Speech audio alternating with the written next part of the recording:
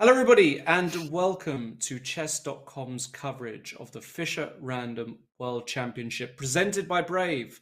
I'm International Master Lawrence Trent, and I'm delighted to be joined today by Grandmaster Artur Nekshans. Lovely to see you Hello. here. All right, Lawrence, it's absolute pleasure to be here. And I actually joined it on the short notice because I know everybody is expecting Robert to join. Unfortunately, he could not come here due to the personal reasons. So, either way, I think we are going to have a very, very exciting day ahead. And yeah, should be fun. Yeah, an upgrade, if you ask me. No, but on a serious note, Hopefully, not a Robert, downgrade. at least not a downgrade. We wish Robert all the best. He's a little bit under the weather, so he'll be back in the very near future. But today, what is it all about? Well, it's day 2 of this World Championship. It's Fischer Random. For all of you who don't know Fischer Random, what is it about? You've probably heard of it. You might not know what it is, though. Well, it is the chess variant that was coined, even created by the late great Bobby Fischer, where you have 960 starting positions. And the way it works is you are able to shuffle all of the pieces on the back row, and you can actually get 960 different positions by shuffling those pieces. Just like in normal chess, white and black is the same regardless of how those pieces are shuffled, and the standard rules of chess apply. Now, it's not a format I'm so familiar with. I've played a few games before. Artur, what's your experience with Fischer Random Chess? Well, Lawrence, actually, I would like to continue on this thought that all the standard rules apply. Not really, because there's this castling rule, right? And sometimes this is True. confusing for the commentators and the viewers alike, sometimes even the players, meaning sometimes castling is done slightly differently. We're used, obviously, that rook comes to the king and king gets tossed over, or actually the right order should be that the king goes, then the rook is tossed over. But Right. in the chess 960, it's slightly different. So as far as I know, the only rule is that the king has to be in the middle of both rooks, and actually you can make a pretty long castle. You can make an extremely long castle. As long as Right. there is air between the king and rook and neither piece has moved, you can then castle. So we might get some weird castling today, depending on the starting position that we'll soon find out. Let's see how this championship is organized. So the way it works is there are two groups, Group A and Group B, and there are 8 players, some of the greatest players in the world, including world champion Magnus Carlsen. We'll go into that in a little while.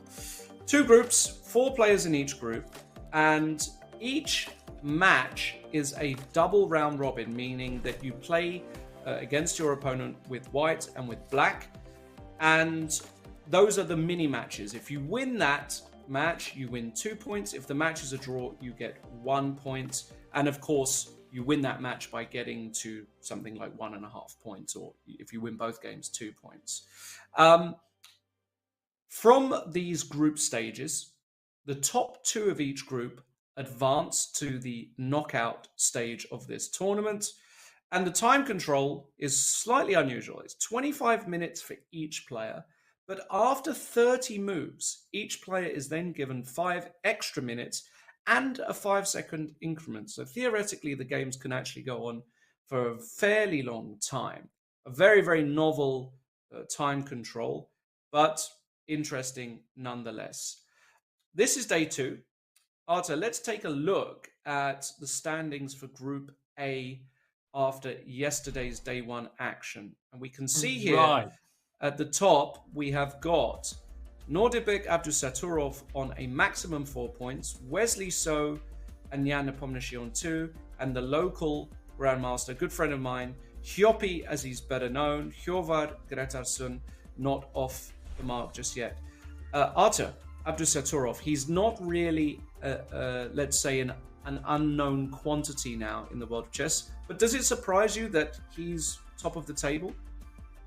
Yeah, actually, I would say it's a bit surprising. Of course, Abdusatorov's strength can't be argued because not only he is one of the heroes from the past World Chess Olympiad. You probably, all of you remember that Team Uzbekistan sensationally won the gold medals, and also they're going to host the Olympiad in several years.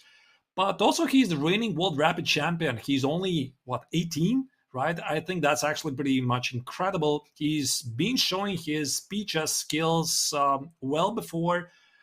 But, I mean, to dominate the group just like that, to take down the reigning World Fischer Random champion Wesley So, to demolish the World Championship challenger Nepomniachtchi, this is really something unexpected. I would have expected he's definitely going to be a contender, but not to lead the group after the first day.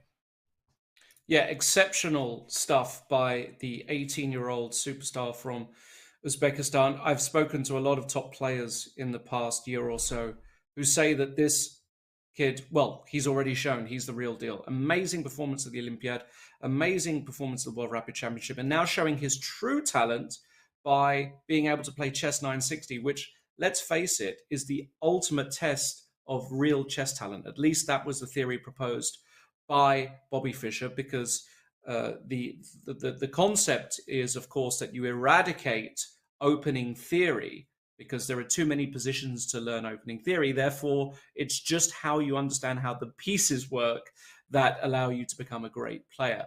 So Abdusattorov really showing the world that he is a mightily talented player. In Group B, we have got a very familiar name on top, but perhaps a slight surprise here, because it's not Magnus Carlsen on the top of the table, but rather his let's call it nemesis in inverted commas. I'm not sure there's so much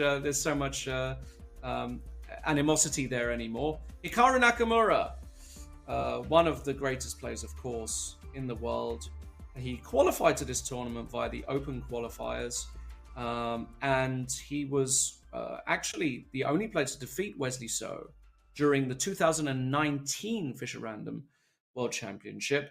He beat Magnus yesterday, Artur, but it was a slightly strange game, which he won. Yeah, I mean, obviously, Lawrence, we're talking about a game where Magnus opened with G5. I think this was one of the most incredible openings in Fischer Random Chess I had ever seen. I mean, it's not a mockery. It's a completely legit move against Hikaru, where he sacrificed a piece on move 1. And it worked. It seemed that Magnus was controlling the match. And there was this huge blunder where he blundered the rook. And as he explained later after the game, he simply mixed up the order of the moves. He played the second move instead of the first move. He dropped the whole rook and thus lost the match. But I mean, Magnus is a bit unrecognizable, Lawrence, to be honest, because he has made a couple of heavy blunders so far. Yeah. But I think he still has decent chances to qualify, because once again, the tournament system is that the best 2 of every group qualify for the knockout stages, and they will play each other once again.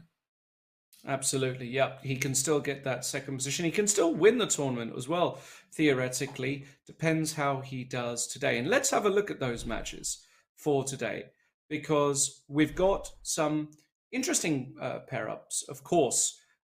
Or every single day is interesting. There's always going to be a big clash. In Group A, we've got Gretarsson against Abdusattorov, and we've got So against Nepomniachtchi. Artur's, I mean, Gretarsson, he's not quite been able to keep pace with the big boys, and given Abdusattorov's form, we can't expect anything less than a Nordebek clean sweep, can we? Right. I mean, for Gretarsson so far, it's been also pretty difficult because he's a clear underdog of the entire tournament and the wild card of the organizers. But I think he definitely is going to surprise, at least in one match, one of the mini matches. I mean, he has to. He's a very strong grandmaster. I'm not sure is it going to be in this match, because Abdusattorov is definitely in a great shape.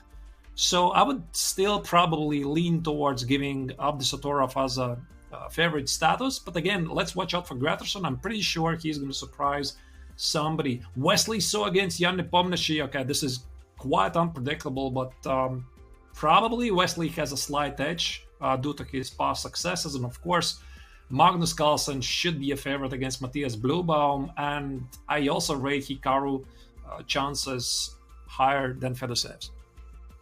Yeah, totally agree with you on all of those matches. We can see the players starting to settle in. Magnus Carlsen there, playing against Matthias Bluebaum, one of Germany's top players. But again, big difference rating-wise, around 200 points in normal ELO.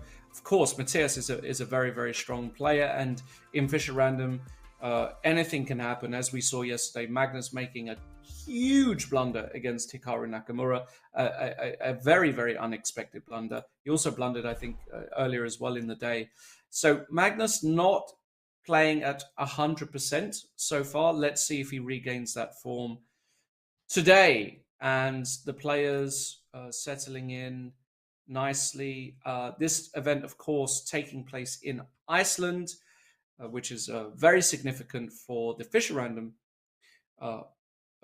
World Championship because, well, of course, of Bobby Fischer's links to Iceland. He is buried there. We can see on screen Hjörvar Gretarsson, the local hero, one of the top grandmasters. Arturs, do you know if grandmasters are still paid a salary in Iceland for being a grandmaster? To be honest, Lawrence, I have no idea. Okay. No idea. But Iceland definitely has great chess tradition, and Gretarsson has been the leading grandmaster for quite a bit years. Right. So I understand the games are about to start. It's something like 1 minute or less. Yeah, we've got about a minute left, and want to make sure that. Right, so I guess they're waiting for a ceremonial move. Well, let's hope nobody plays G4. Well, we don't know. So the beautiful thing, of course, about Fischer Random is that when the pieces are set up, and we will get a clear view of how the pieces are set up today, and we can see the ceremonial move taking place there. Because the pieces are set up in a random way, a move like G4 could actually be the best move. So it's not normal chess. We're not playing the Grob opening. It just depends on how the pieces are set up, and we're going to get those pieces. And that looks like E4 from the side, Arturs, in this Bluebaum game, which is very interesting. Right. So yeah, let's maybe start with Magnus's game. Magnus absolutely. Against Bluebaum. So here we go. E4 is on the board, sticking to the proven values, I guess, right? I mean, can't be a mistake. We have seen a fair share of different openings. One thing, Lawrence, I tell you honestly, I don't know much about the opening theory. I have pretty much limited experience in Chess 960, which maybe I'm going to mention after a while. But one thing I notice is that at least at the club level, exactly, F6, I can't help but feel it's very easy to miss a pawn, for example, on A2, right? And I've seen a fair share of very funny stories. I mean, somebody plays very quickly the first move, then blunders the entire piece. Yeah, absolutely. You can blunder a piece, you can blunder a pawn, a little move like F6, allowing the queen to attack a weak pawn. And I think that's what the top players do when they study the starting position, the elected starting position. They look for the unprotected spots. So Magnus already had A2 as a kind of key pawn to attack.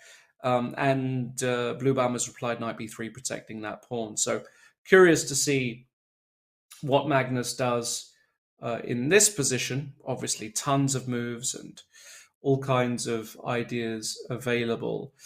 Shall we look at another game as well to see if there's been any other interesting openings from this starting position? Absolutely, we can do that. Maybe we can switch to the game of, here we go, just a second, the Wesley So against Jan Nepomniachtchi. And actually, Lawrence, I have a question to you. Yes. I do understand you have also some experience in Chess 960, right? It's not like completely blank. You have played Chess 960. I've played it before, yes. Right. So now I have a question to you. So what do you do? Do you try to improvise, like going completely crazy, outsmart your opponent, or you're like doing the most of us, try to get a normal position as quickly as possible? What do you do? I'm not strong enough to improvise, so I try to just get a normal position, make moves that look sensible. I don't try to win out of the opening, unless there's a clear target.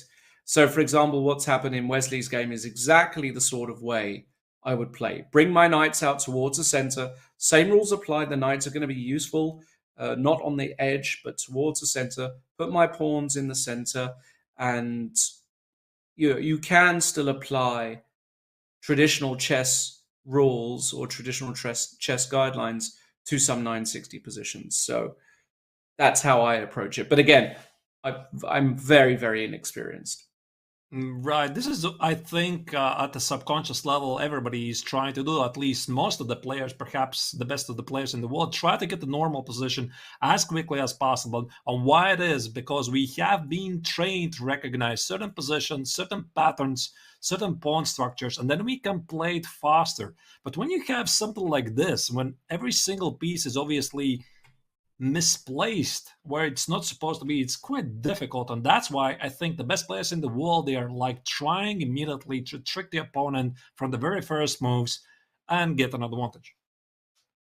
Yeah. And also, the other thing about Chess 960, which is very interesting to me, is that, I'll call it Fischer Random Chess because that's the name of this tournament, is that the difference between black being white and black doesn't feel as great. When we play a normal game of chess in a classical game, we're black, our objective is to try and equalize out of the opening. But I feel like I want to be ambitious with black in Fischer Random Chess. Do you get the same feeling? Right. Yeah. Yeah. I do. Right. So, Mhm. actually, here looking at this position, I noticed that the black just played g6, which is pretty tricky.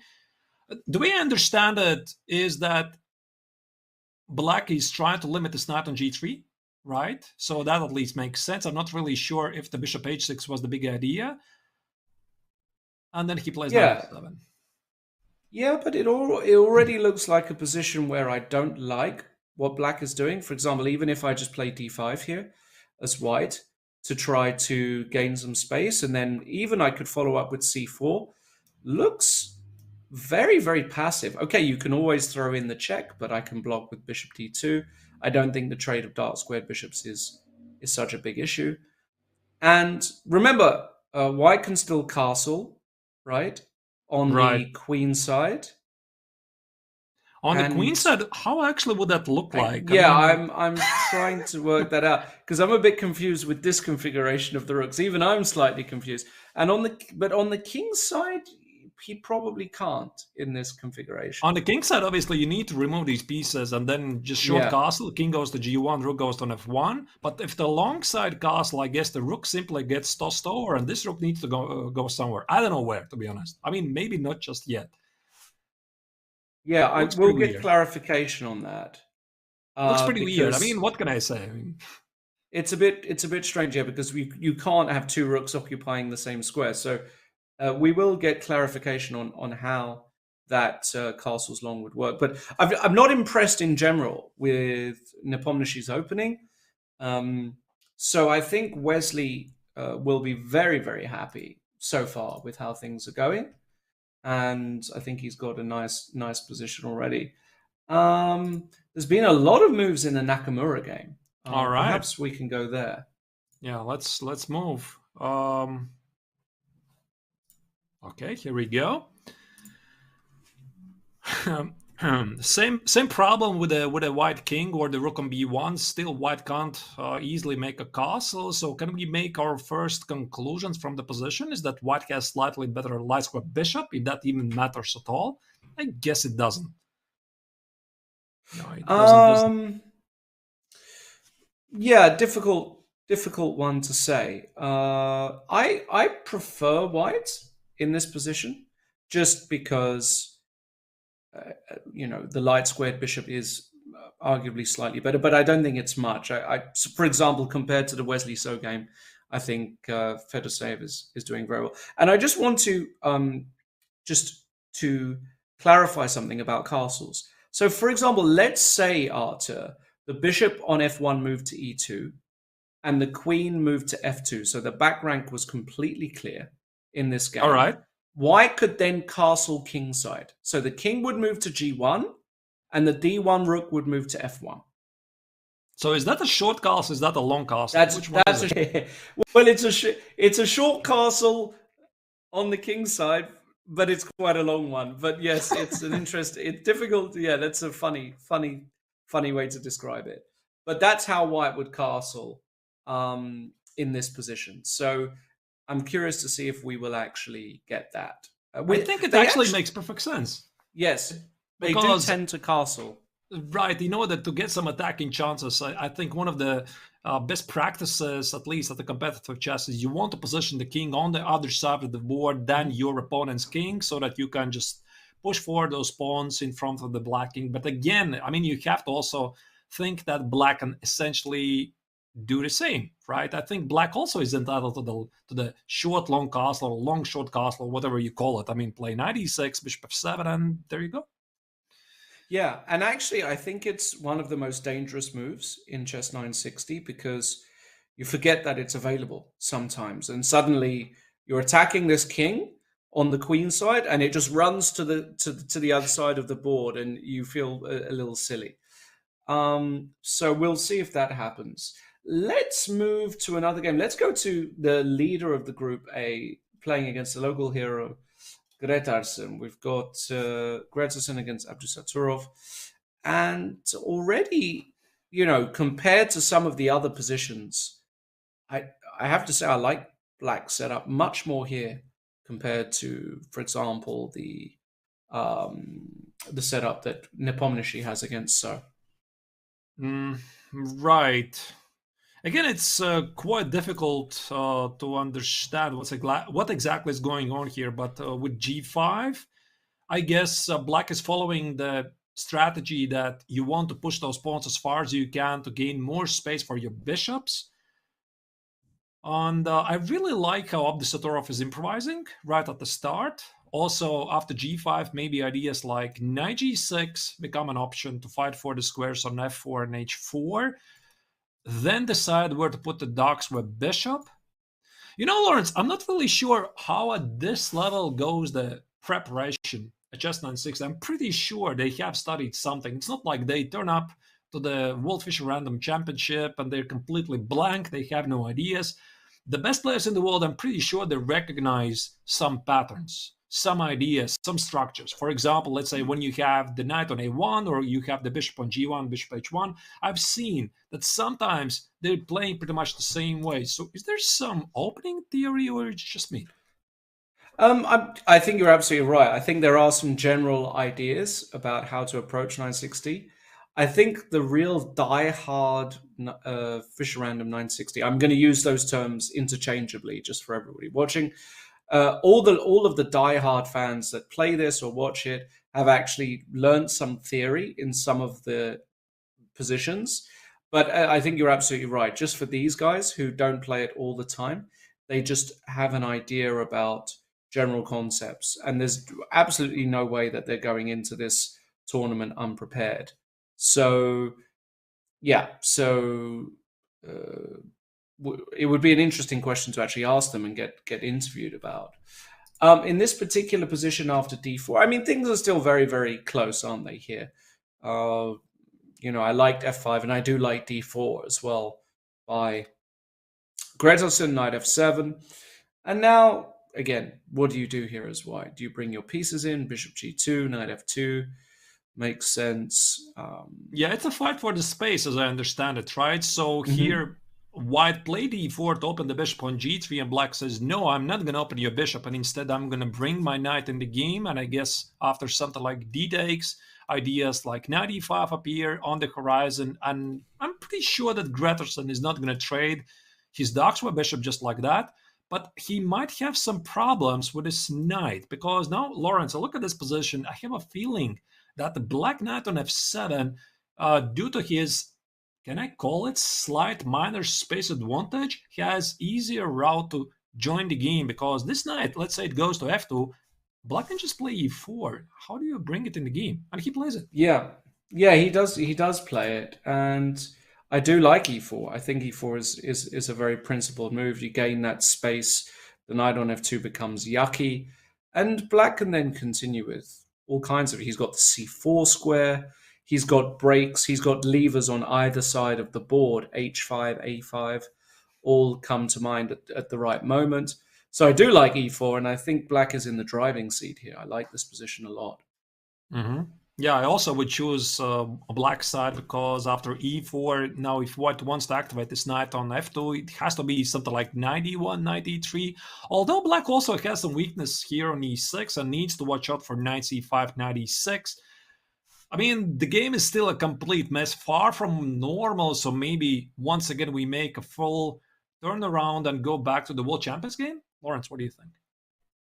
Yeah, absolutely. And what we could do is we could actually have a bird's eye view of all four boards.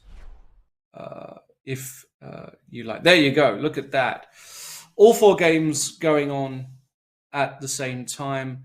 Tons of moves played in Wesley So against Jan Nepomniachtchi, which is uh, not totally unexpected. Jan Nepomniachtchi, extremely fast player.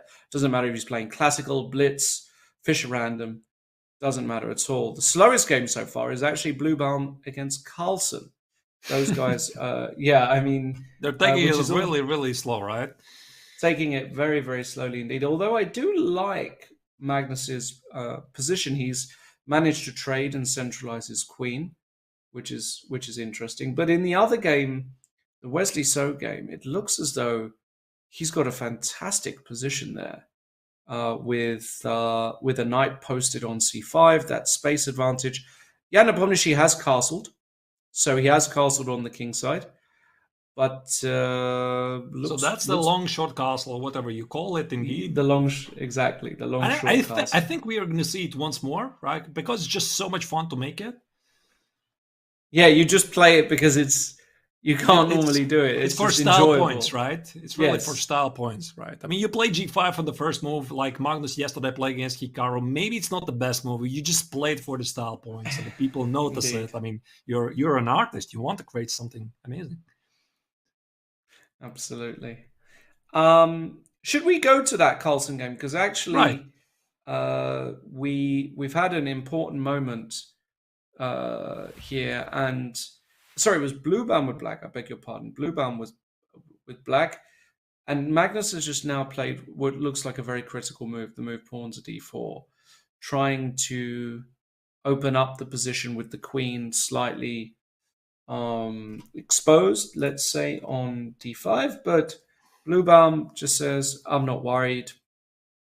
If you play d takes e5, I will play queen takes d1 mate, which is the sort of mate you could fall for playing online because you just expect the rooks to be connected, but they are not connected here. So Mm-hmm. what to do as white? Maybe you play knight f2 threatening d takes e5. That's maybe the way.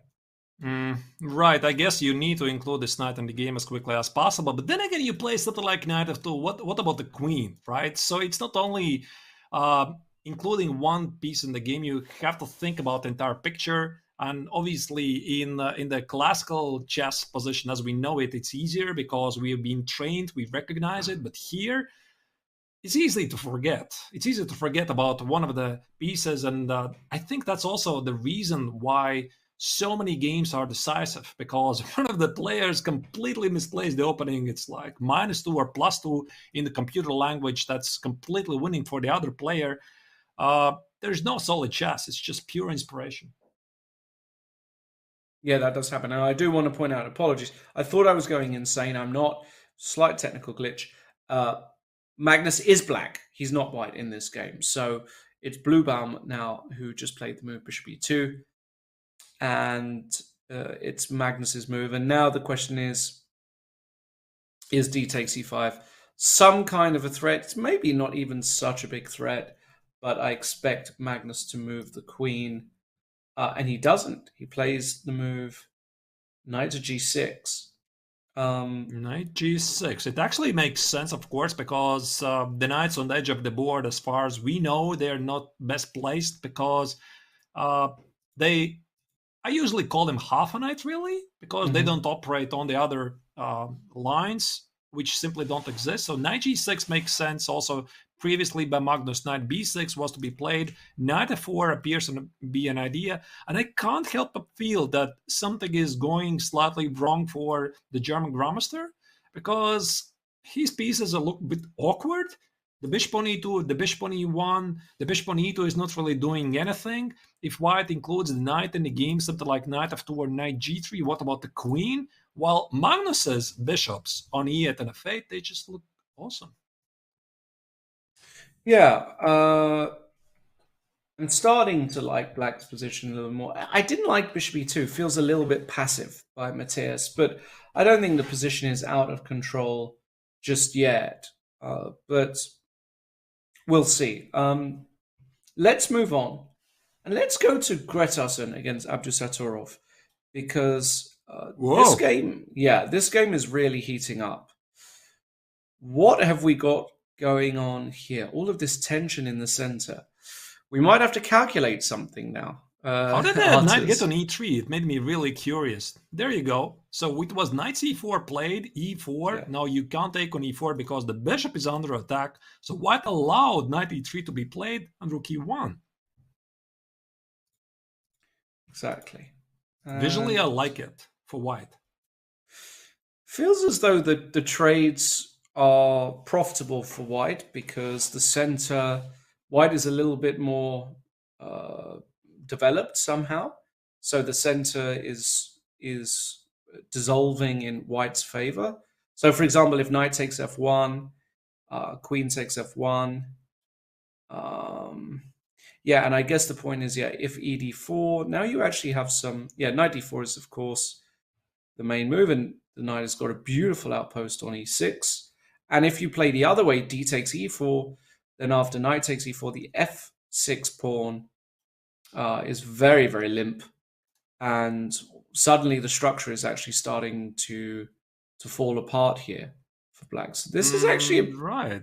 no, this is a bit dangerous for black, is it not? It definitely looks like that, Lawrence, because I have a feeling that when we go back a couple of moves here, maybe knight c4 was with good intentions, obviously, because you Mm-hmm. spot weakness on e3 and at your subconscious knowledge, your subconscious mind, you think that white should somehow keep an eye on the square and maybe play something like knight e3, etc. There you go, boom, Gretterson suddenly plays e4 and says, I don't care about weakness on e3. And after knight e3, rook e1, as you already pointed it out, Lawrence, I really like how white's knights are positioned. So it's quite amazing how the valuation of the position from slightly better for black to just much better for white can change so quickly in chess 960. Yeah, that's one of the things I have noticed is that there is a big swing a lot of the time in the positions uh, compared to normal, let's say, Super Grandmaster chess, where things can be quite level for a long time. We can see the bar really go like a heartbeat monitor. And yeah, knight takes f1 played, queen takes f1 will be played by Gregerson, and a5 by Abdusaturov, who is clearly saying, I need to be quick and urgent here. But this looks incredibly optimistic. ED5, A4? Really? Oof. Do you believe Wow. this? Mm. Actually, Lawrence, I would have to go back to this moment here. A5 is actually a pawn sacrifice, right? It's a Mm-hmm. great Mm-hmm. idea. But after knight A5, rook A8, suddenly black activates the rook, and white's pawn on A2 also is indirectly under attack. So here, that's why Gretterson took on D5 and clearly is eyeing for knight C5, knight E6, which was just played. So I'm not really sure. Uh, if black is happy, I guess he is. Bishop c5 and rook d5 probably is going to be played. Yeah, he it looks as though that wasn't good. So the bar fluctuated. Let's just go back there because did White have something unbelievable? Because The bar at the moment is just really in white's favor. So it's e d5, a4. Is there anything there? Knight c5 is, of course, the human move. I mean, we could, of course, discuss maybe knight a5 was a move. Knight a5, rook a8, and then play some crazy continuation like b4. But to be honest, I kind of don't believe it. Yeah, neither does the bar. That's completely ridiculous, I guess, because of b6 or something. But I mean, even in the game position, it looks as though after rook takes d5, I mean, Hjopi is going to play knight e4 here. This is just a move you play. You protect c5, you threaten knight takes f6. And what is the evaluation there? Knight e4. You actually have to defend this pawn, no, with a move like queen g7. I don't think you can allow knight takes f6. Probably not, unless, of course, Abdusatorov has some dynamic response in his mind. Queen g7 is something you don't want to play because it sort of shuts out the queen, but he might simply have to do it. And answering the question but how to properly evaluate this position, I think it's pretty obvious that it's white who is better. Mainly, I guess, because of the knight on e4, this weakness on f6. So black is probably wishing to play bishop c6 or rook d4 as follow as quickly as possible and get rid of this knight. So the fact that white has these double pawns, I guess it doesn't really play a role right now. Yeah, and these double pawns can also be very useful. I mean, the pawn on c5 is an extremely important pawn because it prevents knight d6, which is a move that black would sometimes like to play. Indeed, queen g7 on the board. And now the question is how to advance here with white. There are a lot of moves that come to mind as white. One move, interesting move, is maybe to play b4 now. Now that the queen has left the a2 to g8 diagonal, we can try b4. And if a takes... Yeah, and if a takes b3, we just go a takes b3. I don't think we want to take with the c pawn. We now give a nice square on b2 for our king to just slide into. We could then challenge for the d file, rook a1 or rook d1, maybe challenge for the d file. White's piece is nicely centralized, and black's piece is just not really working. Probably black has to put a bishop on c6, remove the rook, and try and make something happen. But you take white here all day long, surely. Right, and also it looks that the black king is perhaps slightly more vulnerable on c8 because the option to castle long, unfortunately for black, is gone. And maybe this is something he would have actually wished to have at some point. Yeah, b4, it looks pretty good. I don't think that castling long, please correct me, Lawrence, is it legal? Probably it's not, right? I think, no, I think it is legal now. Are you sure? I think so. It is legal, yeah. Yeah, technically it doesn't cross the d file, right? Yeah, you can castle long as well. Yes, because your king doesn't walk through check, so you can castle long here. Castles long probably is actually a move, isn't it? Now that I think of it, it's definitely a move. Yeah. Yes. So bishop c6 maybe to follow, and black actually can also do the same, toss the rook over to d8. So this is one of the things that long castling has been played. This is one of the things that I really adore, is that at a good level, you just treat castling as a move. It's not a requirement. I mean, why do we even castle at all? We castle first to bring the king to the safety, and second to connect the rooks. And that's it. And sometimes the king is just standing well enough in the center or wherever it was. So actually, I'm not so sure that this long castle, Lawrence, was so good, and I liked your b4 a bit more. Yeah, and actually, this has been all right because now with black's last move, of course, black is trying to reduce the material because of the opposite colored bishops. And the problem white has got now is that bishop c6 comes versus anything, and the knight doesn't have a stable condition on e4. The knight will move, or black will have the opportunity to trade. And I feel as though black is over the worst there. So I think also Gretterson, he was probably very artistically enthused by this move castles, because it's such a rare move to make. But actually, objectively, it doesn't look like it's that impressive. And Abdusatorov, I think, is all right. I Should agree. we? Yes. Should we move on to another game? And where do you want to go? I'll let you choose. Maybe let's check that amazing game that Wesley has. He had this beautiful knight on c5. Now he adds Hmm. more to the position by adding also the knight on g5. And as far as I'm concerned, Lawrence, he still hasn't castle. While Jan did castle short, long, long, short side, whatever you call it. But Wesley's king is still on c1, and after knight g5, he's clearly eyeing for knight e6. This is a very juicy outpost on e6, and that's why Jan plays Queen e7. But what about the white king? It's slightly vulnerable, no? Well, you can always castle. I mean, you You can can always just cut. I forgot about that. you can always and there you go. You could just castle kingside, no problems at all. Connect the rooks, put the king on a safe square. You love to see it. It's just Great amazing, move. yeah. Yeah, Yes. it's a great move, and now it's very obvious that white has a solid advantage because of these beautiful knights. The weakness on e6 is there, so Nepomniachtchi is trying to salvage the position, but this is already getting some sort of a normal position that the players are aiming for. Kings are where they're supposed to be, and black's weaknesses are pretty obvious. Yeah. Wesley has to be very, very happy with this position. The e5 pawn looks very vulnerable to me. As you said, the knight, of course, landing on e6. These positions aren't Jan's favorites to defend, that's for sure. So Wesley in a comfortable position here. And another comfortable position looks as though it's for the world champion, Magnus Carlsen, playing against the rating underdog, Matthias Bluebaum. Let's go there, Arturs. And this is just a case of, in my opinion, Matthias has played very little chess 960 Fischer Random. Magnus played a lot more, and two bishops.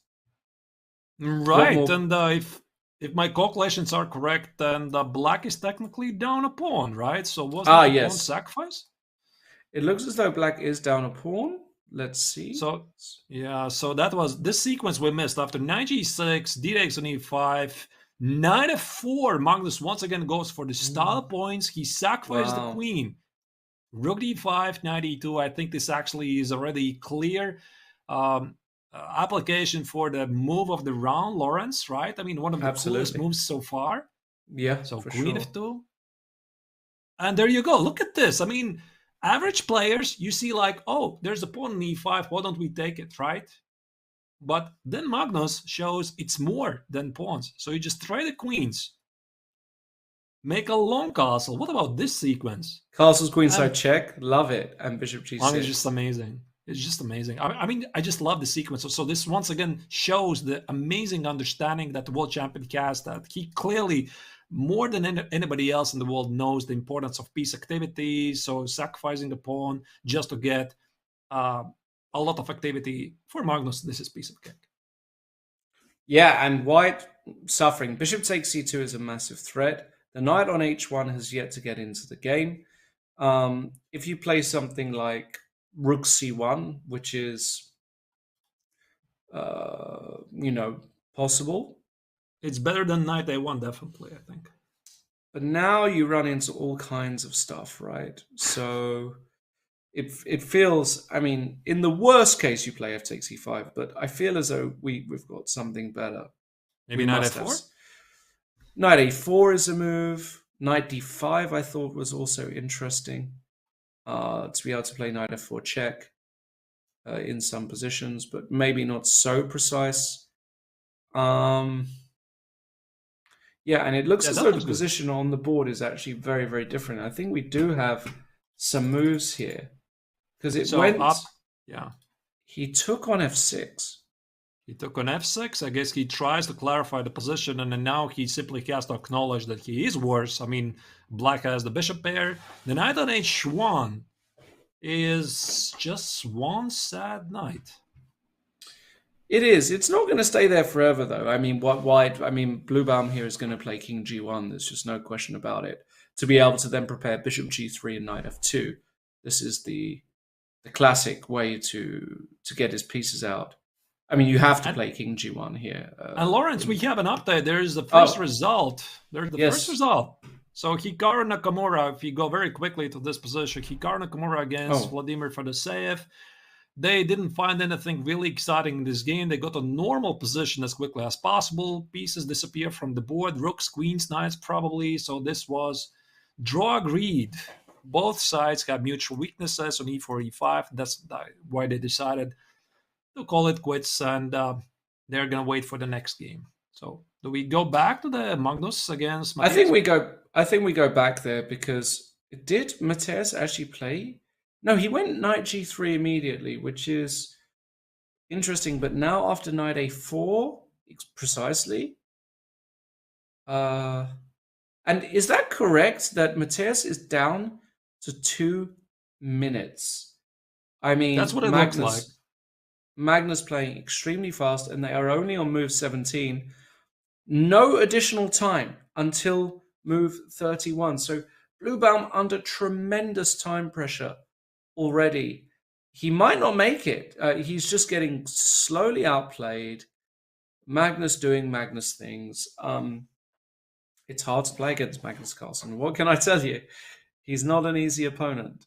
And Definitely is not. And now I think that Matthias, he knows that he's in big trouble. He's not happy the way he played it. So big part of chess, of course, is psychology. And I think his body language, his mimics, it says it all, right? He knows he has to make this ugly move, bishop c3. He knows he's going to be tortured for God knows how many moves. But it is what it is. It is what it is. Of course, he's not very happy. But Matthias also is, of course, a very strong grandmaster. If I'm not totally wrong, reigning European individual champion, right? As far as if my memory is not totally wrong, yes, he won the European Championship last year. But I mean, of course, playing against Magnus, it's an entirely different challenge. yeah, it's a different world playing against the Norwegian. And the two bishops here really do decide who has got the advantage. Not easy though. Still conversion technique required here. Matthias down to 1 minute 33 seconds, and he's got to make about 10 moves. F5, knight ec5 on the board, and now a move like bishop g7 looks incredibly logical, hitting the rook with tempo. Something like rook c2 can happen. Now there is a knight e6 threat, but now you could even go f4. Exactly, I love this move. You hit the rook with tempo again. I'm looking if there's some forced material win. I just can't make it work immediately. But these bishops together, they just make a wonderful impression. Yeah, this is just right. You can even just play slowly. Bishop f6 or bishop f5, bishop f6, bishop f5. Actually, bishop f7 also looks pretty good, Lawrence, right? I mean, although there's this rook e7 threat, but bishop f5, you want to play b6 next. And I have a feeling that the best probably white can do at some point is give up the pawn on b2, right? I mean, just play knight e6, takes, give up the pawn on b2 and just pray. What else to do here? But black's two connected pass pawns eventually somehow should decide the fate of the game in favor for black. I'm a big fan of the bishops, what can I say? Yeah, absolutely. Okay, what No, happened? bishop f7. He did play bishop f7, king e2. Okay. 22 moves have been played, so clearly Bluebaum is in intense time pressure here. Yeah, and he's been shaking his head for the past 5-10 moves. He understands the position is just very bad. Magnus will just play b6 here, I'm pretty sure, just to kick the knight, because, well, knight a6, you go c5, so b6 played, knight d3. And Magnus here will probably just play c5 anyway. Right. So c5, I think it clearly limits white's knight's possibilities to jump. Also, it brings on the table some ideas like c5, c4. Black can always play c5, king b7, a5, a4. These pawns on a2, b2, they're juicy targets, so black is going to have really time of the life going after them. And I think, Lawrence, this game is Magnus is going to do it. Yeah, king b7 instead. Magnus choosing the slow route. Absolutely no reason why not. And now he might even just play. I don't want to go c5 now. It feels a little loose. You can go a5. You can go rook e8 check. It doesn't look ridiculous to me. And this is a trap, right? Bishop a2. I don't think it's Yeah. possible due to the b3. b3. Yeah, he's not taking that pawn. He's not taking the Fischer Spassky pawn. The irony of taking this pawn in this tournament. Now, what would be the odds, actually, Lawrence? I mean, that Yes. In the famous Fischer Spassky match, game 1, was it, right? I mean, bishop takes on h2 was played by Fischer, and then 50 years later, somebody else plays in Iceland, bishop takes on a2, and traps the bishop. Yeah, exactly. It would be a nice story. But Magnus coasting here. He's going to play a5 or c5 or rook e3. Also, Bluebaum 42 seconds. He's got to make about 5 moves. And yeah, if he goes, so now he probably has to go knight c1, right, to defend this pawn on a2. But this is a move you simply don't want to make, because you play knight c1, yeah. Knight on c1 might as well just stay until the end of the game. But of course, in order to keep the pawn on a2 alive, knight c1 is played. And again, Bluebaum is shaking the head. I mean, he's so unhappy. We know, Matthias, you're unhappy. 20 seconds on the clock, and move 26. Once again, extra time was after move 30, right? 31. 31. So he's going to make it. He's too good not to make it. He should. I mean, Magnus will now just slowly improve. c5, h5 look like moves. a5. One of these pawn moves, I believe, will be played. The rook on e3 is not doing very much either, so he might just come back with the rook. Let's see, but Mateus has got to play quickly, otherwise he's going to lose on time. It's funny, Lawrence. I just read in the chat that people say that Matthias is bad at the poker face. But to be honest, talking about poker faces, I think there's a good idea to make a so-called poker face. I mean, not hiding your emotions. How you're feeling. Yeah, yeah, exactly. Your feelings. You're hiding it when you don't want to disclose, right? But I think this is not the case, right? So obviously Magnus knows that he's the one who is pushing. He knows that his bishops are far superior.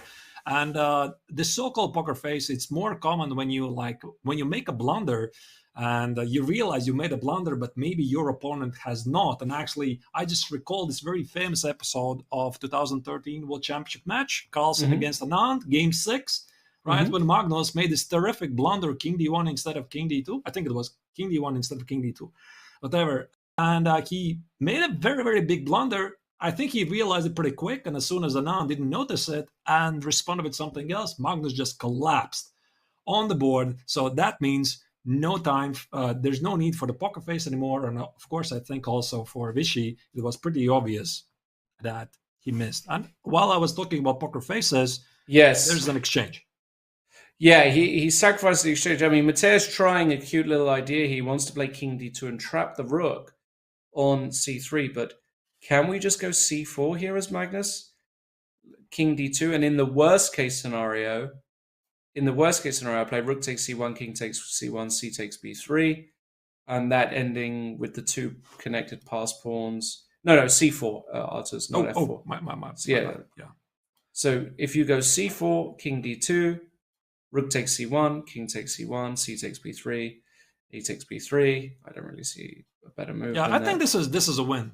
This should be a win. I don't see how white can ever save this. And after knight f1, now Magnus is choosing 5 seconds on the clock, 1 or 2 moves to be played for white. It doesn't matter. But still, I think it's a pretty cool idea that Bluebaum came up.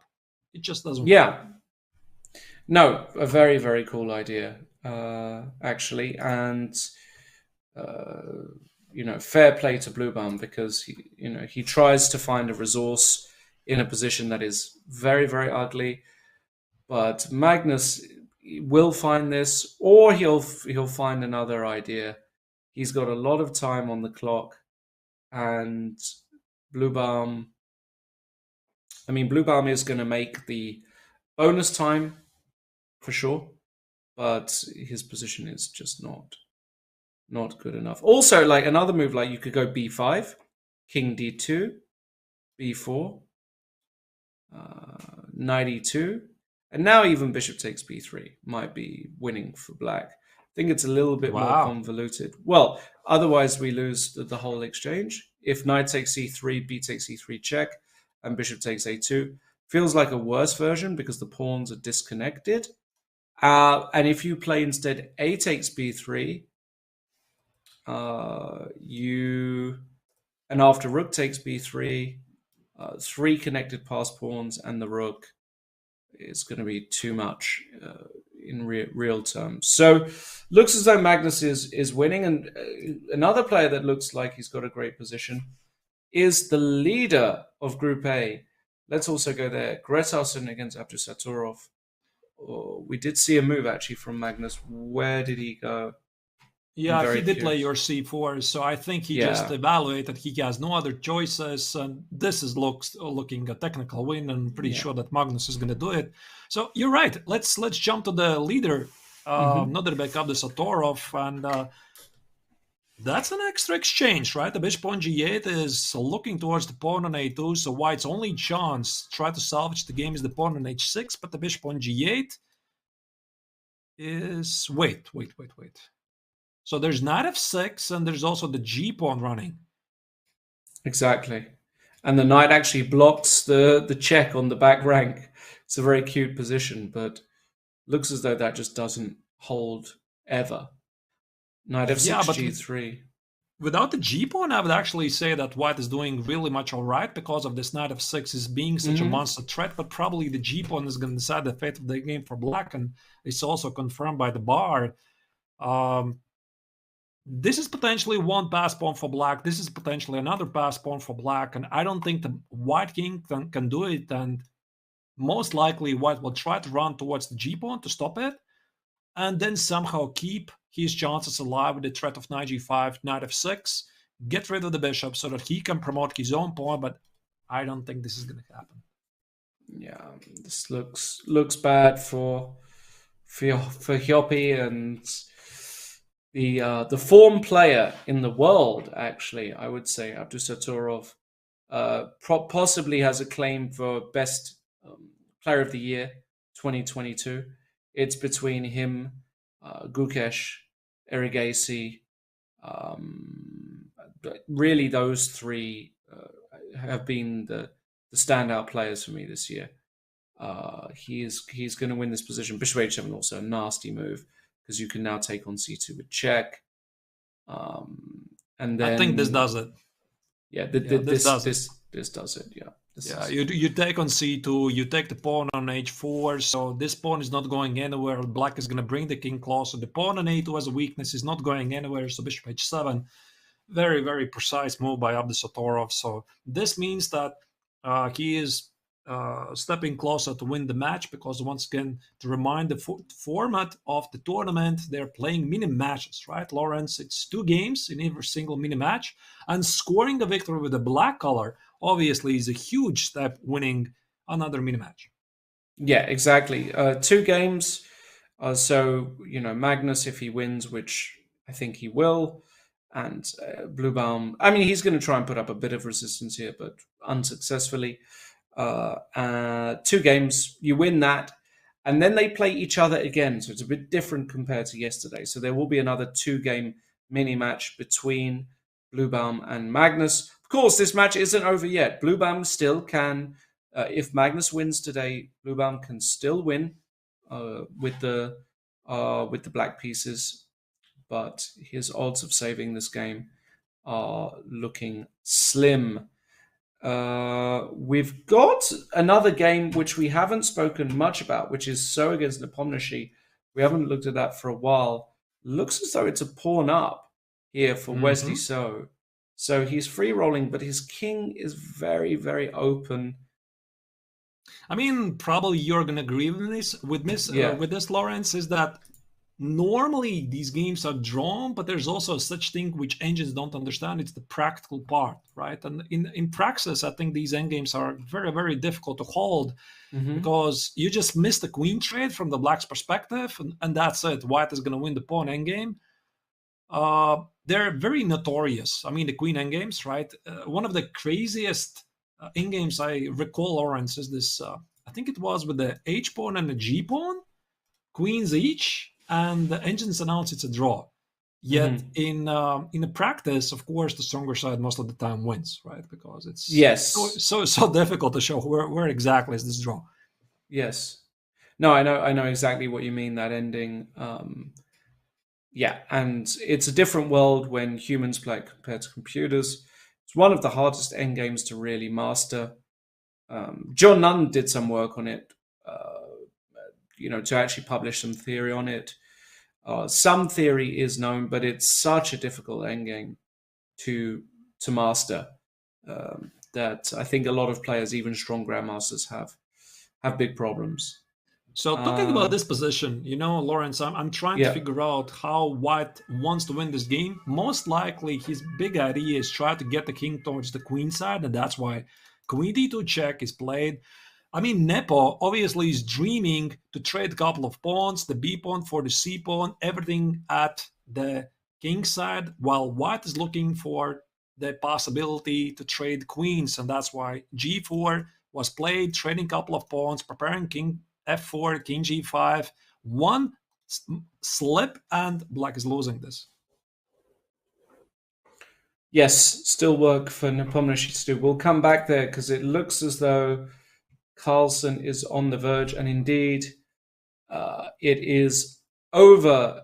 Magnus Carlsen defeats Matthias Bluebaum with the black pieces. A very, very nice victory by Magnus. That lovely pawn sacrifice to generate that piece activity worked brilliantly.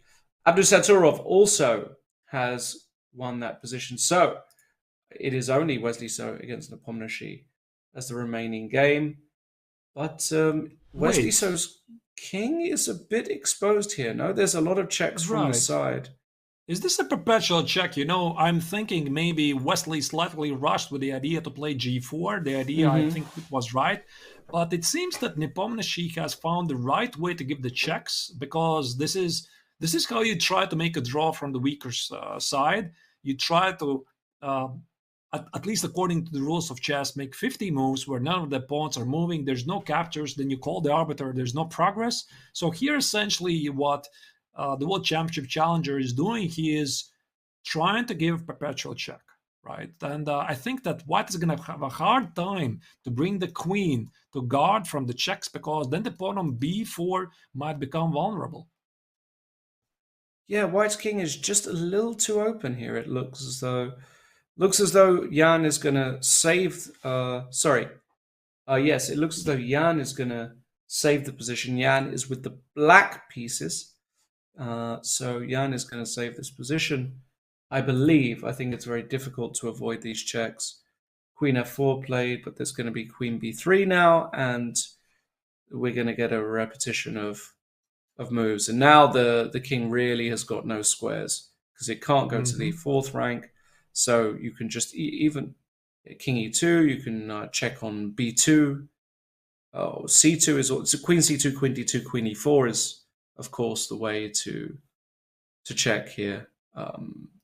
Wesley So is going to do it, and It just yeah, amazes me, Lawrence, how he does it. I mean, it seems such a difficult endgame, and Jan shows it flawlessly. He knows what he's doing. He has almost 11 minutes on the clock, and it's like, I don't need this time. Well, Magnus Carlsen said that he believed Jan Nepomniachtchi was the best player in the world with heavy pieces. So with queens and rooks, Magnus said nobody in the world plays like Jan, and I believe that. I remember seeing a few games of Jan's where he just finds maximum output for these pieces, resourcefulness, everything you want, and this game is going to end reasonably soon. There's going to be a bunch more checks. You can never block the check successfully, as you said, Artus. It's just the pawns are hanging, and Wesley's face there also just says, "Okay, I'm kind of ready. Kind of ready." Queen e4, Right. Queen e4 check already wins a pawn, or what is this? Queen e4, King g3. Ah, so he wants to sacrifice the b4 pawn in order to then land on f7. But yeah, very clever stuff by Jan. He's just not even taking the pawn. He's just giving the continual checks. Queen f4, Queen e1 will now be played, and yeah, you just can't escape these checks. It's just Right, that's what it looks like, and of course, the body language of West also says he knows he has missed his chance if he had it. Now he tries the last chance. Look at this, Lawrence. He sacrifices the pawn on b4 with the idea to play queen f7 check with some tactical ideas, but Jan doesn't fall into this, and he just keeps giving checks. yeah, exactly. He just doesn't need the pawn. He can just give the checks. King g2, Queen e4 is probably already threefold. King h3, Queen d3, and the And we have story. a Lawrence, we have an update on another Yes, result. Abdus yes, Satorov managed to win his game against yes. Gretterson, who had a great start in the opening phase. I loved his position, but then I have a feeling that Gretterson, not Gretterson, but Abdus Satorov simply switched to a different gear, different speed, and just outplayed his opponent in the endgame. And this means that the World Rapid Champion is so far winning all the matches. Of course, still this match is still to go, but I mean, it's just absolutely stunning performance so far. What can you say? He's incredibly strong. He's young and hungry, and all of those words that you use to describe a potential champion. I mean, he's already World Rapid Champion. He's got a great chance to win this. Imagine being a double world champion, Arturs, at the age of 18. World Rapid, Fischer Random, and let's face it, the Olympiad, which is the World Team Champions. He's already writing his name in the history books, and he's not even really the finished product yet. He's got plenty of improving left. Right. But I'm looking at this position, Lawrence, and I can't help but feel that Wesley has managed to find some progress. I mean, he did put the queen on c3, so there's no perpetual check anymore. And maybe Wesley is once again ready to try to journey with the king towards the queen side, because his only chance to win the game is, I mean, of course, he would love to trade the queens, but it's not going to happen. But get the king towards the queen side, and that's why, of course, Nepomniachtchi plays queen e4. But there's no more perpetual check, and the bar says, "Listen, I mean, this is not so obvious anymore. What about something like h5? Can I do this?" Yeah, fair play to Wesley, who has managed to somehow find a configuration which doesn't lead to an immediate perpetual check. I still feel as though the position, and he's finally played the move g5 as well. I still feel as though this position has to be a draw, because Black's queen on e4 does a tremendous job of just protecting g6 and c6. So even if you just move the king here, let's say king to g8, I don't see how White makes progress. If you play queen f3, I can once again give the checks. I can probably take on b4 happily as well there. And after queen takes c6, you should never be winning this position as White. Right. 2 versus 1. Right. Yeah, you're absolutely right. But to be honest, I slightly don't like this g5. Maybe there was nothing else. I was looking at queen f3. Okay, the bar says queen f3 is not a move, but my idea was to revisit whatever Wesley was planning before. Once again, I'm hitting the pawn on c6. After queen b4, I wanted to give a check. King h6 is going to be a mate threat. And after king h8, probably this is some sort of perpetual check. But yes. Also, queen e1, I can also take on h4 at any moment, right? Queen e1. Oh, right, queen e1. Yeah, that's very clean. Right. Yeah, probably, I mean, I'm sure that Wesley saw this, so that's why he played g5. And now he's running towards the queens, and look at the bar. Wow. What? Chances. Incredible. What has happened? The bar just went completely insane.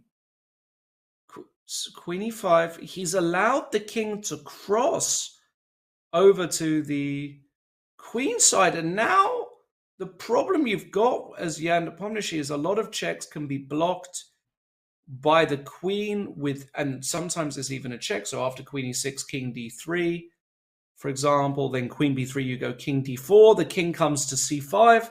Goodness, has Jan actually made a huge blunder here? It definitely looks like a blunder because I think it was pretty obvious you don't want to allow the white king to get towards the queen side. He's doing exactly that. This is the only chance that white ever has. The pawn on h4 doesn't really matter. I think Wesley has forgot about his pawn at all. He needs to get the king towards the queen side. He needs to get the king toward the pawn on c6, which gives him some chances. And that's why I just don't understand, Lawrence. Why do you play queen e5, just in white, the white king to be pushed towards the queen side? I think he just hallucinated something. Quite astonishing. And Jan, wow, if he loses this, he will be sick. He will be absolutely sick to lose this position because it's just not a position you should be losing under any circumstances. Total. Yeah, no, I mean, I would lose it against Nepo. Not against Nepo, but against Wesley, I think. It's just, I was telling this from the practical perspective, right? It's just, okay, it's a draw. I mean, there's supposed to be a draw. And then comes the actual practice, the practical game, the nerves, hallucinations, etc. Because White is not risking anything, and he's just pushing and pushing and pushing. He's like asking you, are you sure this is a draw? So you find it first time, the second time, for the fifth time, for the 10th time, but for the 20th time, you make a mistake. Incredible. And now this king sitting on c3, doing a great job now because you can protect it from the checks. You can do everything. The king can be an active piece, an attacking piece. I mean, this is a disaster for Nepomniachtchi, and you can see in his body language as well. He hasn't got the best poker face on the planet, that's for sure. So this is, I mean, okay. I mean, if Wesley wins this isn't just winning 1 point. This is like this is a 2-point full swing because you're not supposed to win this. So. Right. But Jana's made this mistake before Kaznaki, right? I mean, he's very, very fast, and sometimes he just does it a bit too quick. And Magnus also pointed it out, I think, was it prior or after the World Championship? But sometimes this happens to Jan, right? He's a very fast player, a brilliant player, one of the best players in the world. And sometimes he does it. I mean, he just plays a bit too fast in those critical positions. Something happens like we just witnessed it, and there you go. I mean, this is not a draw anymore. I'm not even sure if this is salvageable because I don't see an easy way how black is going to stop the white king's march towards the queen side. I agree, and this king can use the c pawn as a shield. It can go to c5 and then b6, and it can dance around that c pawn a lot of the time. And you're right, I don't see how you save this now. I just don't see how you save this. Yeah, so king c5 cannot be allowed. I think this is immediately, if black loses this pawn, I mean, with such an exposed king, with so many checks, with the pawn guarding the king, sheltering the king from checks, the queen as well, the pawn h4 doesn't matter at all, don't you even think about it. I don't know, something like queen g1 probably has to be played. White is gonna most likely centralize the queen, something like queen d3, queen e4 something, and the king is pretty sure gonna make it to c6. Yeah, absolute catastrophe here for Jan Nepomniachtchi in game 1. Wow. I tell you, if you would have told me, Arturs, when the king was on h3 and it was getting checked, if you would have said to me, you can have a lot of money on this position being a draw, I would have sent you a lot of money to make that bet. But because it just seemed so unlikely that Wesley's king was going to get out. But now we have this incredible position where, it did seem like a forced draw, right? It did seem like a forced draw because really there was just no way how White is going to make a progress. Then Wesley made his What I felt was improvement. King on h3, the queen on c3. Now there was no perpetual check, and just some kind of a brain lag, mostly for Nepomniachtchi allowing the king to get to the queen side. And now, I'll just say this is lost. Yeah, and I think it easy, is of just course. lost. Yeah, it's just lost because the king is going to march towards the pawn on c6. Queen c4 check is immediate threat that black needs to be worried about. Queen g6 is also a threat. King g7 is queen c3. King h7, most likely h5. That's it. You just resign here, no? I mean, how do you even play here? I think resigns is not premature here. G6 is too weak. As you said, queen c4 is a threat. It's just a catastrophe. And I do believe we will. I mean, Jan is not one to resign early. That's actually true. Yeah, Jan is not the type to resign early. However, I have no doubt that Wesley is going to convert this position. It's just there are just too many routes. Even here, King h7, h5. Yeah, does that win? So. Because nope. Queen g5, Queen g. He went Queen d. Did h5 win? I mean, that's the sort of stupid move I would play and lose. But actually, King g6, King c4, King f6, King c5. Oh, actually, look at this! He wins the pawn with the check. I mean, this is an amazing technique, right? So Queen e7, Queen f6, Queen f7. You always win the pawn with the check. King h8, Queen f8, King h7, Queen h6 check. You win the pawn with a check. Ah, yes. Great technique. Yeah, so he just collects the pawn on g6 with a check, and now, of course, Jan is going to play for a while. You can always resign. Nobody has made points by resigning early, but he can only blame himself. Yeah, he's going to be extremely angry if he does lose this, because he, of course, knows that this was a game. And now we see the shaking of the head. Yeah, this is just the king is protected here. I actually expect resignation by Jan, because the 2 pawns really are too much. No, he carries on. Okay. Let's see. h5, 2 connected past pawns, no checks. Queen g5 tried. And, well, a miracle is required here for Jan Nepomniachtchi. So I'm trying to set up the position here. So this is the actual position. Yes. Queen f3. Queen f3. Any move is good. What about h6? Do you like that one? You played Queen f2. H6 with the idea of Queen takes h6, Queen g3 check, and g7 also looked particularly strong, but everything is good. Now, so... Yeah, Queen f2, Queen c5 is obviously very good as well. So Queen f2, King a6, Queen c5 is on the board as well. Right. Queen g2. Okay, just need I guess King a4.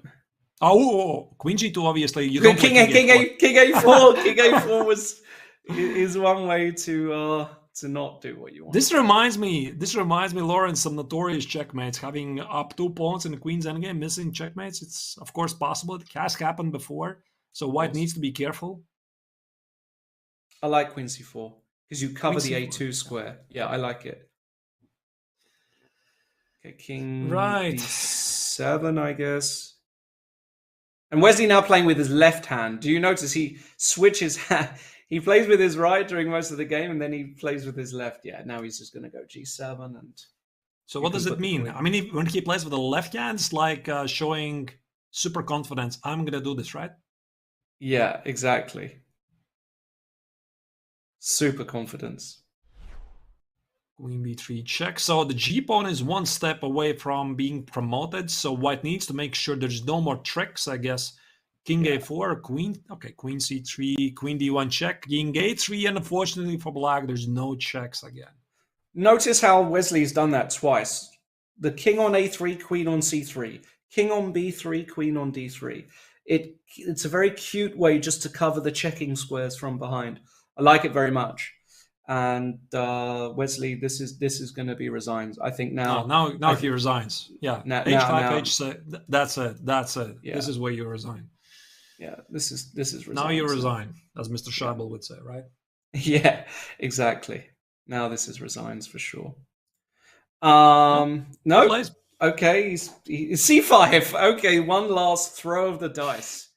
C5. What is that move? What am I looking at? He wants to activate the king, I guess. This pawn doesn't matter. I mean, you're losing anyway. B takes, king C6. The king's exposed. Some minor chances. But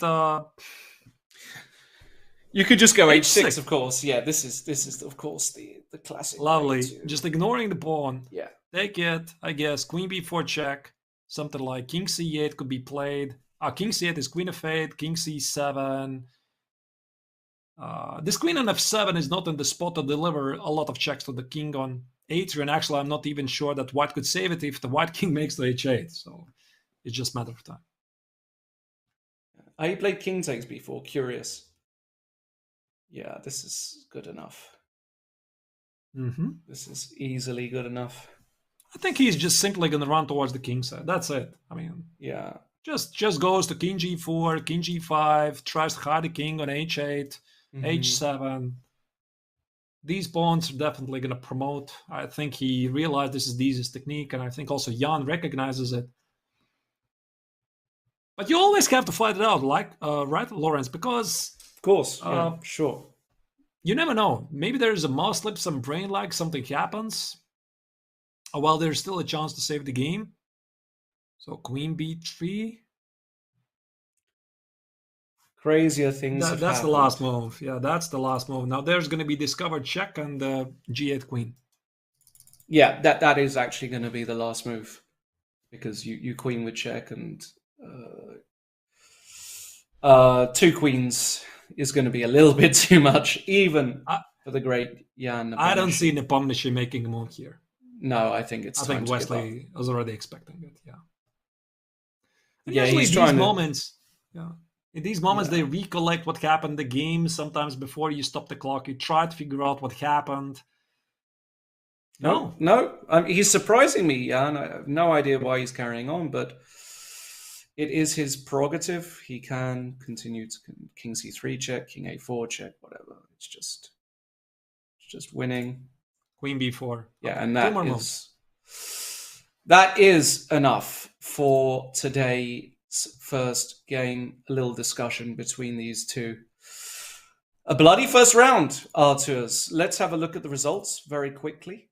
Right. So 3 decisive results out of 4, just 1 draw. To be honest, it's not really surprising. The only draw was in the game of Hikaru against Fedoseev. Here you see the score sheets.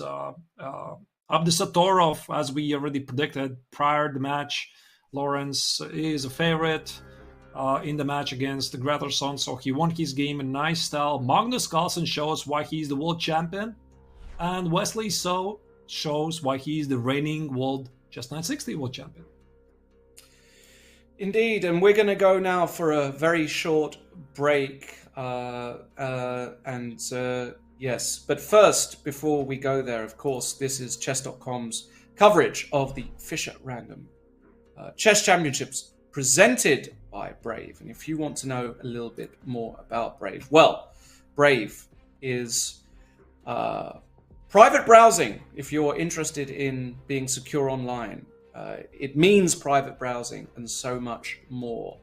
By default, Brave blocks ads and trackers on every page. And of course, even on YouTube, there are no ads, and it means that you have 3 times faster page loads, faster streaming, faster playback. It means 35% longer battery life on mobile data, internet bandwidth, and so on. Available for Android, iOS, and desktop. Get yourselves acquainted with Brave. We'll be right back, though, with more coverage of the Fischer Random World Championship. Brought to you by Brave. See you soon. Run for my life. Okay. What's up, man? Hey, just solving some puzzles. Get my coffee. Oh, shoot. Which one is that? Is that our new one? Yeah. I can't get this one, man. Oh, shoot.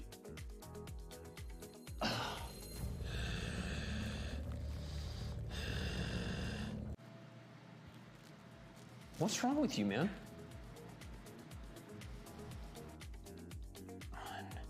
Oh, this is hard. You sure you're feeling okay? One. Got it. Oh, shoot.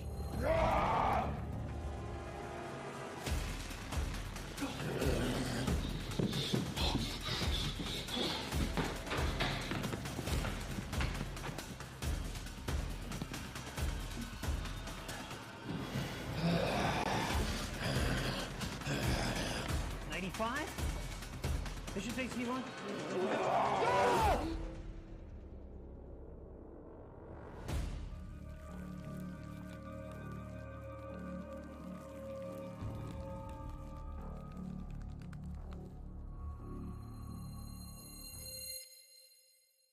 The only thing better than chess is more chess.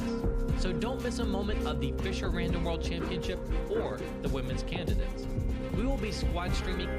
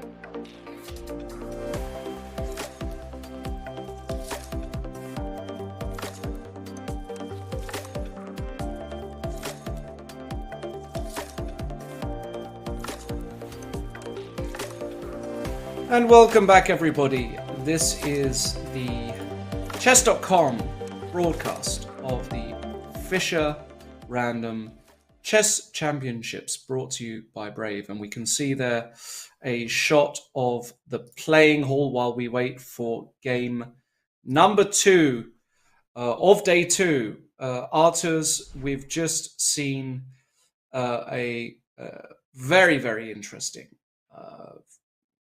first game. A lot of blood on the board. Any thoughts from that first round, let's call it, of today? Right. So we have at the moment 6 minutes until the matches. So there's a little break. Still some time to go. So throwing back what happened, I was really impressed, at least by the opening part. It was difficult as usual, which is quite common for Chess.6 to figure out what's happening in openings. I loved absolutely that in the game of Wesley So against Nepomniachtchi, both players made the so-called long castle, short castle, long castle. But then again, did anybody else make it? I don't recall. Right, so yes, it's Wesley Wesley So. tough. Wesley, and there was, I think, one more player did as well. But yes, it was cute to see the, as you call it, the short long castling, or what was the words you used? Something to that effect. Very, short very long nice castle, indeed. Long short castle, yes. whatever you call it. Very, right. Very nice. Yes. Very, indeed. Very nice indeed, and a lot of inspirational play. And again, I have to give proper shout out, so to speak, to Gretterson, because despite the fact that he is an underdog in this event, it's very, very difficult for him to face the best players in the world. I loved what he was doing in the game against Abdusatorov, but probably something happened when Abdusatorov tried to launch this queenside assault with a5, a4, and he just didn't properly evaluate his position. And probably, Lawrence, you're going to agree with me on this, is that at this level, I mean, the best players in the world, the grandmasters, professional chess players, they pretty much rarely they make blunders, but the problem is usually the evaluation. So let's say from afar, you see something, you think it's great, right? And then you place it to like 5-6 moves, and then you just realize it's not great. It's just pretty bad. Yeah, I mean, that tends to happen a lot as well, of course. And yeah, we've got an interesting moment now in this round, because there are a lot of players who also need to actually win to stay alive. So with 3 decisive results, Matthias Blubaum, one of them, had a horrible game against Magnus, got completely outclassed. Of course, he's a great player. He qualified through the open qualifiers, and he's on his day a very, very competent, capable player. But you're living in Magnus world now, and it's no fun when Magnus is concentrated and he's determined. And Magnus values this title very highly. This is not just a random tournament for Magnus. So Matthias absolutely must win. Of course, if Matthias doesn't win and Magnus wins this mini match, they play another mini match. So this is game 2 of 4 today. So we've got a lot more chess to go, which is, of course, wonderful for all of us. And do give us your ideas in chat. We've got Artur's. He's watching everything very, very closely. So if you've got some good feedback, please do, and we'd be glad to hear from you. And thank you for supporting the stream, of course, by being here. It's great for so many people. And actually, Lawrence, there's one thing I wanted to mention is that I see the qualification path for Fedoseev and Blubaum. They beat a lot of strong grandmasters in the qualifications. But do you know that also I was taking the part of the qualification? Oh, you took part, did you? I didn't know that. Sure. I was trying to qualify. This was pretty much my only experience in Chess.60. I had never played it before. I played in one of the online qualifiers, and well, let's just say I got tilted. So it was very tough. The field was very, very impressive, and there was a lot of exciting games. But still, I definitely enjoyed it, and I see that, of course, that Fedoseev and Bluebaum made it. Yes, they did. I didn't participate. I just Chess 960. It's a different world to me still somehow. So yeah, I don't know. It's it's one of those ones. But I'm curious by it. I am interested in the variant. I think it's a very interesting game, and well, I'm curious how this tournament right.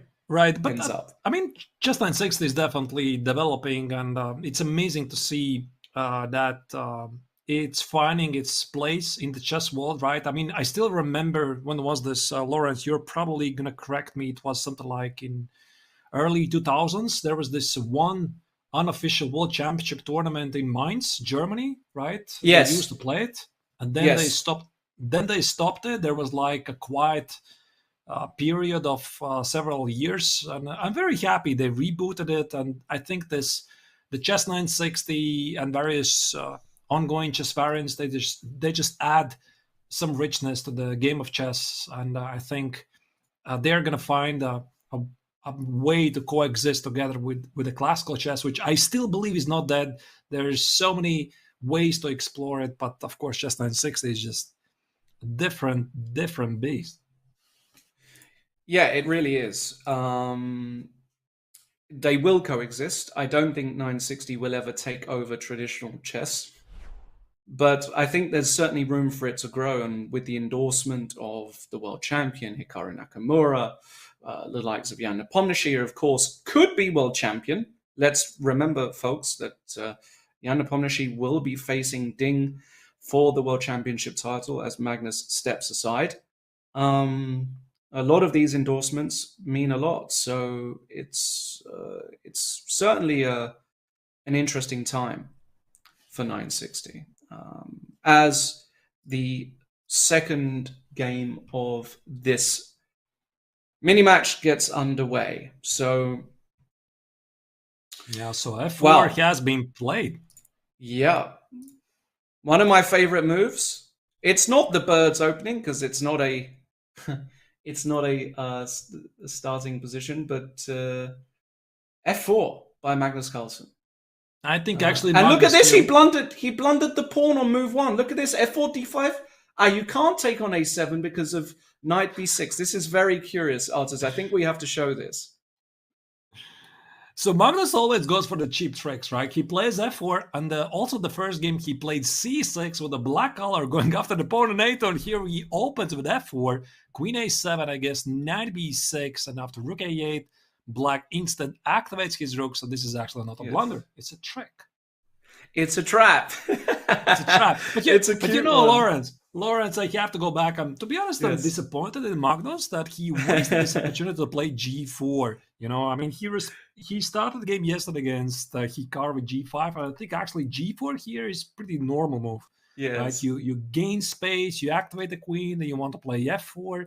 So f4 is just a bit too normal to me.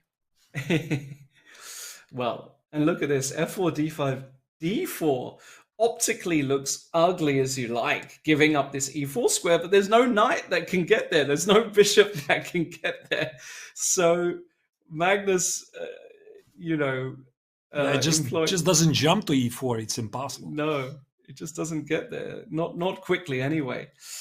So f4, d5, d4, e6. Okay, well, also makes a lot of sense. I'm trying to figure out what is this. Probably some sort of a knight move, knight g3 or knight f2. I would say knight g3 makes sense to play e4 next, because I think this sort of resembles the Marozzi bind. Let's say if I manage to play e4 at some point, d takes and knight e4 recapture this pawn, and these pawns like horns, they're limiting black's potential to do something active. And he plays, now he plays g4, but this is not the moment when you should play g4. Wow. Very, very interesting stuff. This looks a bit random to me. This looks like Magnus having a bit of fun. I mean, I don't know. I don't know if I'm a fan. He's trying to gain space. He's saying, okay, the black queen is still on g8. The black knight is still on h8. The black bishop isn't doing much, so I'll just gain some space. Very interesting. My goodness, we have to go to the Nepomniachtchi So game, because what on earth is going on there? Can somebody explain to me what this position is? Oh, I assume we don't go the opening phase, right? I mean, probably it's not really necessary. You're What right. is very obvious that Wesley, like in the previous game, Blue Bomb doesn't care about opponent a7. It's the same trick, right? Queen a7, knight b6 again. The knight Yes. jumps out, rook a8, trying to capture the queen. The bishop on c4 on bonuses. Also disconnected. But look at the queen on g8. How is it going to join the game? That's why bishop c4 was played by Nepomniachtchi, because Nepomniachtchi also has doubts that this queen is going to find the game, a way into the game so easily. Yes, yes, a valid point. I guess knight b6 is coming though, very quickly hitting this bishop, right? So that's kind of an important point. That's why he plays a3 to bring the bishop back to a2. This is very, very interesting stuff. So he wants to keep the bishop on this diagonal, but if he would, for example, here play bishop b3, this would accomplish the same thing, but the knight on a1 has certain objections, right? And that's why he plays a3, so that he can play bishop a2, and after knight b3, maybe there's a way to activate the knight. Well, I think also looks Jan is difficult having though. fun. Yeah, I think a lot of these guys are having fun playing this. These knights in the corner make quite the impression, don't they? All the knights in the corner to start. It's an interesting starting position. Of course, I imagine there are lots of starting positions where there are two knights in the corner, because there are 960 positions, right? So, Right, you can't study them all. You can't study them all, precisely. And So- bishop c6 makes sense, right? You want to play bishop Right. d5, kill this bishop so that the black queen on g8 can find a way to join the game. Maybe even bishop d5, trade the bishops, apply f5, get the center, and get the queen out. I like it. I like it for black. If you get bishop d5, knight b6, f5, all this energy in your position, this looks just really good, no? Yeah, I like it. I like it as well. So I think that Nepomniachtchi didn't get much, if there's even such a thing, in the Chess 960 opening theory. All right, what do we do? Do we move Very on? nice. Let's check another Yeah, game. let's move on. Let's check another game. I have to say, Fedoseev against Nakamura, the first game was just a snooze fest. It was just dead draw from very early on. But this one has got potential. Let's go to Nakamura's game. Mm-hmm. And just before Fedoseev played knight c3, I wanted to add there's a potential to blunder something. For example, you play, let's say, knight c5, which is a very normal looking move. Suddenly, boom, bishop h5, and you're losing an exchange, just like that. You can only get this in just 960, right? Unbelievable. Right, so yeah, Very, that cannot very be nice. done. No. So knight c3 keeps an idea to play bishop e2, protecting the e2 square, just in case black is thinking about bishop h5 ideas. Right. All right. Okay. I mean, well, yeah. There's a million ways to continue, right? There's g5, activating the queen, activating the bishop, and it's played. Look at that. Look at this. This is Hikaru in Hikaru in Hikaru mode. F takes g5, bishop h5. He's saying, "Give it to me. I'm ready to play an active game." And I kind of optically I like what black is doing, but the bar is saying something completely different. So I clearly know nothing about chess, but this looks good for black, and I don't understand why it's good for white. maybe the bar says that this is better for white because black has slightly worse pawn structure, right? Because white has not done anything wrong. I mean, okay, the knights on b3, c3, they are taking care of a lot of squares around them, right? I guess they should be good pieces. White can always play bishop e2, while black will have to prove what exactly he has for perhaps slightly ruined pawn structure at a king side. Maybe that's why. That's why the bar says it's slightly better. But to be honest, I wouldn't like come into this position and announce that white is so much better. Yes. An interesting one nonetheless. Queen g5? Strange. Yeah, bishop e2, queen g5. He took first. Also knight e2, queen g5 again. Don't understand. The bar has actually come down quite a bit now, so... No. Should we have a look at Abdusaturov perhaps as well? We should probably look at his game. This is pretty normal. Okay.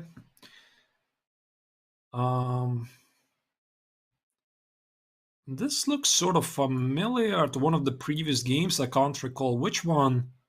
Mm-hmm. Yeah, a little bit more classical it feels, doesn't it, with the center as it is. Right. So white has taken the center, black is trying to counter it and trying to find some weak spots in white's position, like knight f4, maybe h5, h4. Exactly. Yeah, and again, the problems, right, Lawrence? We discussed it in the previous games that white has issues with a castling, and this is something he probably can't find an answer to immediately.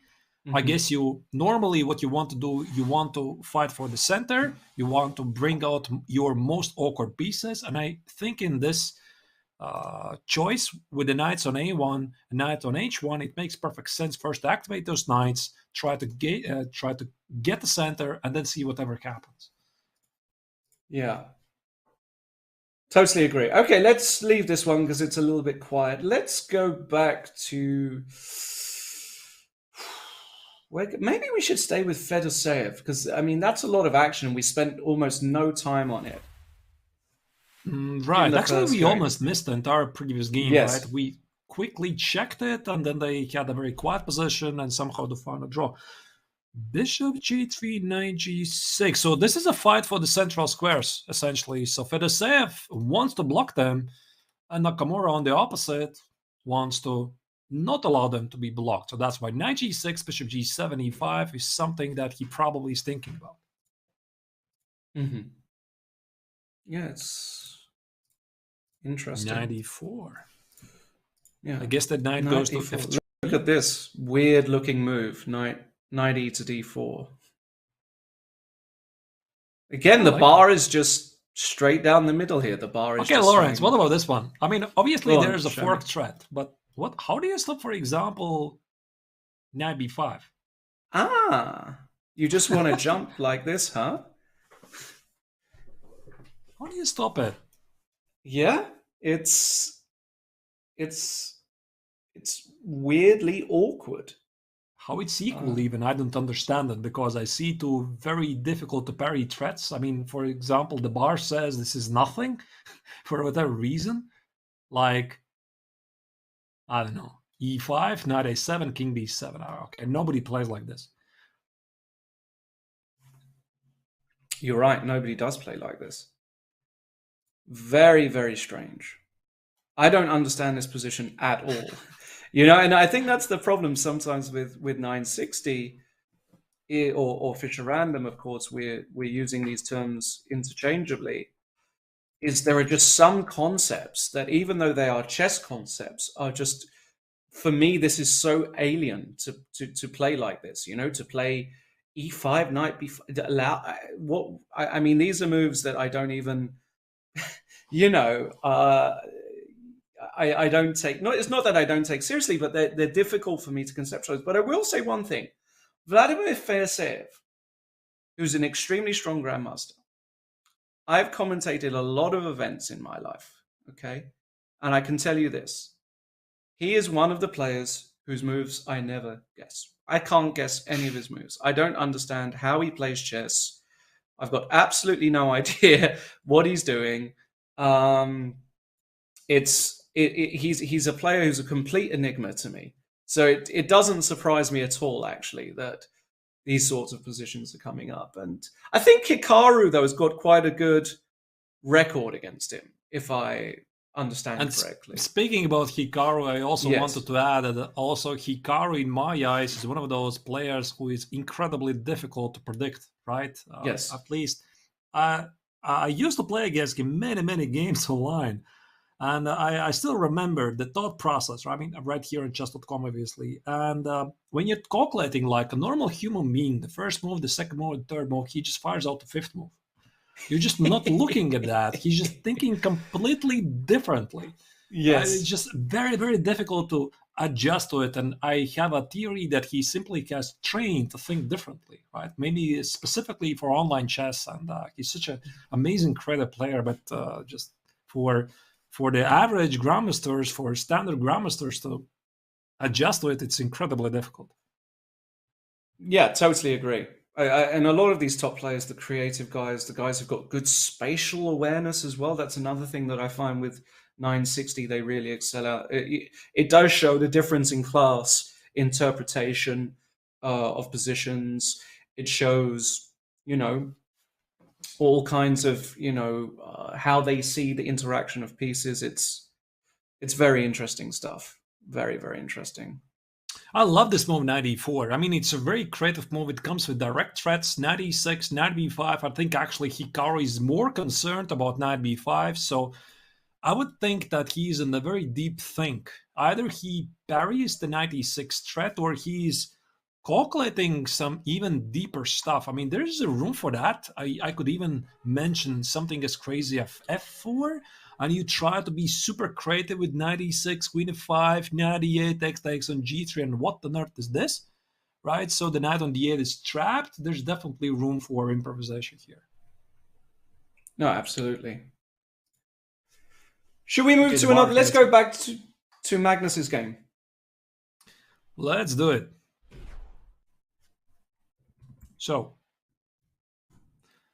So what is this? I mean, white's space advantage is considerable, and I think that one of the things that sometimes at the club level, I think we probably have to explain a bit why space advantage is so important. It just allows you to do a lot of good things behind you, meaning you push forward those pawns, and then you have more space, more loft to do something good.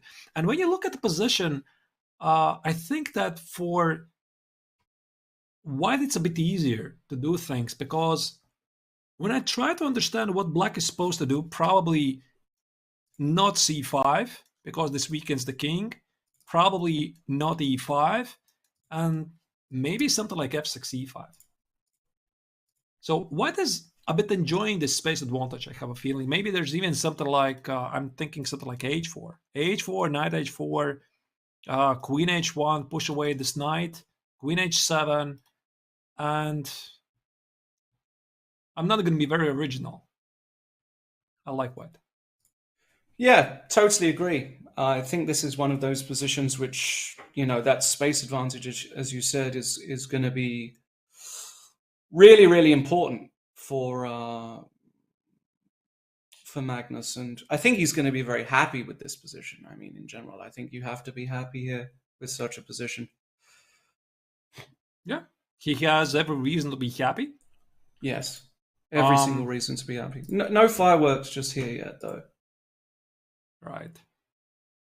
But there's definitely ways to improvise. I'm even looking at some crazy ideas like knight c5, Probably totally unnecessary. Knight c5, sacrifice the pawn, then limit this knight with b3, bishop c3, activating this bishop. But Magnus instead played something more classical. What did they play, by the way?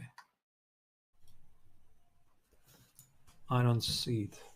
I don't see it either. Let's see. No, nothing has really happened. But let's go to Fischer Nakamura, because we've got absolute action over there. Incredible action over there. So let's go.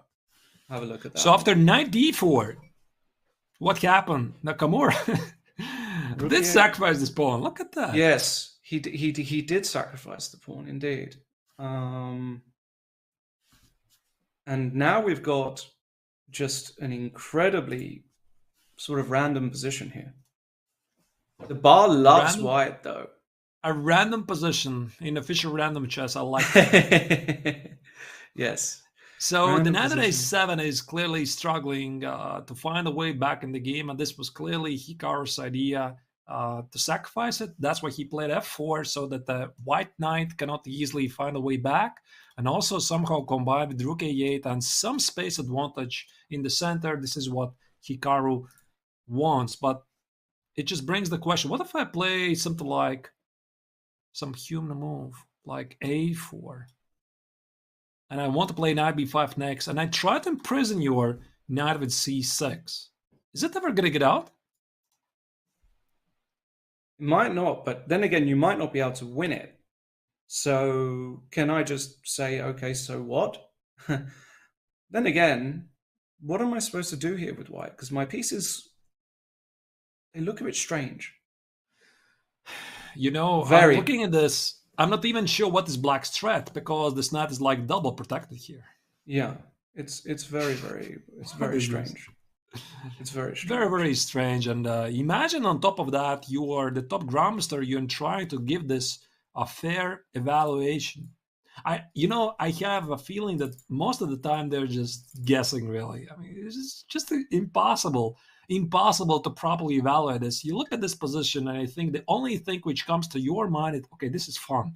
This is crazy. Let's try this, right? There's just no thing as you're controlling whatever happens here. But I mean, look at this last move, rook e4. I mean, this is such a Fedosseyev move. I mean, this move is so alien. He wants to go rook a4 and knight c6 check. The guy's the biggest genius in the world, basically. I mean, it's just that simple. I mean, this is just brilliant. I mean, I love this move. What a brilliant move. So I think they're pretty much, so far in this mini round, the most creative players who are not striving for the normalcy, because Lawrence and me, we discussed this in the first game today, when the most traditional response usually is that you try to get a normal position as quickly as possible so that you can apply your knowledge, you can apply your patterns. But here, this is just insane, right? Yeah, this is just I mean, this is have you ever seen a chess position like this in your life? And the answer, it has to be no, right? No. This is just, I mean, the only thing I can think of, Lawrence, here is you have to respond with something adequate, which is very close to rook e4's quality. Maybe something like king e7. Yeah, that would be really nice, just to play king e7. I mean, if it's the best move, I give up. But it feels that is the best move. Is it the best move? Oh, okay, wow. Maybe not the best move, but the bar doesn't hate it, really. I mean, it's a playable move. Oh my goodness. Goodness me. I mean, he's not playing king e7, right? I mean, it's just too... Why not? Even for Hikaru, this is just too much, surely. I don't know. Okay, maybe he wants to play bishop d6 and then king e7. Maybe that makes sense. But then again, when you have a very deep thought that the bishop at f8 actually is going to be activated, the king on e7 is weird. But I don't care if it's weird. If it works, right? You get a king towards the king side. And has this guy castled, by the way? He can't castle anymore. Oh, no, he can't castle because he's moved his king already. So you play king e7? Yeah. Maybe you're right, but you're not worried about some...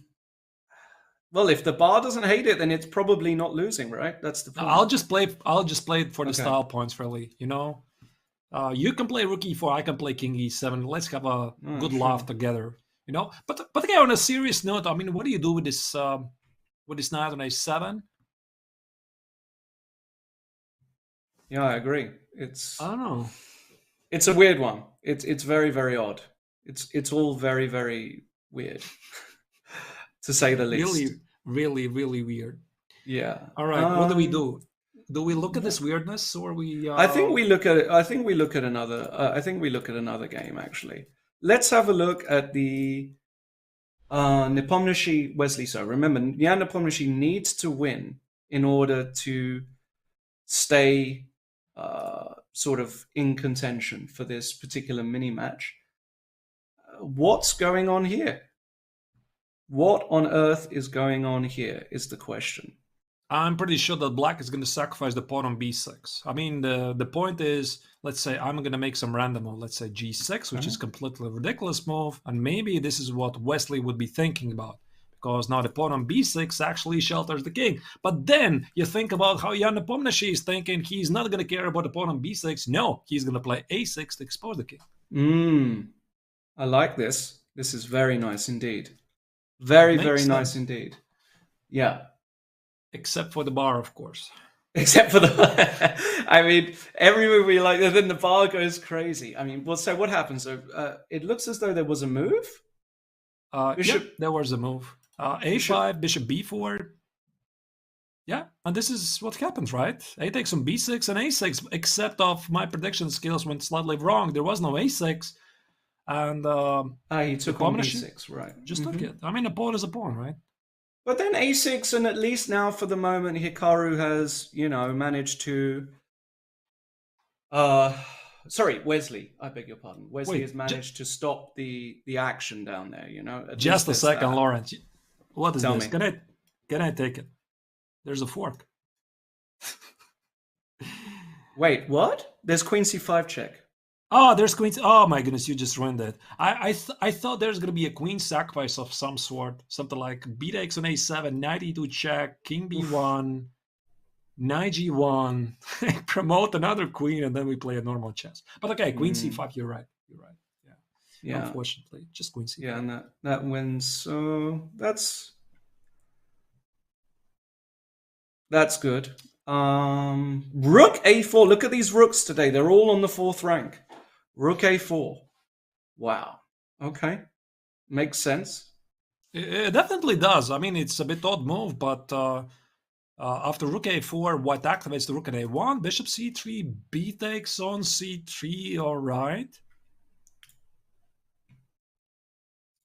I really like white's position. You know why? Because I have a feeling that white has excellent chances to conduct some sort of a queenside attack. At least, I mean, in ideal world, right? I'm going to play c4, c5, remove the queen, knight a5, and c6. If that happens, black is busted.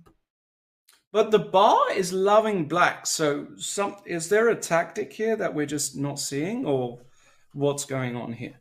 There could be some sort of a knight e2, rook c8, knight c3 ideas, and the rook on d1 perhaps is unprotected enough. I mean, I don't know. Can we do this? So rooks... Oh, you want to go knight e2 first? Okay. I'm not really sure, to be honest. And then I want to play knight c3. Okay. Well, wait, actually it's a fork, no? No, it is. Yeah, it's just... it just wins. Yeah, it's another fork.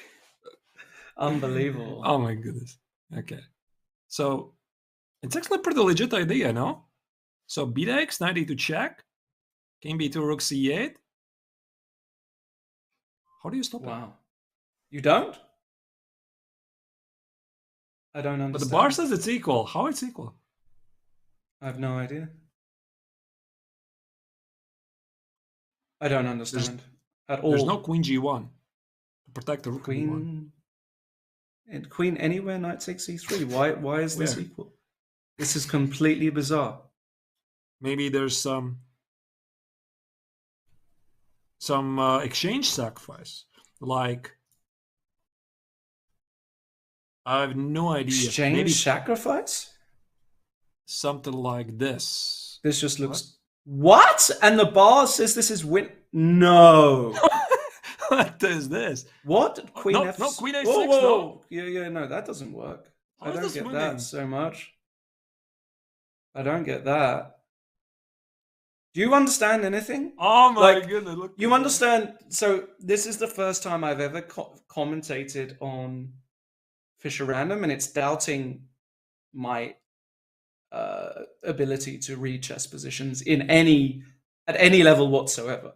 You're looking at this; it's saying white is winning, and like, It's insane. this is insane. Rook there's- takes there's- a6, queen e7. Is that real life? Yeah, but Like 93 check was played. But once again, let's check this. But this is too much fun. 92 check can be it here. It makes sense, right? yeah, It makes of course sense. I mean, it makes sense. perfect sense. So how do you Of stop course knight it makes c3? sense. You are cool as a cucumber. You play knight c3, queen a3, and apparently this is a big mistake. Wow, that's completely insane. Yeah, this queen is completely disconnected. Rooks are disconnected. There's no defense from queen a7. Wow, okay, but this wasn't played because there's another cool move, knight e3 check. Wow, another. I mean, this is so much fun. Queen takes b3, and what's going on here? But this feels a little bit more. But even here, I would be worried as white, right? Because my king, whose king is weaker? Whose king is weaker? Well, white has a That's pawn, a that I question. see. That's White a has an question extra for you. pawn, and this pawn on h4 also is under attack. It's Another one that still- I just can't really read at all. We've got the another word one. actually, Lawrence, that there's been a blunder in Fedoseyev's game. I Ooh. guess we have to show it. Let's have a look. Let's This go game, straight there. let's just call it unclear. What is this? Fedoseev Nakamura. Look, this is what is this a real position? It feels as though this is what's happened. Okay, I have a nephew. He's Okay, 1 year where's the old. knight on a7? It's gone, right? Well, the knight on a7 is gone. I've got a nephew, 1 year old. Okay, and this is what he's done. He's taken the pieces and he's just put them randomly on the board. That's what he's done. He's just taken the pieces from the bag and put them. This is the most crazy. It genuinely feels like I just haven't really seen something like this before, to be brutally honest. It's very, very, very crazy. This is not a blunder, Lawrence. I mean, definitely, and also the viewers. This is intentional sacrifice. I mean, there's no way that Fedoseev decided to drop a piece just like that. I think he just declined repetition. I mean, Rook a4, knight b6, Rook a5, knight c4. Maybe this already was a draw. I mean, as weird as it looks, it's a draw. So that's why he played Rook b5. He sacrificed the knight on a7 so that he can play Bishop c5. Now, there's some various tactical motives like Bishop b6, Bishop b. Okay, maybe not Bishop b7, but Bishop b6. The queen hangs. So Hikaru just plays King c8, which maybe, just maybe, was missed by Fedoseev because it dodges any checks and any Bishop a7 and Bishop f8. There's always Queen b5, and White still is down a piece. So he plays Rook b4. Right. And knight e2, look at that. Wow. Wow. Wow, knight e2.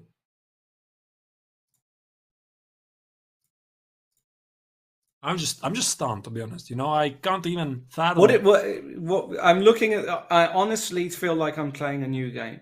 Looking at this, Okay, what you know if what I take mean? it? No. It feels like I'm playing a different kind of chess. Takes. He wants to go f3 check, or what is this stuff here? What are we looking at here?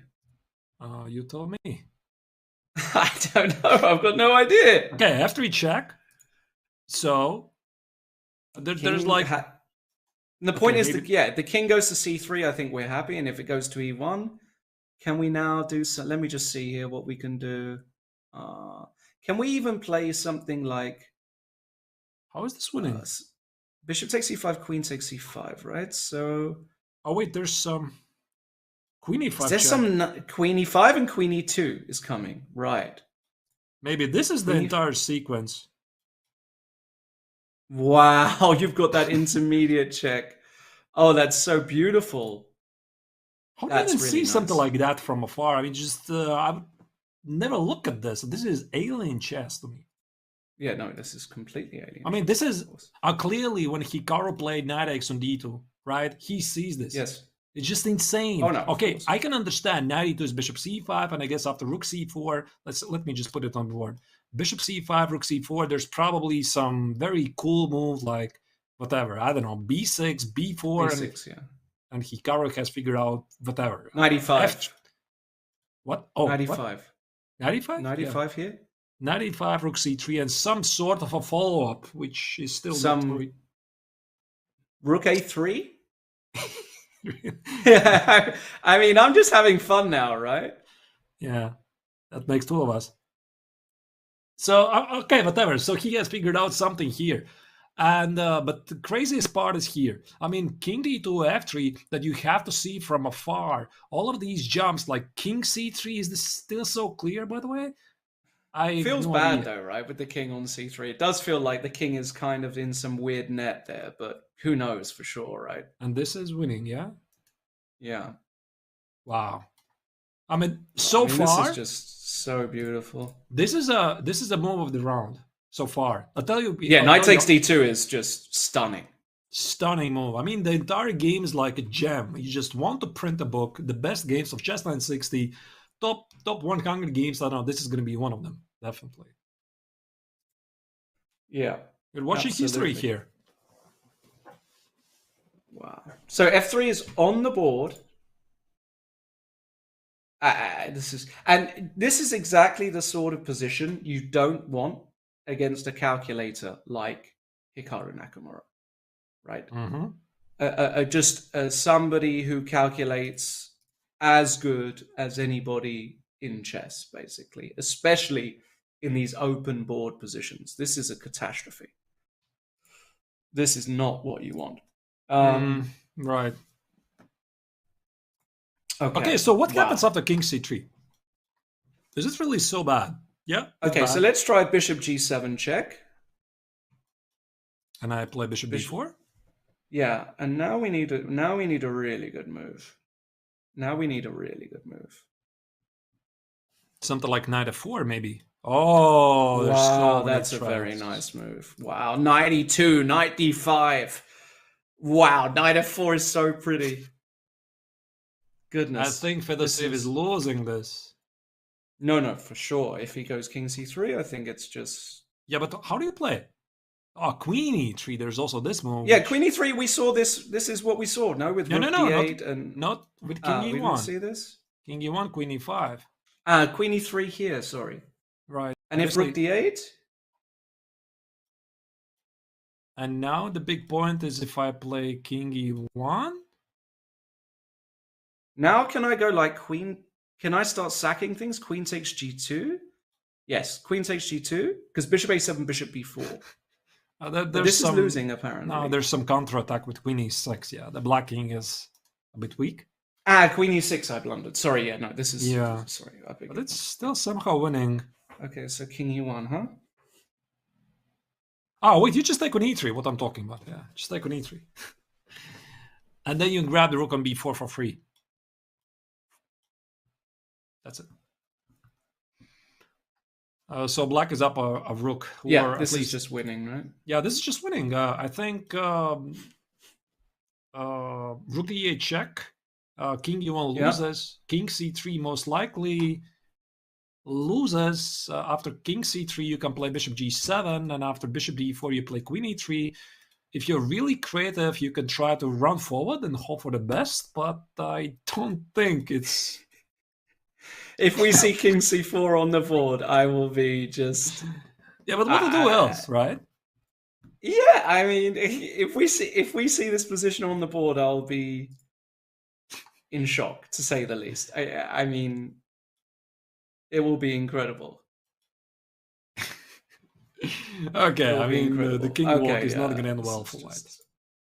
No, it can't. No, it can't. Yeah, sure. Okay.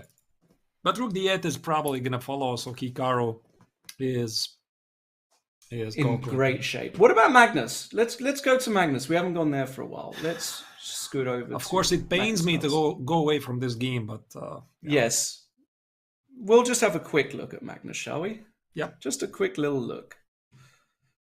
So a much more calm affair, at least at the moment.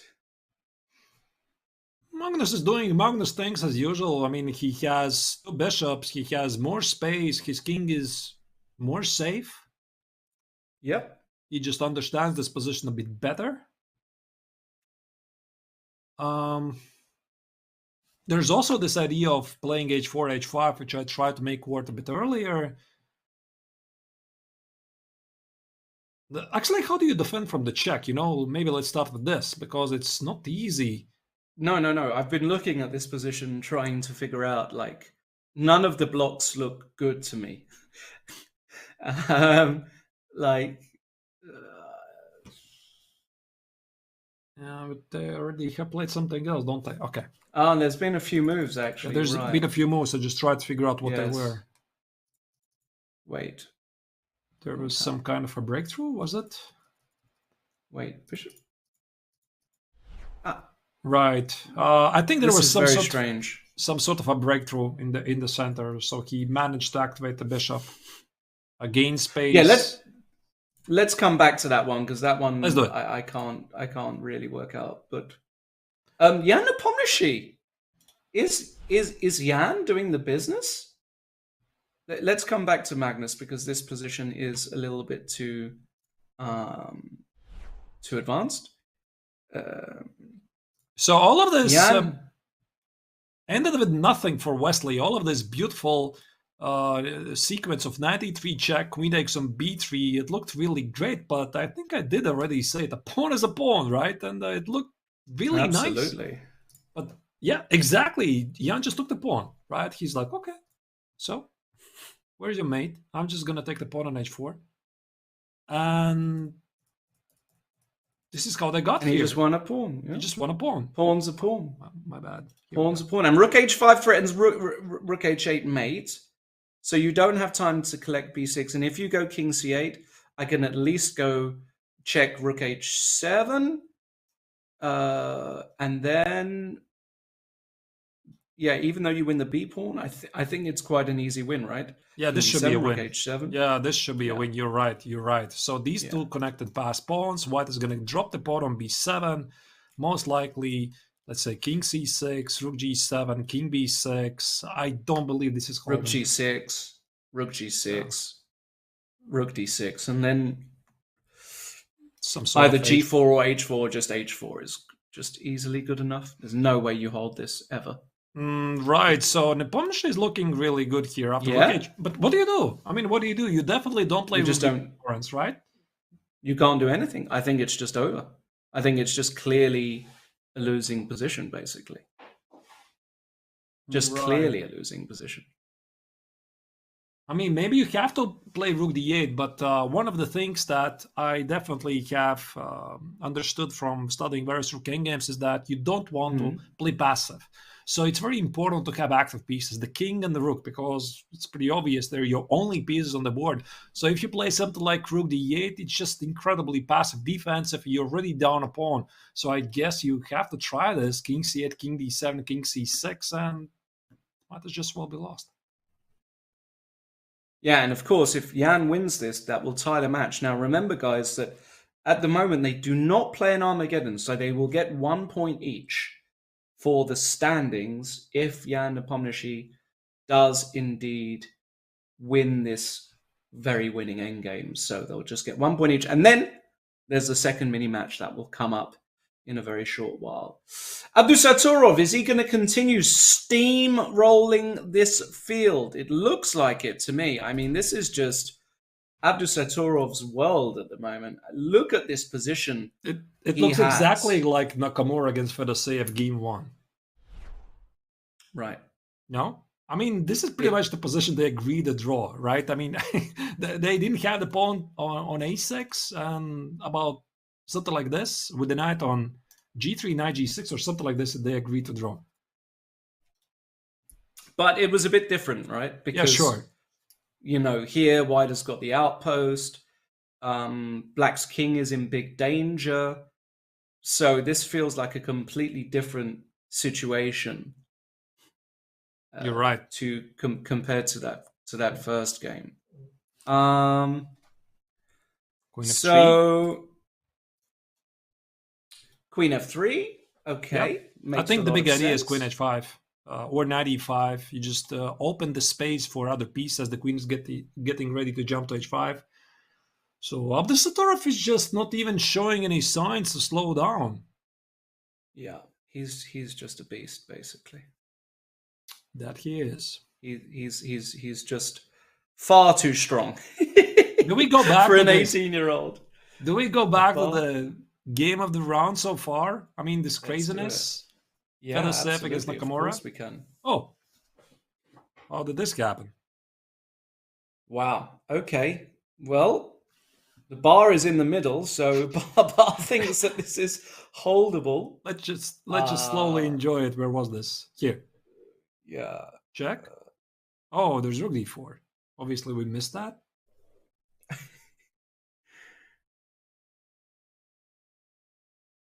That's how they got here. I have no idea if it's good, but that's how they got here. Well, it looks as though Fedoseyev's actually done particularly well, right? It looked as though he was in incredible danger. And now this doesn't look worse for white. I mean, knight f4, can you just go... You've got lots of moves. You can even go knight d3 here, and the pawn ending is probably... The rook and pawn ending is probably holdable here, you would think. Probably, yeah. Yeah, you're right. Yeah, so 93 c6, although black is still a bit active, a bit more active. Yeah, like you want to, like you're not in love with it. I mean, you can go king g3. This is the other move. No. G1 queen. Sorry, G1 queen. I was saving this. Yeah. Trick to show you. Yeah, Yes, you noticed it. This is beautiful. This is beautiful. Nice. No, because here I was obviously I was looking at knight e2 check first. Always look for the knight e2 check, king takes g2 was okay, but g1 queen I blundered. Which is knight e3 of course is played.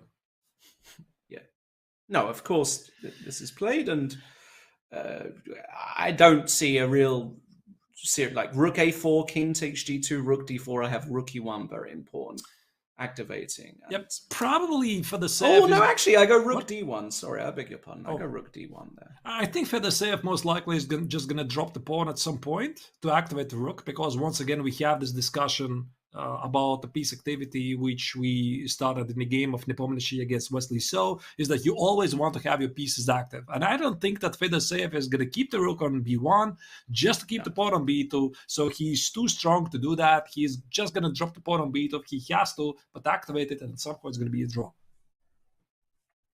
Could very well be, yeah. Or I think b4 probably also is a playable move. So why give up a pawn when you can keep it? Yeah, this is going to be a draw. Let's go back to Magnus. Let's do it. And what is going on it seems in to be Magnus Carlsen's game? Seems to be we are only getting one white position. Yeah, on the camera. 6 seconds for a blue bomb. Wow. Okay, 6 seconds, and he's got 4 moves to make. He's not going to make it. I mean, he's dead lost anyway. Yeah, the queen is missing, right? Yeah, I mean, he's got this pawn on a3, which is the only thing keeping him alive at the moment. But yeah, you would think that if this pawn is taken, then he's got no chance. Move 29. Let's see here. I think he's probably going to make it. Just 4 seconds. Okay, probably Blue Bob is not going to flag. He just needs to make one more move, but it's not going to help him. Queen a3 probably is not very good, but I think something like bishop b5 or bishop c4. This should be interesting. King f1 position. King f1 looks good. Just holding the bishop. Yeah, but again, I mean, Magnus is probably making sure that this pawn on a3 is not going too far. Then he would love to king f1. That's nice. That's true. And some bishop e1. That's it. Bishop e1, you eliminate the knight on b4. Bishop e1 is on the board. Yeah. Some final checks. No, this game is over. No. Queen takes a2 and he resigns now. No, Mateus does not continue here. Because resigns. Yeah. Just one more check. Blowout. Yeah, just one check though. And a blowout victory for Magnus against Mateus Bluebaum in their first match of the day. And if that's anything to go by, big problems ahead for Mateus. He needs to find a way to regroup real quick, because wow, he wasn't even close in those games. He was not even close to getting somewhere. Right. Let's go back to Abdushaturov. This game looks Abdushaturov, like it's... all right. Yes, I let's was go back to looking it. at Nepomniachtchi against Wesley So, but okay, we can go to Abdushaturov. Abdushaturov has a great position once again. Nothing has changed. Extra pawn. G5 seems to be a desperation move by Gretarson. I think you can just take on f7, take on f5, and this. Wait, can I win this? By the way, there should be many ways to win this. Take on f7. Take on g5, maybe, no? Ah, no, f4. Sorry, I'm blundering f4. I tried to calculate this. I'm not in. blundering No, I should be everything. winning this. Yeah, I should be winning this. I'm blundering everything, of course. Outside pass pawn should seal the deal for white. You trade the h pawn for the f pawn. This king is gonna take everything at the queen's side. Yeah. So I think for Abdushaturov, this is a piece of cake. I mean, he's just choosing between queen f7, rook f5, queen f5, maybe. Yeah, queen f5 also is pretty much the same as queen f7. So you just calculate the pawn endgame. He's gonna do it. Yeah. Very, very good stuff. And let's go to that Nepomniachtchi game, because you said it was interesting. Doesn't look interesting to me. Looks like the easiest win known to man. You can even just win this b3 pawn. You have 2 extra pawns. h8 queen next is... Sorry, I'm looking at the board. Oh, there's already a different position, yeah? Yeah, there's a delay, but actually I think it's just going to be over. I think Jan is going to take this one straight away. And Wesley So unable to just make a draw to win. Sometimes that's the hardest thing to do, right? You only need a draw to win a match. Psychologically, very, very tricky just to make a draw. So, right. So I mean, really only... Yeah, sorry. My apologies. This mini round was a bit even more exciting than the previous one. I mean, with all the excitement that happened yesterday, I think we got off a bit slow start in the first round, although 3 decisive games, but then things just exploded, right? Yes. Nakamura's game against Fedoseev and these crazy lines of Nepomniachtchi against Wesley So. Here you see that Wesley has resigned. Really difficult to choose from. Game after round, but so far I was most impressed, Lawrence, by this knight x on d2 move by Hikaru. Well, that certainly moved the round. We're going to come on to that as we wait for the for that game to finish. Let's go to Fedoseev against Nakamura, because I think the Abdushaturov game is just absolutely clear cut. And yes. So Hikaru is still pressing because the rook on b4 is really applying serious pressure on the pawn on b2. Yes. And I don't think we have to be fooled that this is a draw just because the bar says it's equal. There's an equal amount of pawns. Black can easily apply pressure. So the big question is, can you play king g5? Trying to activate your king, trying to get to the pawn on h5, but after king g5 there could be h4. So this rook does a wonderful job protecting the pawn on h4, attacking this pawn, and white always needs to carefully calculate, but probably this is just a draw. Rook g4, rook b2, rook h4. Probably, but yeah, probably. Probably being the right word, right? Yeah, probably. Yeah. Yeah, I think king g5 should be played. I mean, suddenly king e3, I think it's risky. When you start to play passive, usually a lot of trouble starts when you start to play passive. So whenever you have a choice, go active. Play active. Try to play active. King g5. Come on, Vladimir, of course. By the way, if Fedoseev magically wins this, 4 white wins will be the result in this round. 4 white wins. A clean sweep for white, which is very, very rare. But it's not going to happen, right? It's not going to happen. I wouldn't have thought so. Nakamura is far too good.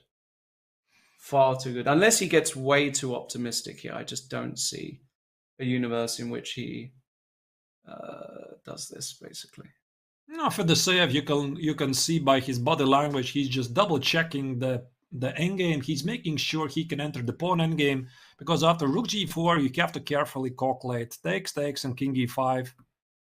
This also you have to calculate, right? Can I do this? Maybe by some miracle, maybe Really? black can do this. By some King miracle, g4, right? king f4, king For example. g4, king d3, king f4. You put the king on. Oh wow, I blew it! What a surprise! I thought h4 and I'm queening with check, but actually, yeah, you're just king f3, king d3, and you're in time, right? I mean, whatever. But the big point is, of course, you want to calculate this when you're entering the pawn endgame, and that's why you see that rook g4 is what Fedoseev, he already raised the hand. He wanted to make a move, and this is, by the way, a very common thing at the professional level. You raise the hand, you don't touch the piece, and it's like a double check. I mean, are you sure? Are you sure you can play rook g4? So I'm pretty sure that he's going to play. I think he does. Yeah. And Fedoseev looking very confident. These guys have played a lot online as well. Let's also remember a lot on Chess.com, Title Tuesdays, other events. I'm not sure how much 960 they've played against each other, but for sure they aren't both understand that this should be a draw. Right.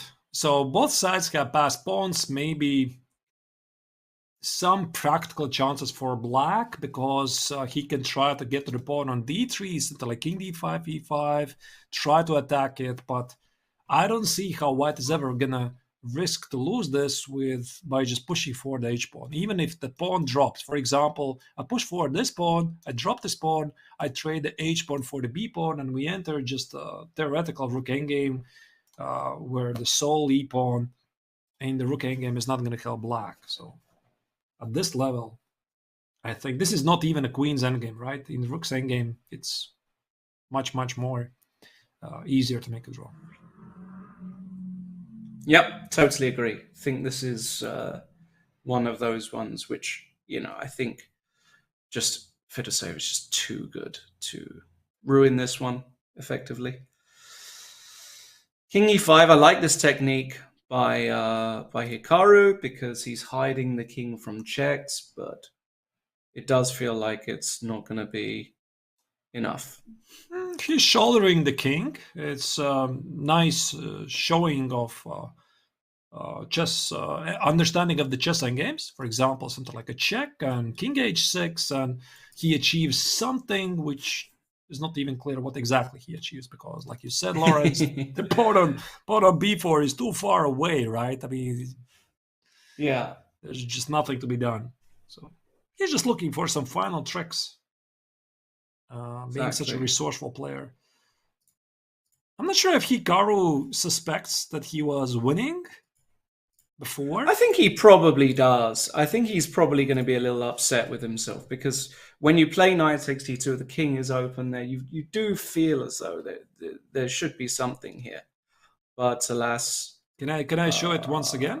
So for the audience, absolutely. So we have the live position here. So this was the moment. All of this crazy opening, which started with Fedoseev just sacrificing the piece just like that.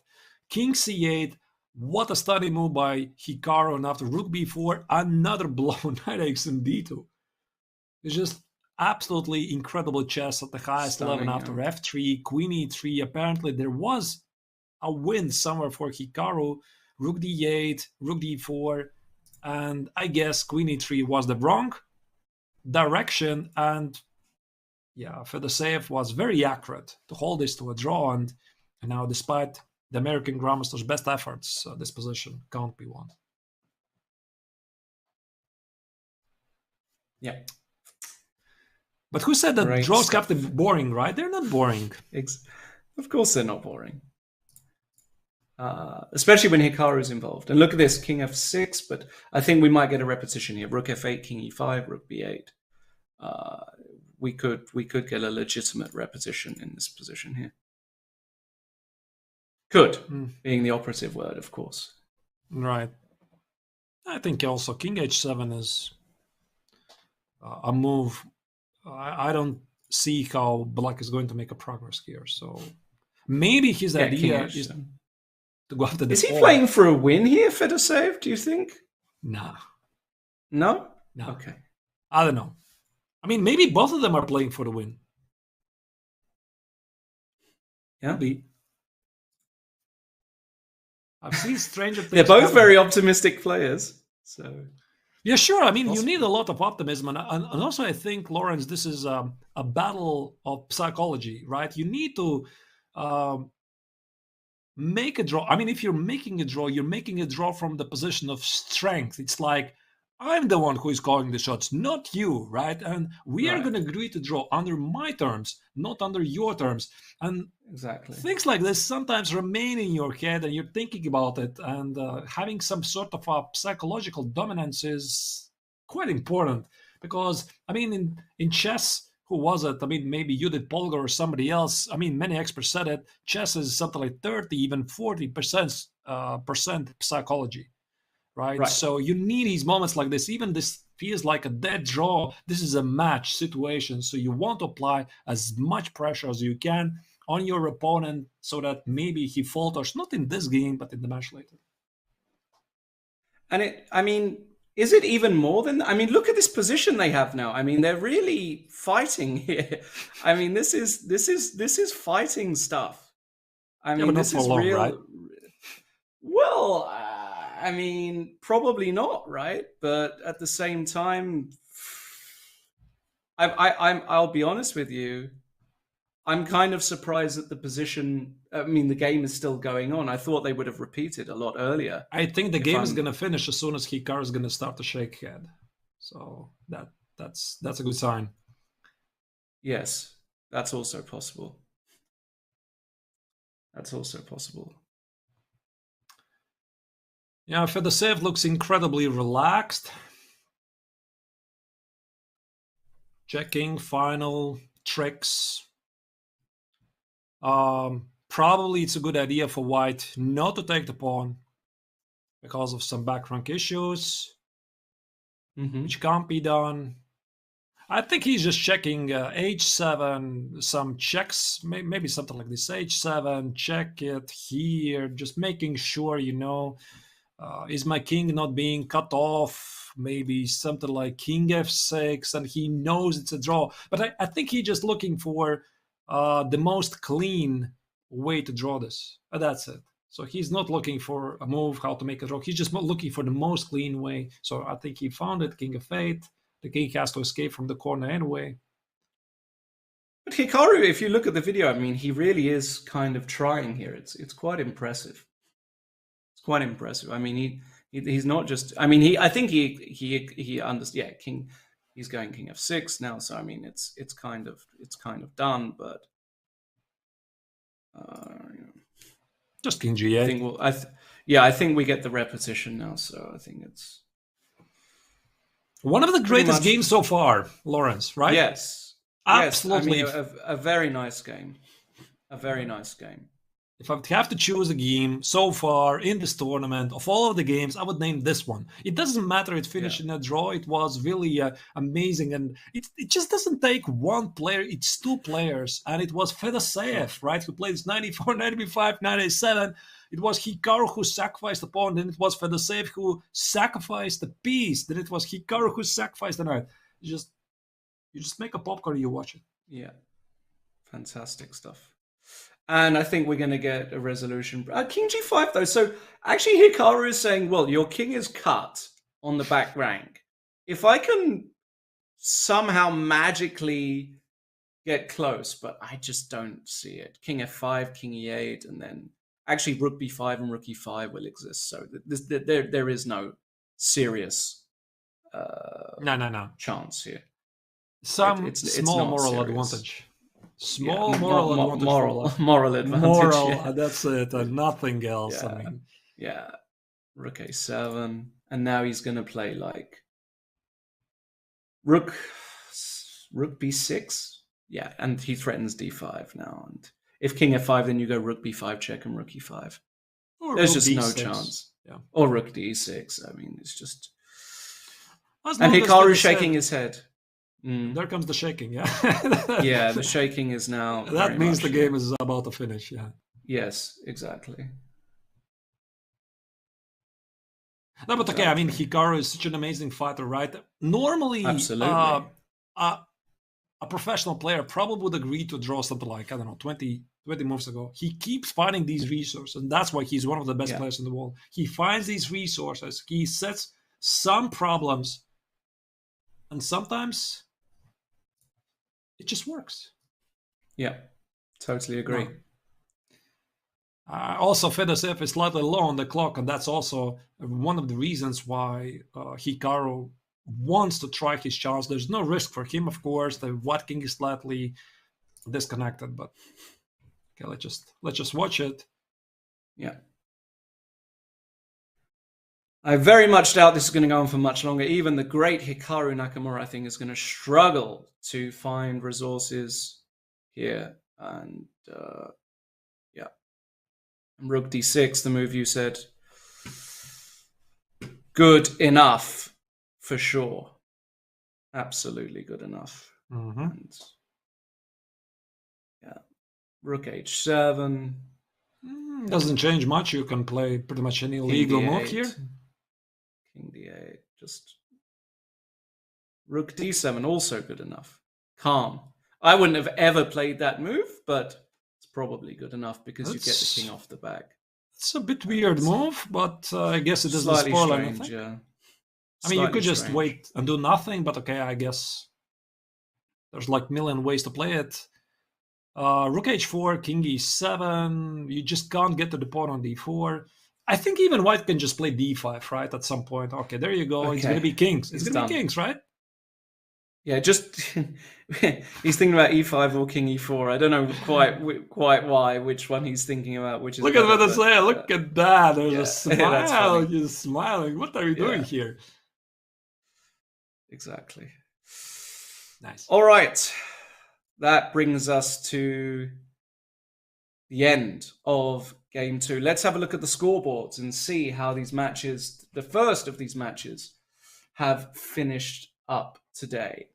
And we can see here that in the first match, Abdusaturo blows Gretterson out. 2-0. Easy work for the reigning Olympiad and European Rapid champion. Nepomniachtchi salvages miraculously a very, very precarious situation against Wesley So by winning game 2 on demand. Carlsen breezes through Mateus Bluebaum. Mateus never really in it. And Fedoshev Nakamura ended in a very entertaining 1-1 draw. But it was, yes, it was very, very entertaining indeed. Lots of action. And what we're going to do now is we are going to remind you guys, of course, of another important tournament going on. It is the Chess.com Global Championship taking place in Toronto. The live finals beginning on Wednesday, November the 2nd. $500,000 on the line. Who will win it? The biggest prize in chess history from an online tournament, as far as I can tell. We've seen tons of upsets in the tournament so far. Could really be anyone. Who is going to win it?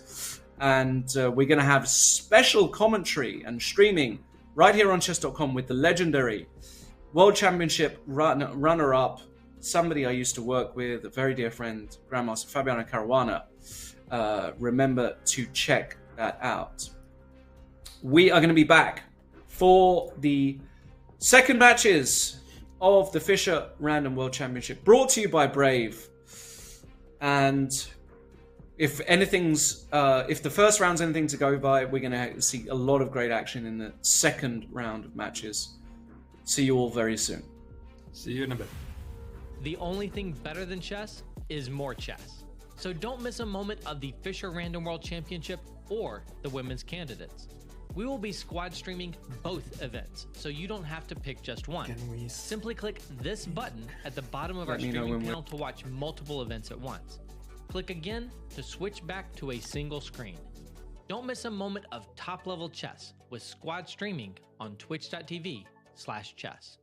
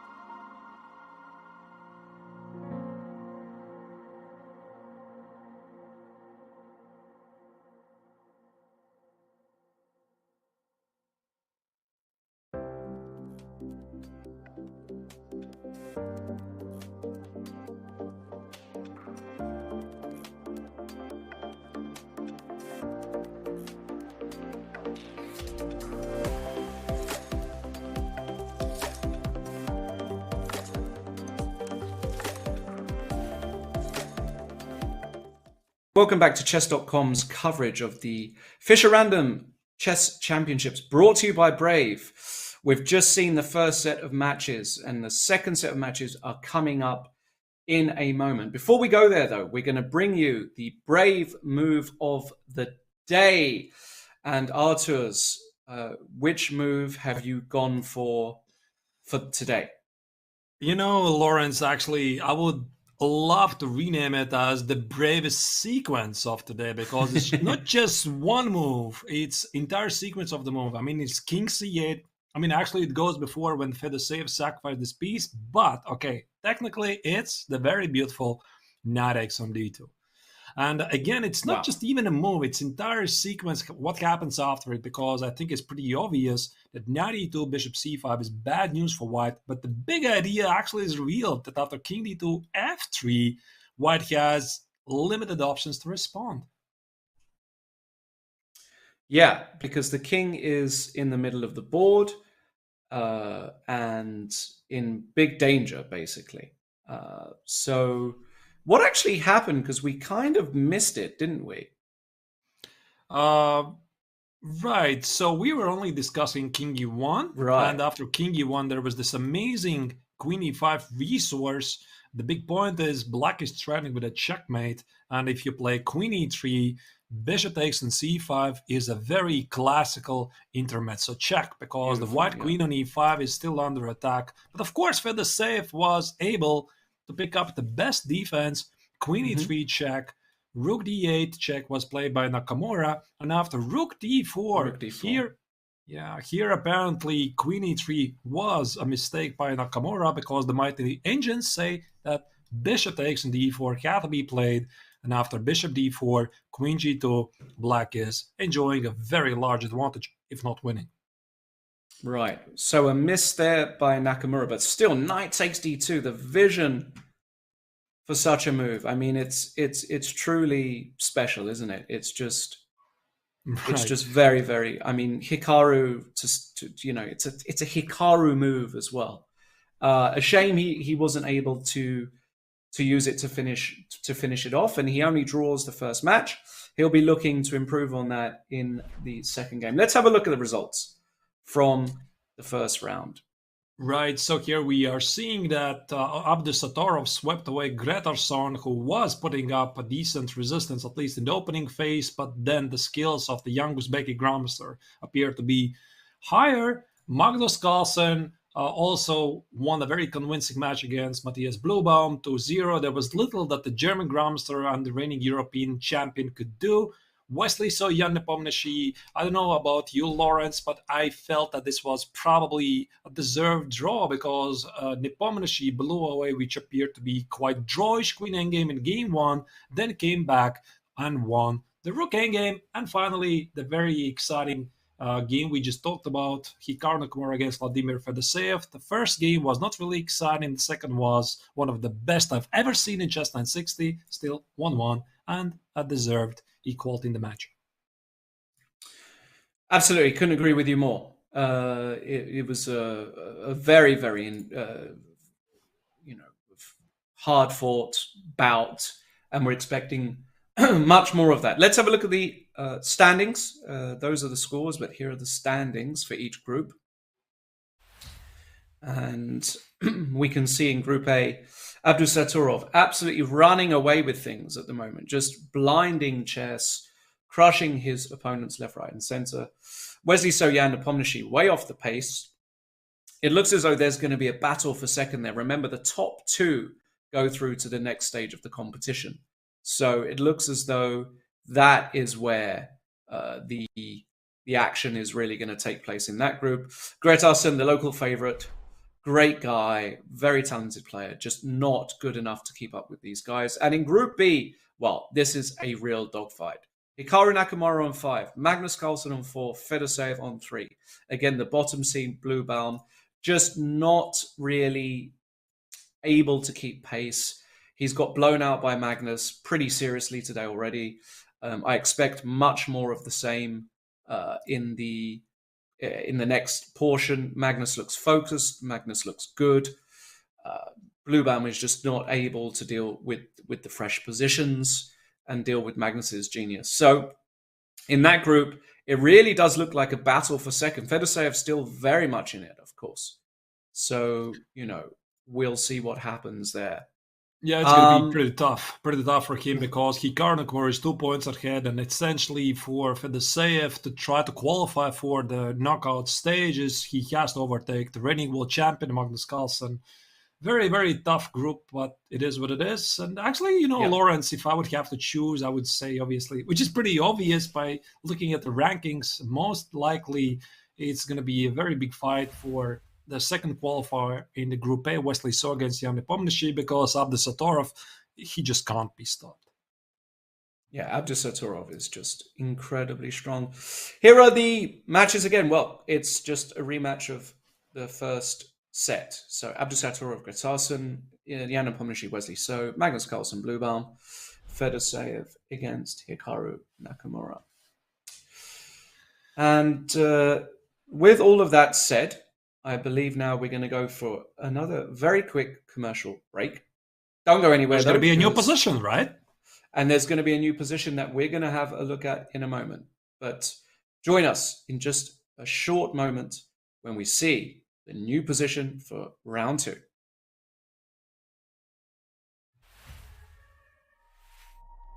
Have you come to play? Pay your $5 and get in the chair. How are you? My name is Jude Akers. Chess has given me a life, and that chess table, which evolved to a place where no one wanted to be, has totally given me a world. You might cry about all the things that happened to me as a kid. Don't cry. I sailed through everything. The moment I found the first book of chess by Joseph Fleming, I was gone. And I bought a plastic chess set in a drugstore, ESLO company, with a little manual by Frank J. Marshall, the legendary grandmaster. I put it on my bedspread and it gave off rays. I was gone, gone pecan. And it literally will keep you alive if nothing else is going right. Chess has the power to, literally, as Taras said, make people happy.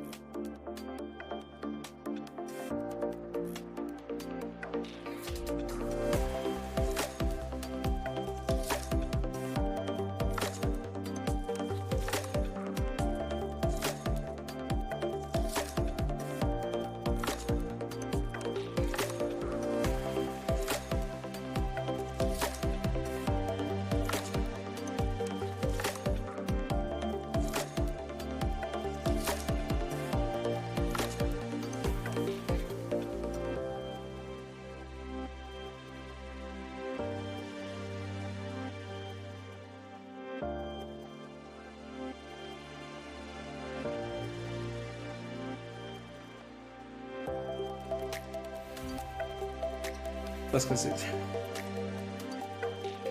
Hello? Hello. I'm gonna say welcome back to Chess.com's coverage of the Fischer Random Chess Championships, brought to you by Brave. We are back now for the second set of games today. Before we go there, though, we're going to get a live shot of the playing hall because it's now time to do the big reveal of the position for the second round. Oh. Right. So we have a position where I'm not even properly sure how to announce it, but it looks quite close to the previous round, except the oddity here you see it on the screen is now the white king is stuck, the king side, right? So we have once again the rooks on every side of the king, so it's not going to be easy for white once again to make a whatever castle, right? So again, we are going to have an option to make a very short, long castle or long castle short, whatever. No, wait, it's actually a long you can castle. Always castle. A long castle even longer. Yeah. The long castle will be very long. The king will go from G1 to C1, a very, very long castle indeed. So what do you think about this position? What else kind of screams out at you here as a... I think it's pretty interesting that probably one of the players is going to play something like H4, H5. Well, I'm not a big expert of chess 960 starting patterns, tell you honestly. But I think this is an interesting way to bring the rook in the game because it also allows you to apply some pressure, and also black can't sort of immediately challenge the rook. At least I've seen some positions like this when the rook is on in some Fischer random positions on A4 that sometimes they start by playing this A4, A5, rook on A1, king on B1. I've seen that this is a very common thing. Probably B4 or B3, C4 could be a choice as well to activate this bishop. So yeah, I was going to say B3 looks like a very natural move to me to activate the bishop, or B4, as you said, yes. But B4 would leave the C4 square unprotected. Maybe there's something like D5, knight E6, and you're going to have some problems to follow up with the C4. So most likely it's going to be C4, B3. So that will be the normal continuation. But then again, I mean, probably you can play in the center something like D4, knight E3, or E4, whatever. F4 probably is not going to happen because that weakens the king for no good reason. And maybe at some point, white indeed is going to, or white or black is going to include this H4, H5. That would be my best guess, really. Yes, I can see an H pawn being lifted. I can't see an early knight move. Doesn't really make sense to me. I think C4 is actually the move I would go for as white here, just to activate the queen. And as you said, I like C4, B3 because then I've got that kingside pressure. So that's very interesting. Let's put it this way. I think at least 2 games are going to start with C4. That's my prediction. Yes, that could very well happen. Maybe one of them is going to play B3 and another one is going to start with something like E4 or D4. So C4 makes perfect sense. At least to do it immediately. Now, of course, the players also get a chance to review this. I believe they have 15 minutes. I believe that's the time allotted they have to study this position.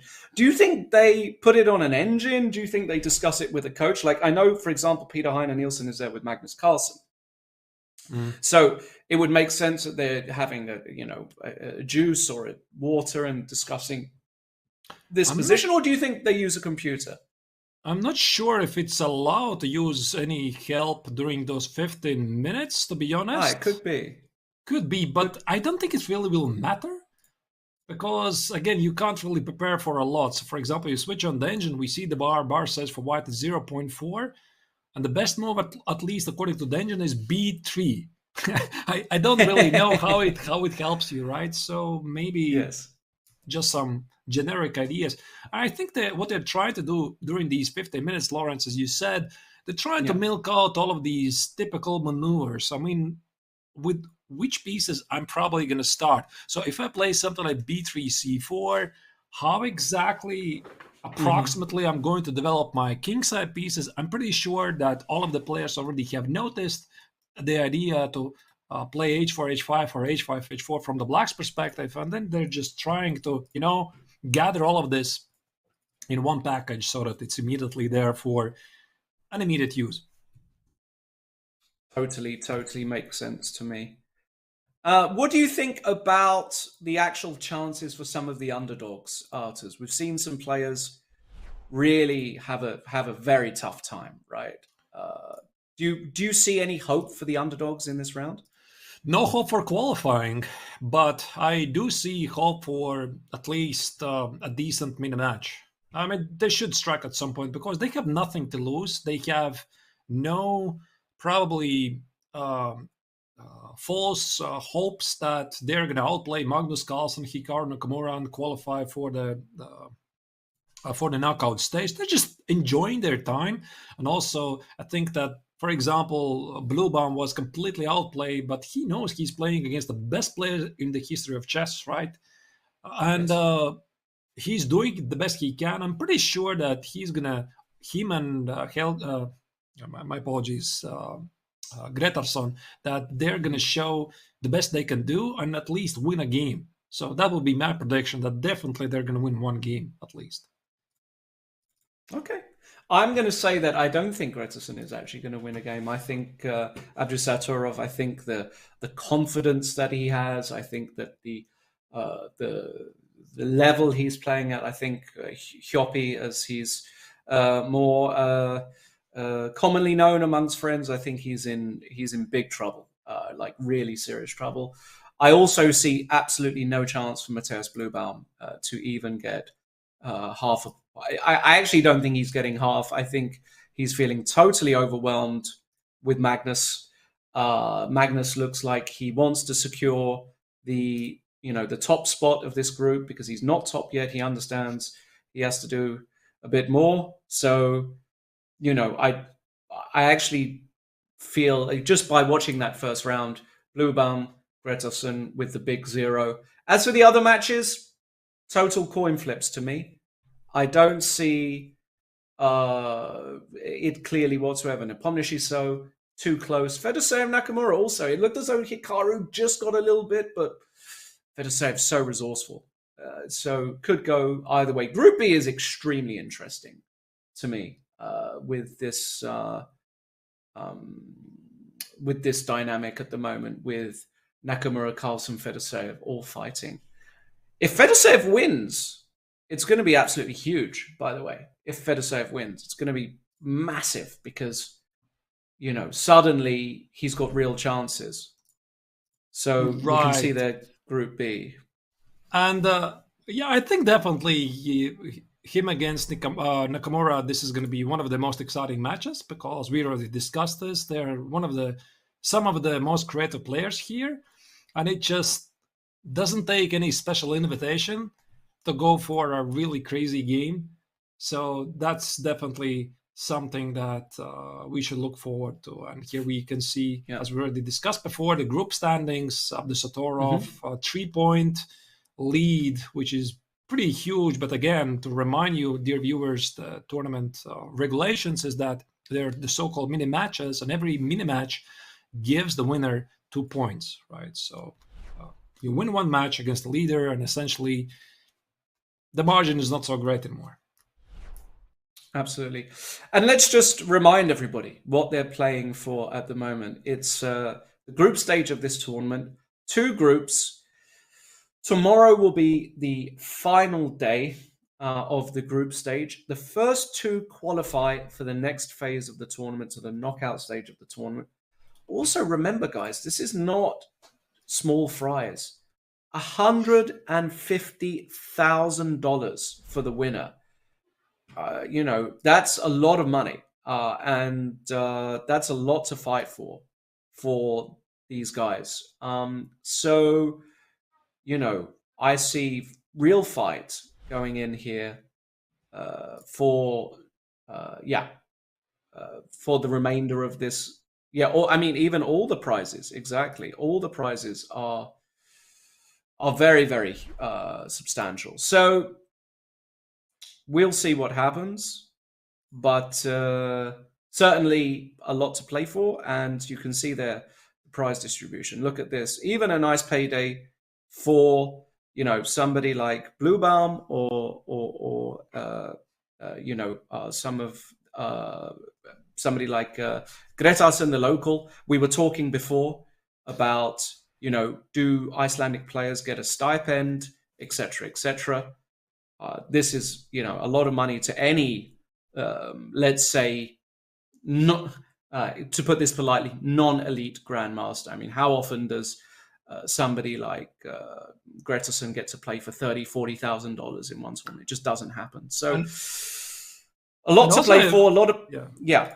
I'm sorry. What I wanted to add here is that these are not the Yes. only prizes. There were also some prizes, although of course significantly lower, for the qualification path, right? So there were a number of ways how everybody could participate in order to fight for this tournament, to play in this tournament. So two of the qualifiers are playing here, and I just love this, right? So it wasn't really like predetermined that these players are going to play.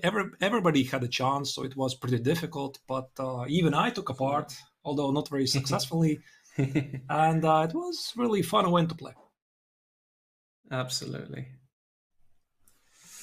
Alrighty, just a minute or so left. We can see a shot of the playing hall just there. Players, a bit of as spectators as well, of course, a lot of local interest, chess being an important part of Icelandic culture after the influence of Bobby Fischer there in the islands, of course. He played let's call it the second World Championship against Boris Spassky there, if I'm right, or am I going completely insane? I'm pretty sure he did. Maybe I'm going nuts. No, I am going nuts. What am I talking about? He didn't play it there, but he certainly spent a lot of time there after his release from prison. Was it Japan, I believe? That he. You're gonna know it better, to be honest. I know. No, I think with Japan. I think when he was released from, well, let's call it, he was at least being detained in Japan, that he went to Iceland. They took him in. Of course, there's famous videos of him getting on the plane, bearded, and talking about Fischer Random Chess, actually, about random chess. This is what he was doing at those times. So it was very, very interesting indeed. Big connection.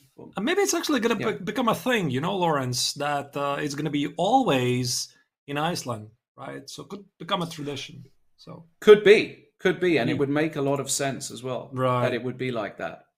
Have you been in Iceland yourself? Yes, I have. I've been there on holiday. I saw the Auroras Borealis, the famous lights. It was a very special holiday, actually. Now that I remember it, it was a very, very nice time. Right. And a beautiful country. I was playing there in 2015 European Team Championships. So one of the best team championships, pretty much ever. Yeah. So great country, great nature, fun to play chess.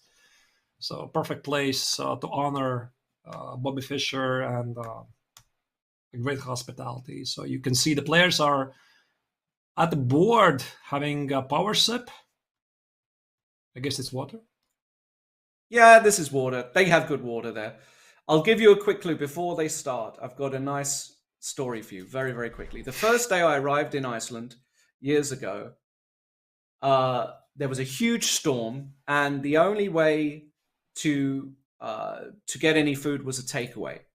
I ordered a Chinese takeaway. I ordered 2 boxes of noodles, because I was with my partner at the time. 2 boxes of noodles and some spring rolls, 2 crackers, and 2 Diet Cokes. If you can guess how much that cost, remember it was the middle of the storm. Nobody could go out. Nobody could get food. Nothing. If you could guess how much that costs, I'll be very, very a lot. Am I close? Cost me nearly 80 euros. 2 boxes of noodles and a can of Coke. Welcome to Iceland. Well, It's pretty expensive over there. Pretty expensive over there. Yes, it is. Absolutely. So it is what it is. Okay. All right. You can see once again Matthias on the screen. Once again, he's facing the world champion, Magnus Carlsen. They just did. And again, they're playing again. C4. I was right. That's the first move. C4. You got it spot on. Well done. Absolutely well done. Yeah. Fedosea plays A4. Yeah. I could have never, ever in my life predict A4. Wow. A4? Yeah, Nepomniachtchi C4 and Abdusatorov C4. So what did I say? At least 2 players are going to play C4. I'm standing corrected. It's 3, not 2 players. But what is A4? I mean, can we just pull that up? Because I'm looking at this position. If you just go to the first move and just take it back 1 move here. So yeah. just A4. So wait, that's a normal chess position. We're gonna have to refresh that. Oh, because that's not the position. My apologies. Yeah, my apologies. A4 on the first move in a normal chess position is also quite dubious, but in this particular thing here, this looks crazy to me. So I don't understand it. No. Why do you need to do this? Because first, you have to normally fight for the center. So this is the center, your imaginary center, right? So everything happens around the center. A4 contributes nothing. I mean, there's not even the rook on A1, right? So you could argue that you want to play rook A3, whatever, very big idea. There's just nothing. So I have a feeling this is just Fedosea trolling a little here. And again, sending some sort of a psychological message over to the American Grandmaster, come out and play. It might be trolling, it might not be, but I simply don't understand the move, basically. And as I said, just before we were talking about they're playing for, a lot of money. There's a lot at stake, a lot of pride. And I simply don't understand what's going on with A4. Okay, but we've got a position here. So Queen C8, I mean, I'm really...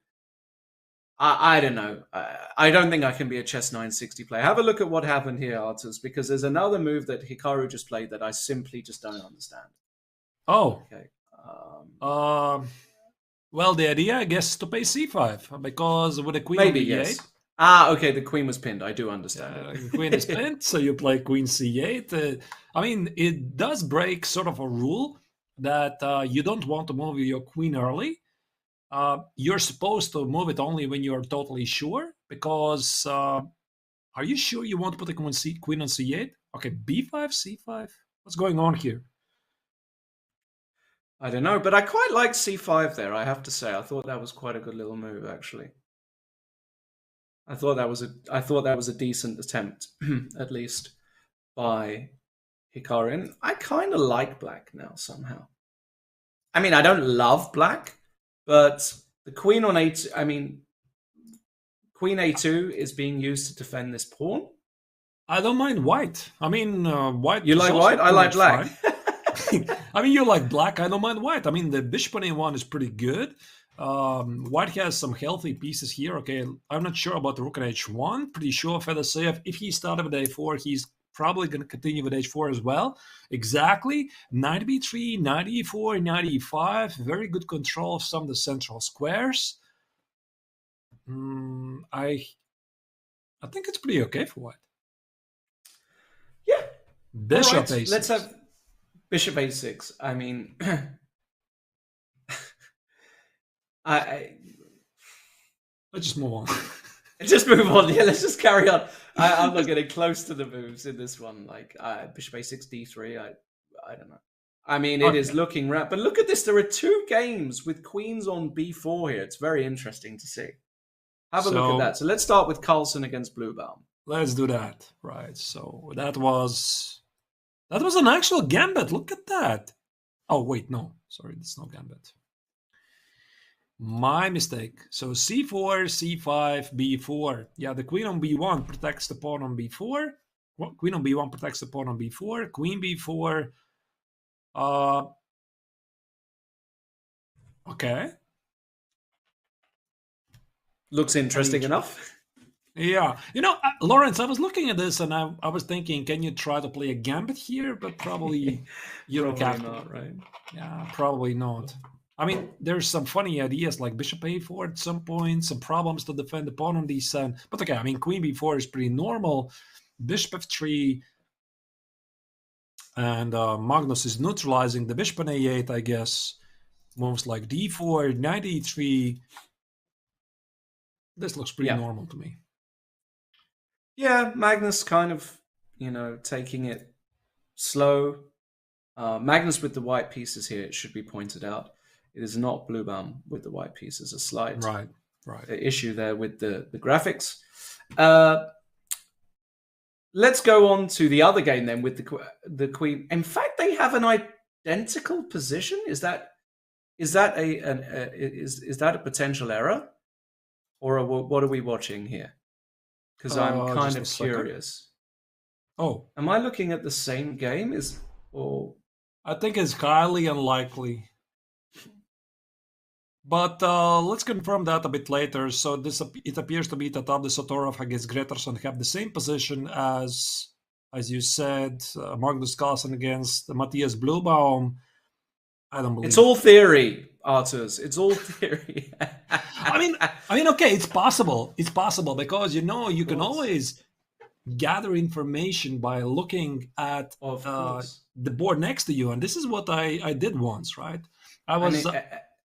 Go on, carry on. Yeah, I was playing a league match, and I got really curious about a certain opening, a certain line in an opening I had never played before, and I thought, okay, I can also try to do this, right? So it was a team event, and I decided to play it, although I had zero understanding what I'm going to do next, right? And I think that if you see something like this happening on another board as well, you might think, why not me, right? But I don't think they have a lot of time to really pay attention to what's happening on other boards. For example, do you see Magnus looking left and right? I don't really, but I can tell you that they have played two different moves now. So they were the same position for that long, which is obviously incredible. Which is just incredible. So that is pretty much incredible. Yeah, it is. It is incredible. I've never seen that in a tournament like this. Let's go to Carlsen against. Let's go to Abdesatorov against. All right, Abdesatorov. Okay. Yeah, let's have a look here. And compared to Magnus's game, instead of what was it? Instead of bishop e7, bishop f6, d4 was played in Magnus's game. Right now, here, bishop f6, d4. This is the game Carlsen against Bluebaum. And here Gretterson says, no, my bishop belongs on e7. So after bishop e7, queen a4, now we have a different unique position. Yeah. And what do you think about this position? It looks very calm at the moment, doesn't it, basically? I think that this is a success for White because White is sort of winning the fight for the center. I can easily imagine White playing d4, knight e3, recapture on f3 with the other knight, and then just some sort of inspired either castle, rook b1 and short castle, or bring this rook in the game with h4, h5. So White is going to have a very nice control of the center, while it's not sure. Well, it's not very clear what Black is going to do. First, the pawn on d7 is under attack. What do you do?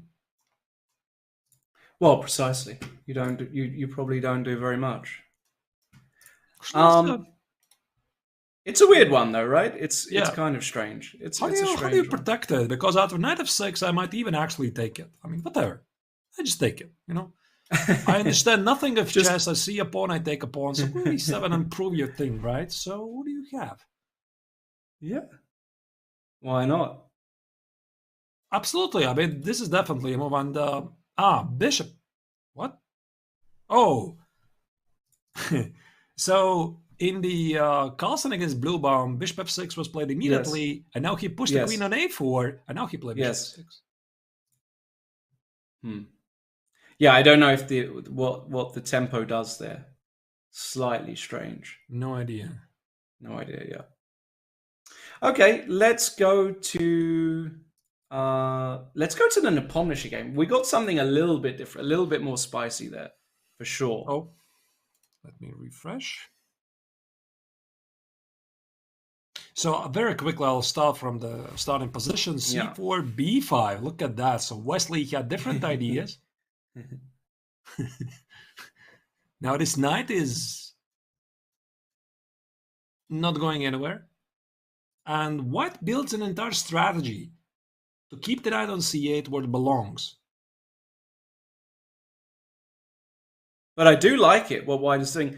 You know, one of the things that I've been contemplating here, Arturs, is space, right? This is a theme I start to see a little bit more in a lot of the games. And it looks as though certainly somebody like Jan, Magnus, they believe that an early space grab is quite a crucial one somehow in this particular variant.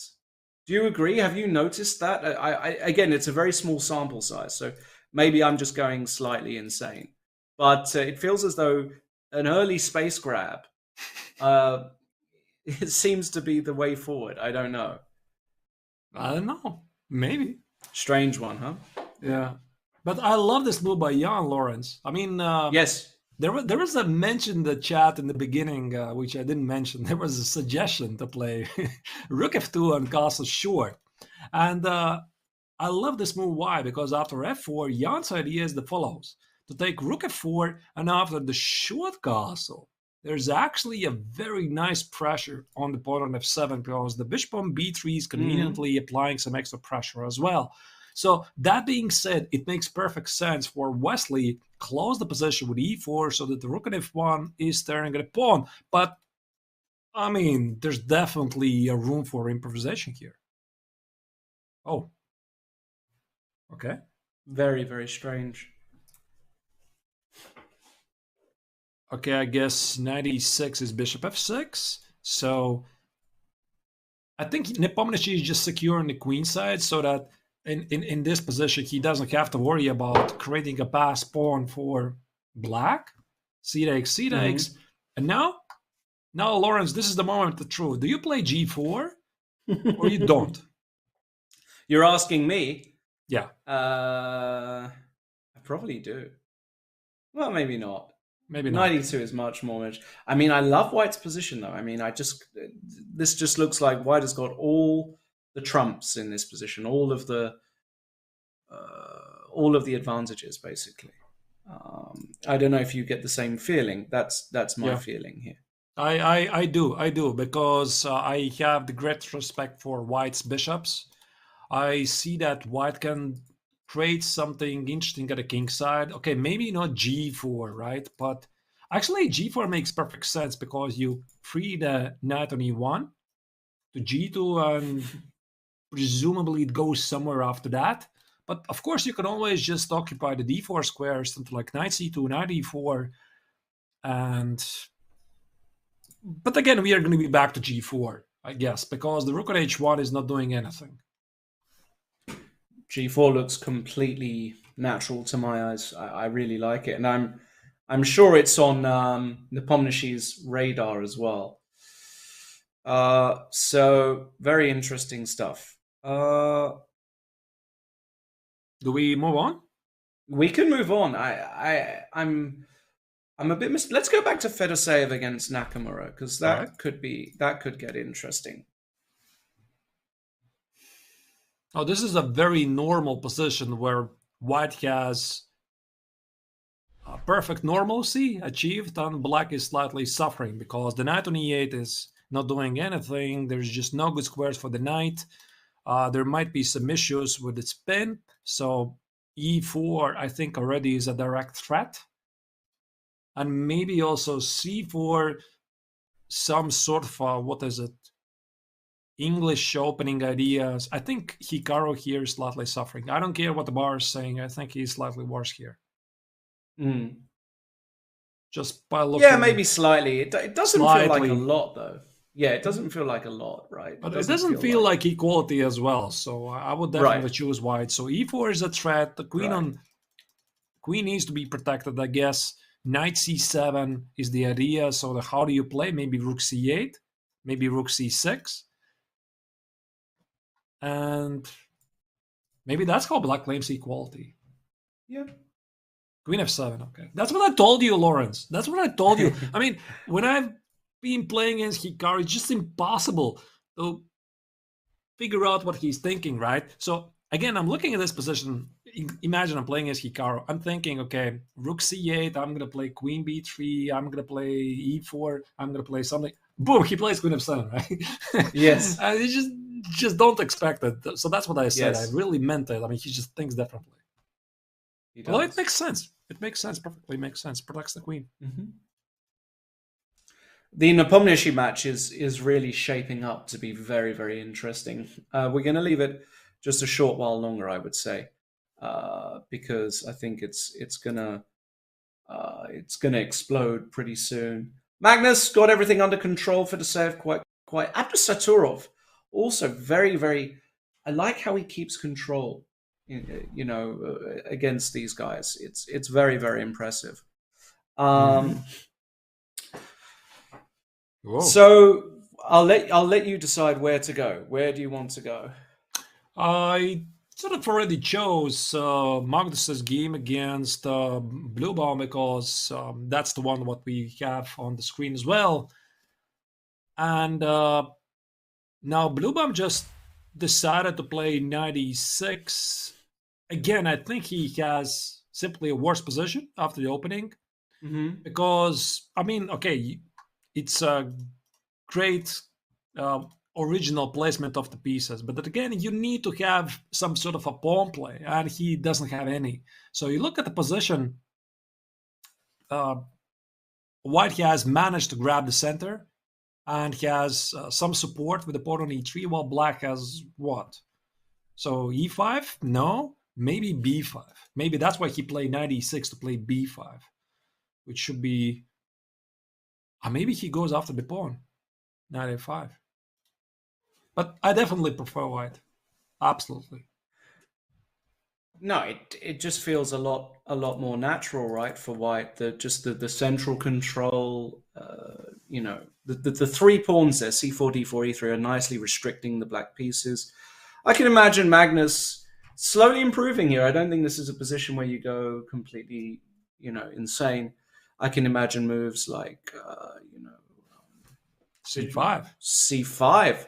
That one I'm slightly surprised by. I have to say, I'm slightly surprised by it. So but I guess it does make, yeah.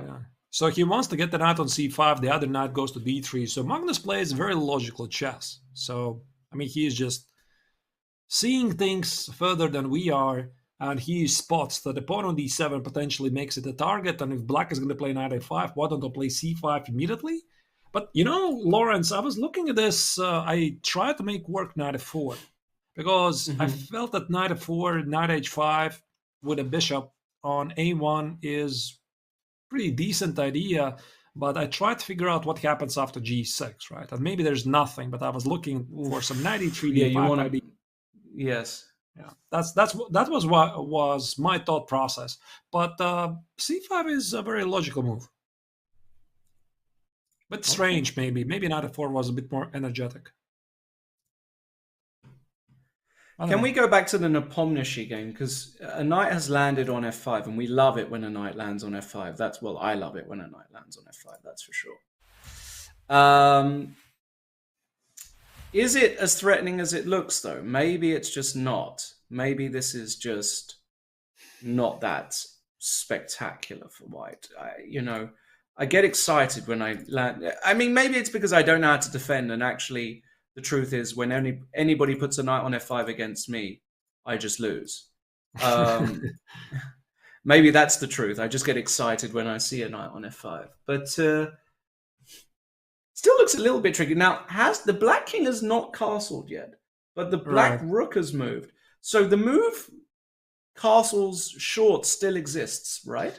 But I think even h5 is looking extremely reasonable, because I was looking at g6, try to secure the g7 square for the king and push away this annoying knight. But after knight h6, king g7, I'm a bit too lazy to calculate. I mean, maybe there's some craziness with g4. I mean, I don't know. I mean, g4, king h6, g5, king g7, and somehow I capitalize on this pin, right? I mean, I was very quickly to suggest it with some f5, whatever. You know, I can't properly calculate. But then I see that the problem is knight h6, and my idea was to play h5, which stops white's intentions to play g4, g5 at some point anyway, because this is where we have the queen and the knight, and then I play g6 later. So I look at this, it makes absolute sense to me. Mm-hmm. But Wesley plays something else, yeah, rook c2. Yeah, rook c2 going active, just not doesn't care. He Just doesn't says, actually, if I win this d pawn, it's good news for me, which makes a lot of sense. Now, does Jan actually have anything here? Yeah, that's really interesting. I mean, there's at least an easy queen d4. Maybe that's the big point. After queen d4, queen... Okay, here we go. Knight e7, king f8. There's, I guess, nothing. We can try to show it. Maybe queen d4, you protect the pawn, but after queen b6... Oh, wait, there's also rook c4. Yes, rook c4 is a very nasty move. That's a cute little idea, actually. Very nasty move. Yeah. Okay, if you can't play queen d4, you can... What do you do? Can I play g4, or it's too much? Wow. I know I'm fixed on the idea. I'm pretty sure this is under Jan's radar. He sees this. I mean, G4, you open up the second rank? You're not afraid at all, huh? You just don't care. It's not my game, so... It's not your pieces. What do you care? I don't care. I love it. So I can suggest funny ideas. Yeah, of course you can. Absolutely. And it actually sort of makes sense, because the idea is to get to the pawn on g7 after knight g3, g5. There's some ideas. Actually, the bar says it's actually not so bad. Wow. And by the way, I'm being informed that Gretarsson, you know, I said he had no chance. Right. Look at this. Let's go to his game. Apparently, he's completely winning. Is that true? Because I'm looking at this position and I don't see why. Why is the bar down there? So, okay. So what happened here? He sacrificed the pawn. This is voluntary choice by Abdusatorov. Right. He didn't blunder this. He sacrificed it. I mean, his idea is to go for this checkmate, and this is the idea which I mentioned in the Carlsen's game, this knight f4, knight h5. I would be looking at this, but not at the expense of the pawn on c4. I guess it's nothing. But of course, Abdusatorov doesn't know it. He doesn't know it's nothing. He thinks it's quite something. Maybe take f3. Queen goes here. Or maybe just take it. And if you take with the bishop, I play knight f6. There's definitely always some attacking ideas. There has to be some direct problems. Maybe just go away with the bishop, right? Bishop e7. Simple as that, huh? Yeah.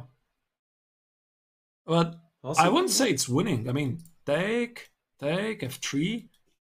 Like this looks unclear to me, so I don't understand. Maybe bishop g6 is a problem right here, actually. But even this, winning? Come on. Yeah, white is not ready for the attack, right?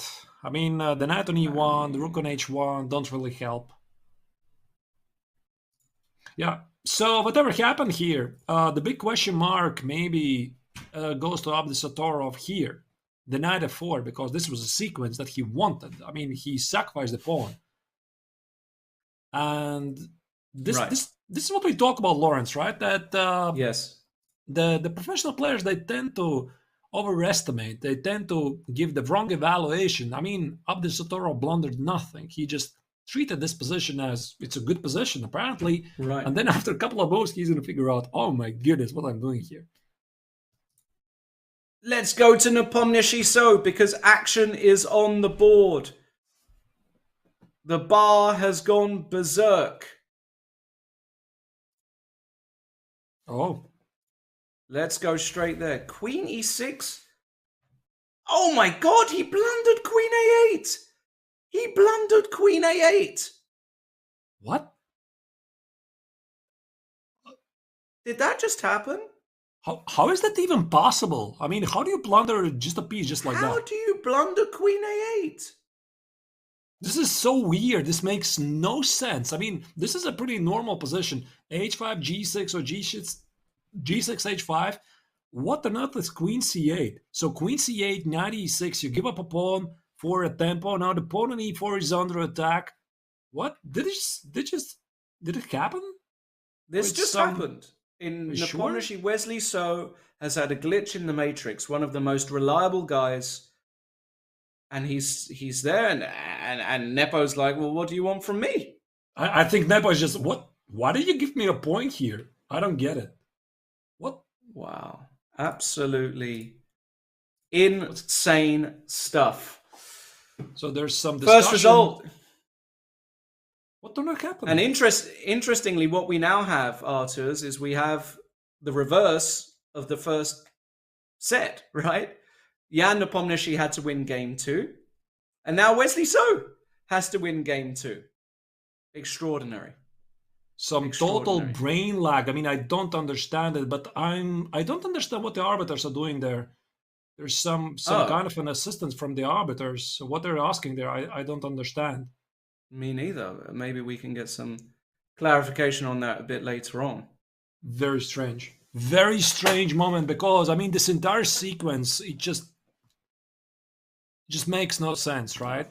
Did he accidentally release a hand or something? He wanted to play queen d8 and the piece dropped out. He landed on c8 or something? I don't get it. I mean, it just makes no sense. Let's get some clarification maybe from our team. For the moment, though, Wesley So making an inexplicable blunder. And we're gonna find out. Let's go back to Fedoseev Nakamura, because this has also gotten completely out of hand, it seems. Fedoseev is definitely pushing, so we left it. When was this? After this queen f7 odd move. So Black is slightly struggling with the coordination of his pieces, because the last rank is normal, what you want, where you don't want to position them. Take, c4, so we have some sort of a, what is this, some sort of a Sicilian great position for white? Whatever, right? And very strange. Yeah, now Hikaru is trying to hold on, and wow. d5, rook e4. Now Hikaru is going to be suffering here for a long time, but I guess he is now probably thinking how to escape in some endgame 4 against 3 maybe, I guess. Rook e4, rook d5, even if white wins the pawn on b6, it might be not enough. But either way, it's quite clear that Fedoseev is the one who is pushing, and so far he's playing brilliant chess. I'm a big fan, tell you honestly. I mean, it wasn't only... Lawrence, it wasn't only Hikaru who played this amazing 92, it was the entire sequence, the entire game by Fedoseev. Amazing flying of imagination from both players. So it was an absolute pleasure to watch. Absolutely fantastic play. And shout out also to the Chess Bras for the raid. Thank you so much, guys. And everybody coming from the Chess Bra channel to watch this. Absolutely fascinating day of chess here. At the Fischer Random Chess Championships, brought to you, of course, by ourselves, Chess.com, and by Brave. We'll talk a bit more about them as well as the stream continues. For the moment, though, we've got this Very interesting position now. Fedoseev against Nakamura. Pure suffering, as you called it, Arturs. I tend to agree. This looks like just a position you either win as white or you make a draw. I missed absolutely actually this bizarre. very cute shot. Yeah, it's Show very me. nice. Yes, It's very show me. easy, very nice at this level. I mean, I missed it. I was concentrating on rook e4, rook c8, of course, easy puzzle rush. So white has two connected pass pawns, and Hikaru, the best he can do is try to go for some perpetual check. Yeah, queen g6, queen f5, or queen h5, and pray that it's going to be enough. Maybe it is actually. Maybe it is. I mean, the more I look at it, I'm not that convinced by white's position because how Wait, do you but hold there's queen everything? g3. There's queen g3. Yeah. Queen g3 here. Yeah, Okay. because king h1, queen h5, you have amazing difficulties to protect this pawn because queen f4, queen g3. Oh, wait, I just dropped the rook. Oh my goodness, what I'm doing. Okay, I see nothing. So even king h1 is a move. Yeah, but queen g3 looks pretty logical. Queen g3, e4, rook b1. Doesn't look good for American fans. Yeah. What about German fans? Magnus Carlsen has got a rogue rook on h5. Excuse me, sir. What is that guy doing up there? So he did play h4. He did play h4, but it cost him a pawn. So that's a positional pawn sacrifice. He sacked up. It felt like a position where he didn't need to sack at all. So it's very curious that he decided to go for this. Right. Very interesting moment, right? I felt that somebody might play this h4 moment at some point, but when it costs a pawn for a tempo, okay, that's a bit odd moment. Rook h5. I think Magnus is just having too much fun here.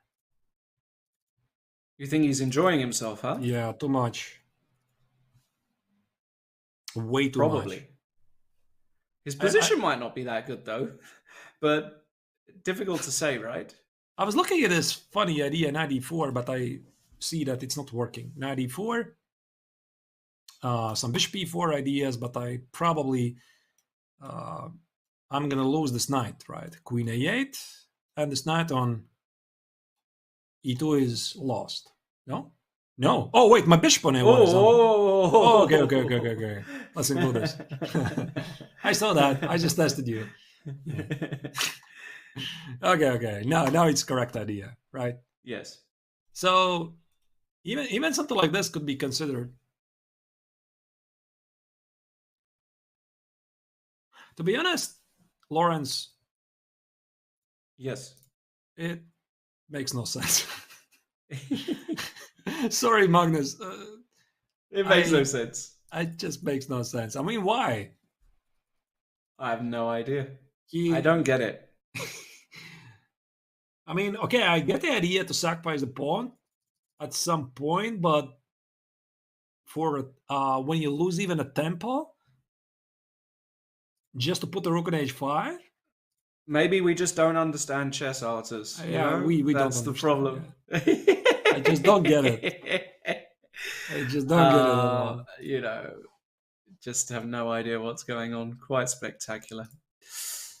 Maybe he's just trolling a little here. I don't know, but some really inspired chess. And possibly. Okay, maybe Magnus is thinking deeper. When Black is going to castle short, that the rook at h5 is actually where you want it to be because there's going to be some whatever big attack, which I don't believe it's going to be there. Okay, what else have we got going on? Wow, Hikaru is trying to force the draw here in a pretty sort of direct f5. Again, a move that makes a lot of sense because he's trying to rupture this structure. He's a tricky guy, is this Hikaru Nakamura. He's very difficult. So what do you do against rook e1? He wants to play something like queen d2. Is that what and just molest the rook? Is that what he wants? Could be, and also he has the outside pass pawn, right? To apply some extra pressure. You don't think he's being super optimistic here, do you? Hikaru. But then again, we saw it in the last game where he's just trying to win at all costs, it seems. But he has to do something, right? I'm not sure what else, because the passive defense here is... Okay, maybe f5 was not necessary. He could have played b5. But f5 Right. also Yeah, makes f5 sense is because he's exposing the king, right? Somehow very, try very to get strange. closer. Yeah, queen e5 maybe. Some check ideas, rook f8, Queen e6. e5 I like, yes. Yeah, but there might be no decent follow-up. Pawn on f3 is still under attack. Yeah. I don't know. Very, Maybe queen very. d6. I don't know, queen d6. It's difficult to tell. Difficult really, to tell. Yeah. really difficult position, huh? To even assess. Right. All right. Right. We'll come back to that one, I think. Let's go to Abdusattorov, because we have got absolute carnage on the board.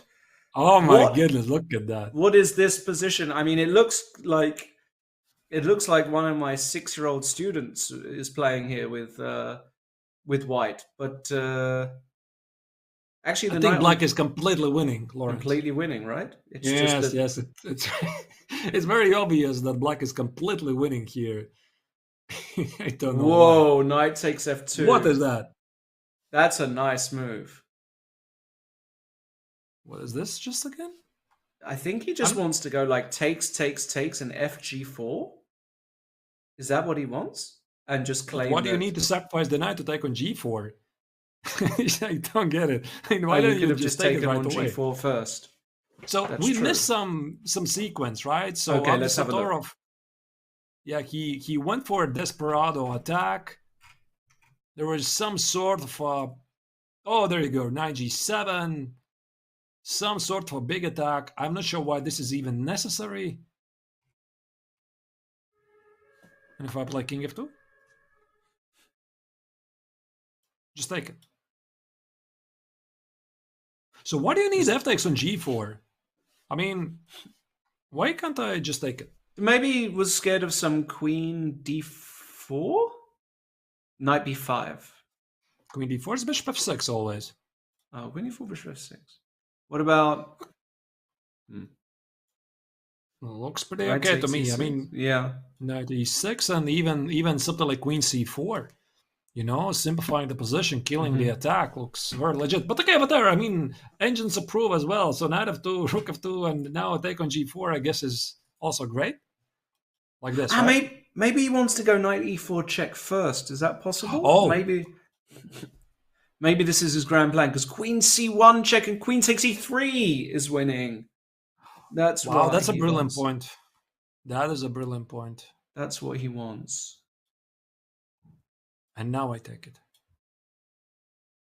No, now king e2, fg4. Now the king is on e2, and it's bishop b7, bishop a6 is coming, and all kinds of stuff is happening here.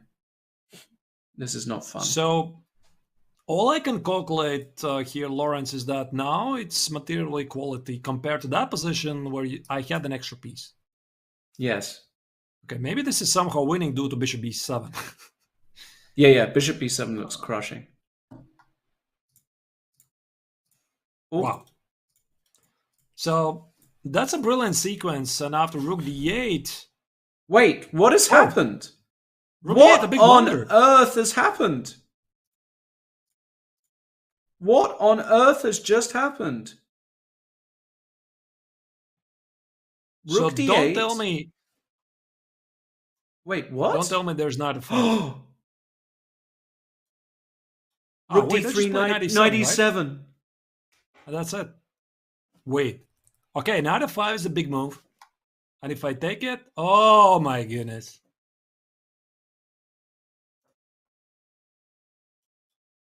And this is just...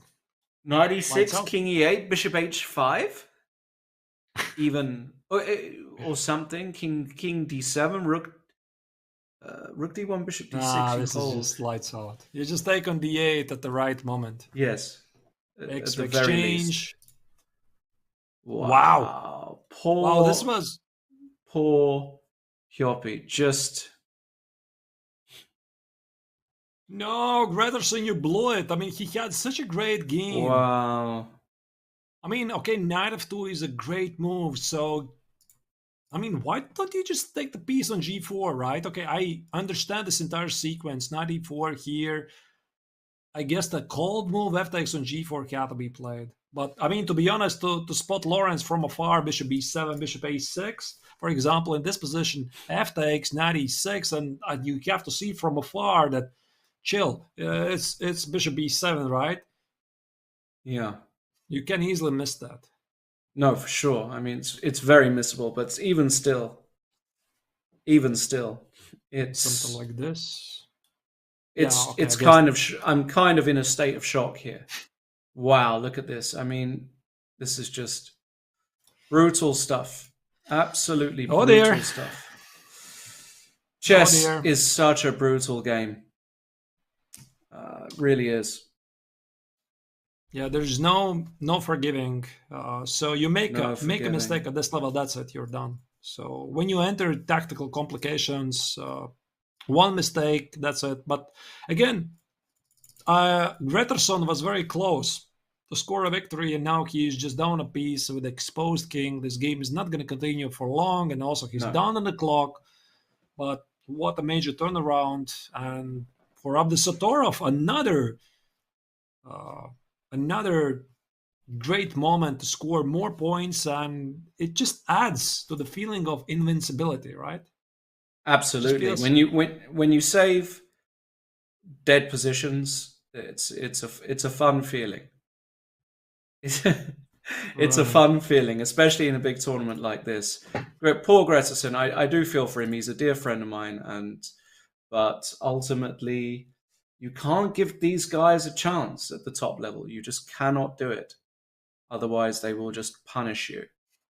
All right, what do we do? Do we move on? Because there's. I think we go to Carlsen. Yeah, let's go to Carlsen, because I think the Carlsen game is very, very interesting. Very, very tense, and we've got here a close up of Bluebaum and Carlsen. So, what do we make of this position? B takes c5 on the board. I think I saw knight c5. And Magnus just continues to play like nothing happened. So he gave up the pawn h4 and just played like nothing happened. Yeah, it reminds me of the time I played in a European Youth Championship. I remember I blundered a piece very early on, sort of moved 10 or 11. And I just said, okay, I'm just going to carry on. Like nothing has happened. And I did. And I ended up making a draw. He was a very strong player. It's actually Yuri Borisek, Grandmaster now. And I remember I just gave that's okay, just carry on. And that's what Magnus says. Okay, it's a pawn, a piece. What does it matter? Just carry on. Just carry on. And he is carrying on after bishop a8, queen a8, knight c5, queen c6. This is the actual position. Yes.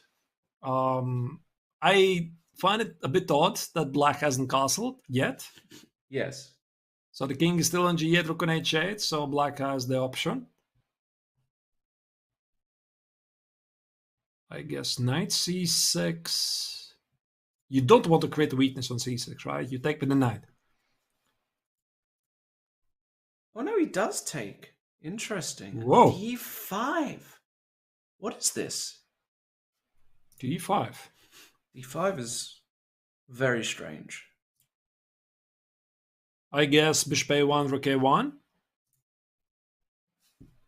Could be, and then knight c somewhere, e5 or e7. I don't know. But knight c5. You also have to calculate d-takes on c6, so when you're in time trouble, you start to see ghosts, right? For example, d-takes on c6, and you could easily miscalculate the d-takes on c6. There's going to be something, but there's nothing. I see nothing here. The knight on d2 is under attack, so if you take on a1, I take on d2. So this is not how Magnus is going to play. I guess bishop a1, rook a1, and some sort of whatever move. Knight e7, e5, something. Maybe knight e7. No, Magnus is slightly overdoing things here. I don't like what he's doing. I mean, we have to give him a lot of credit for this very inspirational pawn sacrifice, h4, bishop e4, which I kind of don't understand why he did it. I guess he was in such a deep level thinking that rook on h5 is compensating the absence of the pawn, because the rook in some cases can be lifted toward the queen side, and then you're going to get back everything in interest. But it doesn't look like it. Wow. Crazy stuff. And you were right, because I said Bluebaum, I didn't think he had any chance of making a draw, but he's favorite now not to make a draw. He's actually favorite to win this position. I mean, a pawn's a pawn, and I see no danger for him anywhere. So it's very curious. Oh, and actually, Lawrence, we have an update of why Wesley So resigned. And after Queen A8, you remember this crazy game just go very quickly? He thought he can actually castle.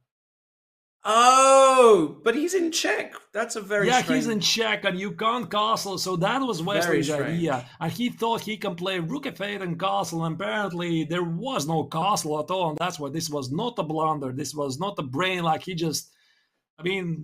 whatever. I mean, he thought that here after queen a8, rook f8 is a legal move. But apparently, I guess he made it. I don't know. But then arbiters kindly explained to him that rook f8 can't be played. This happens.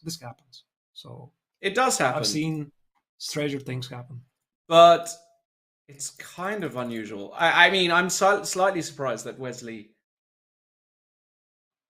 didn't know. It is surprising. No, it is surprising. It's not that normal. I would say it's not that normal. Okay, let's go back to the Magnus game and some action. There's a pawn on d6 now. So what's going on here?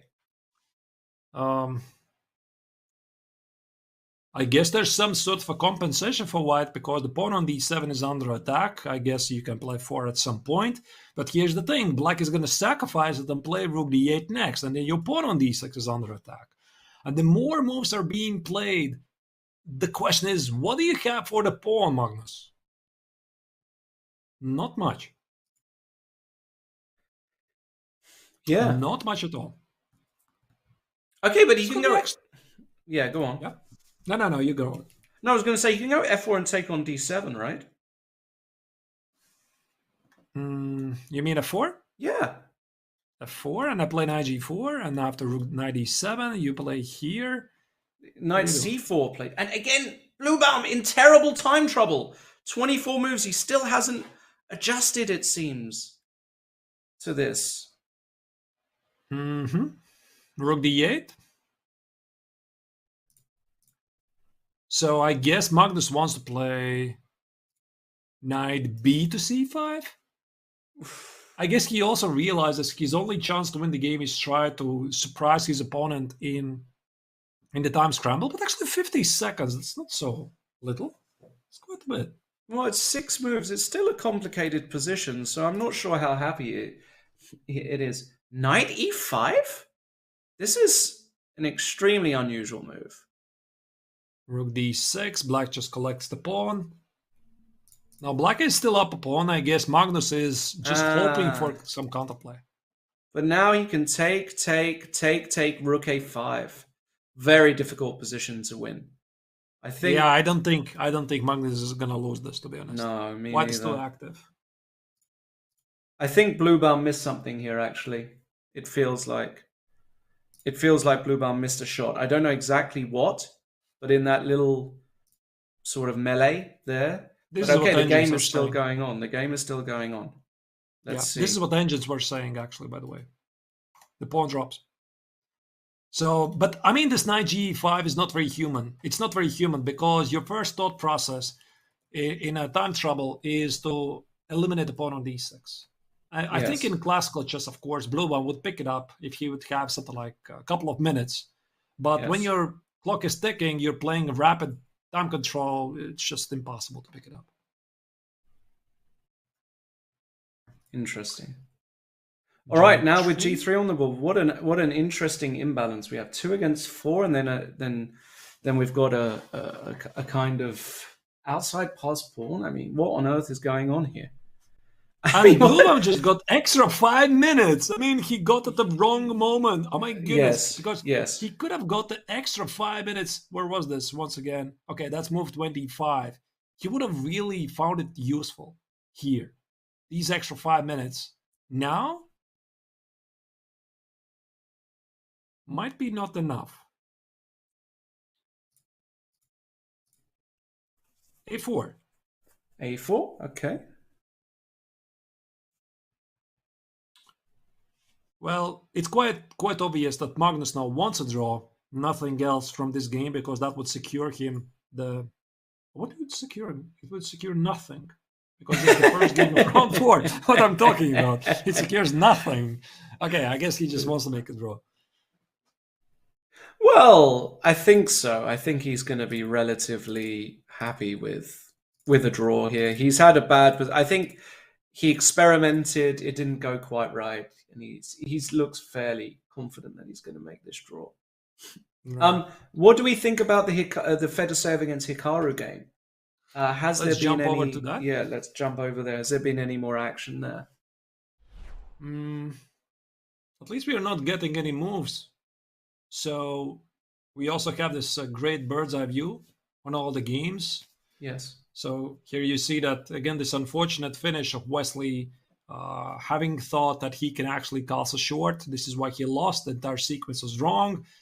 Fedorsev is walking. Where's he walking? His game is running. That's a draw then. Another draw between these two. Absolutely astonishing stuff, actually.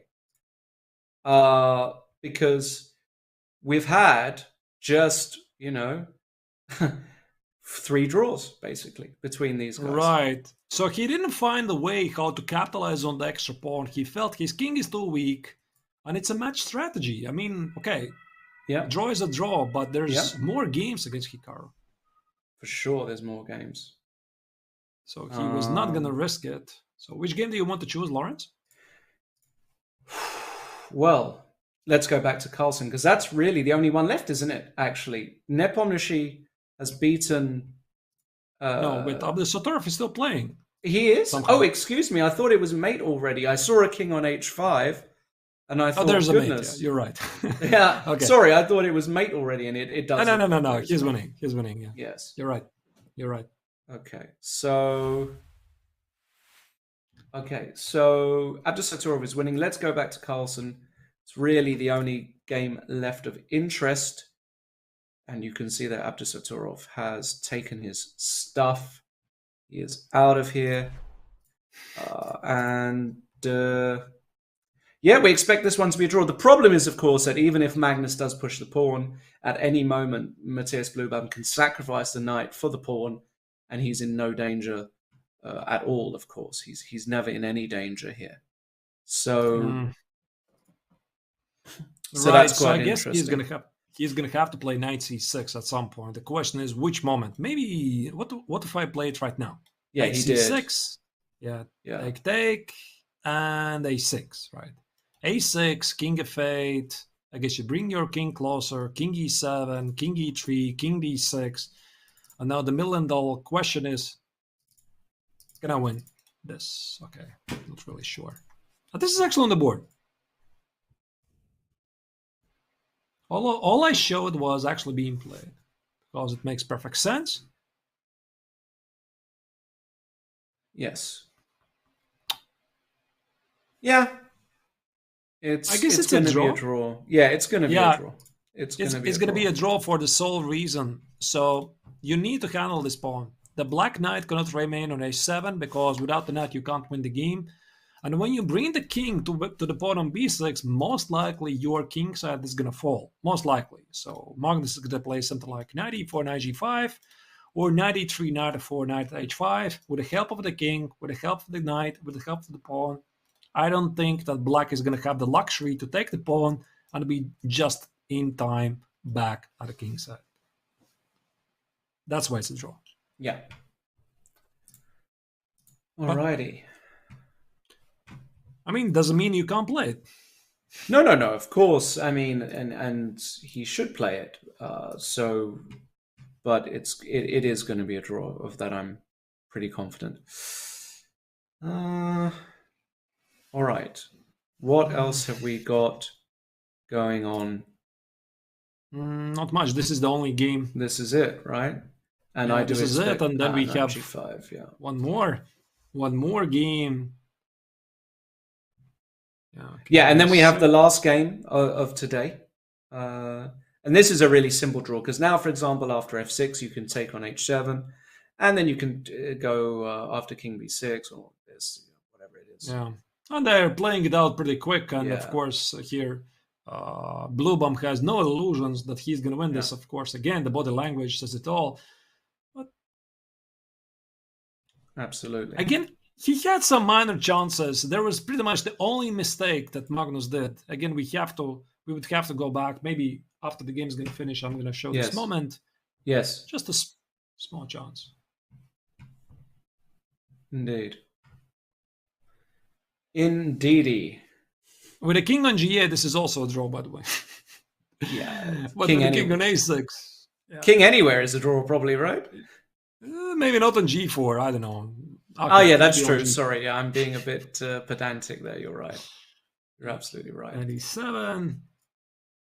And now, actually, Blue Bomb is securing a draw, knight f5, knight g3. Yeah.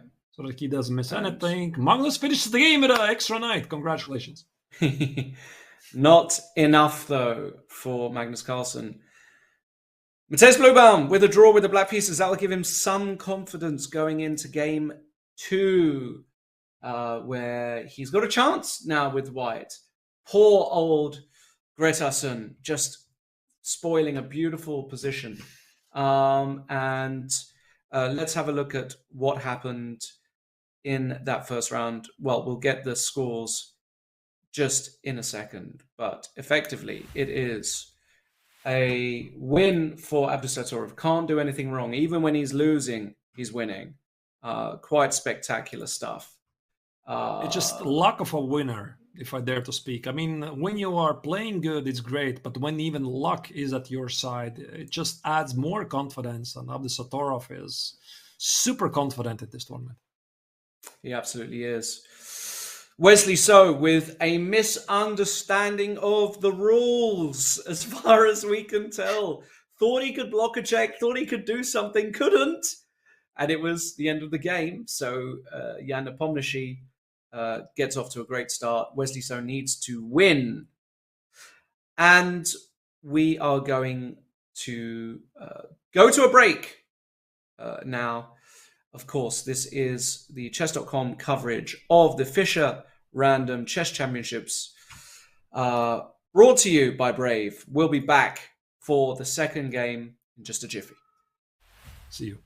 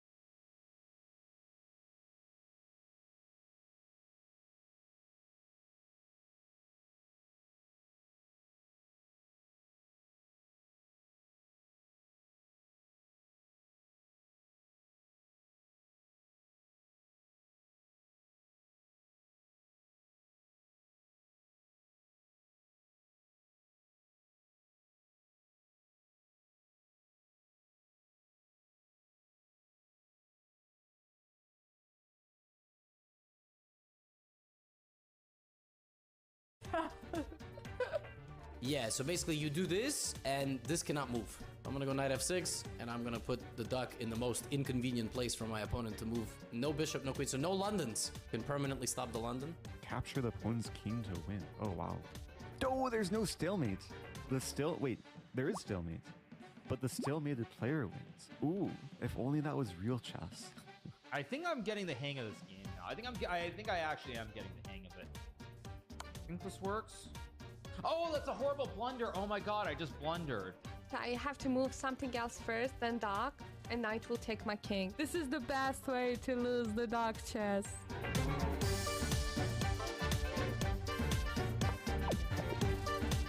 Those some real bullet skills right there, boys. This is the first time winning duck chess. That's so exciting. Oh no, mouse slip. No. I won! Yeah! Duck chess champion. Give me those points, baby.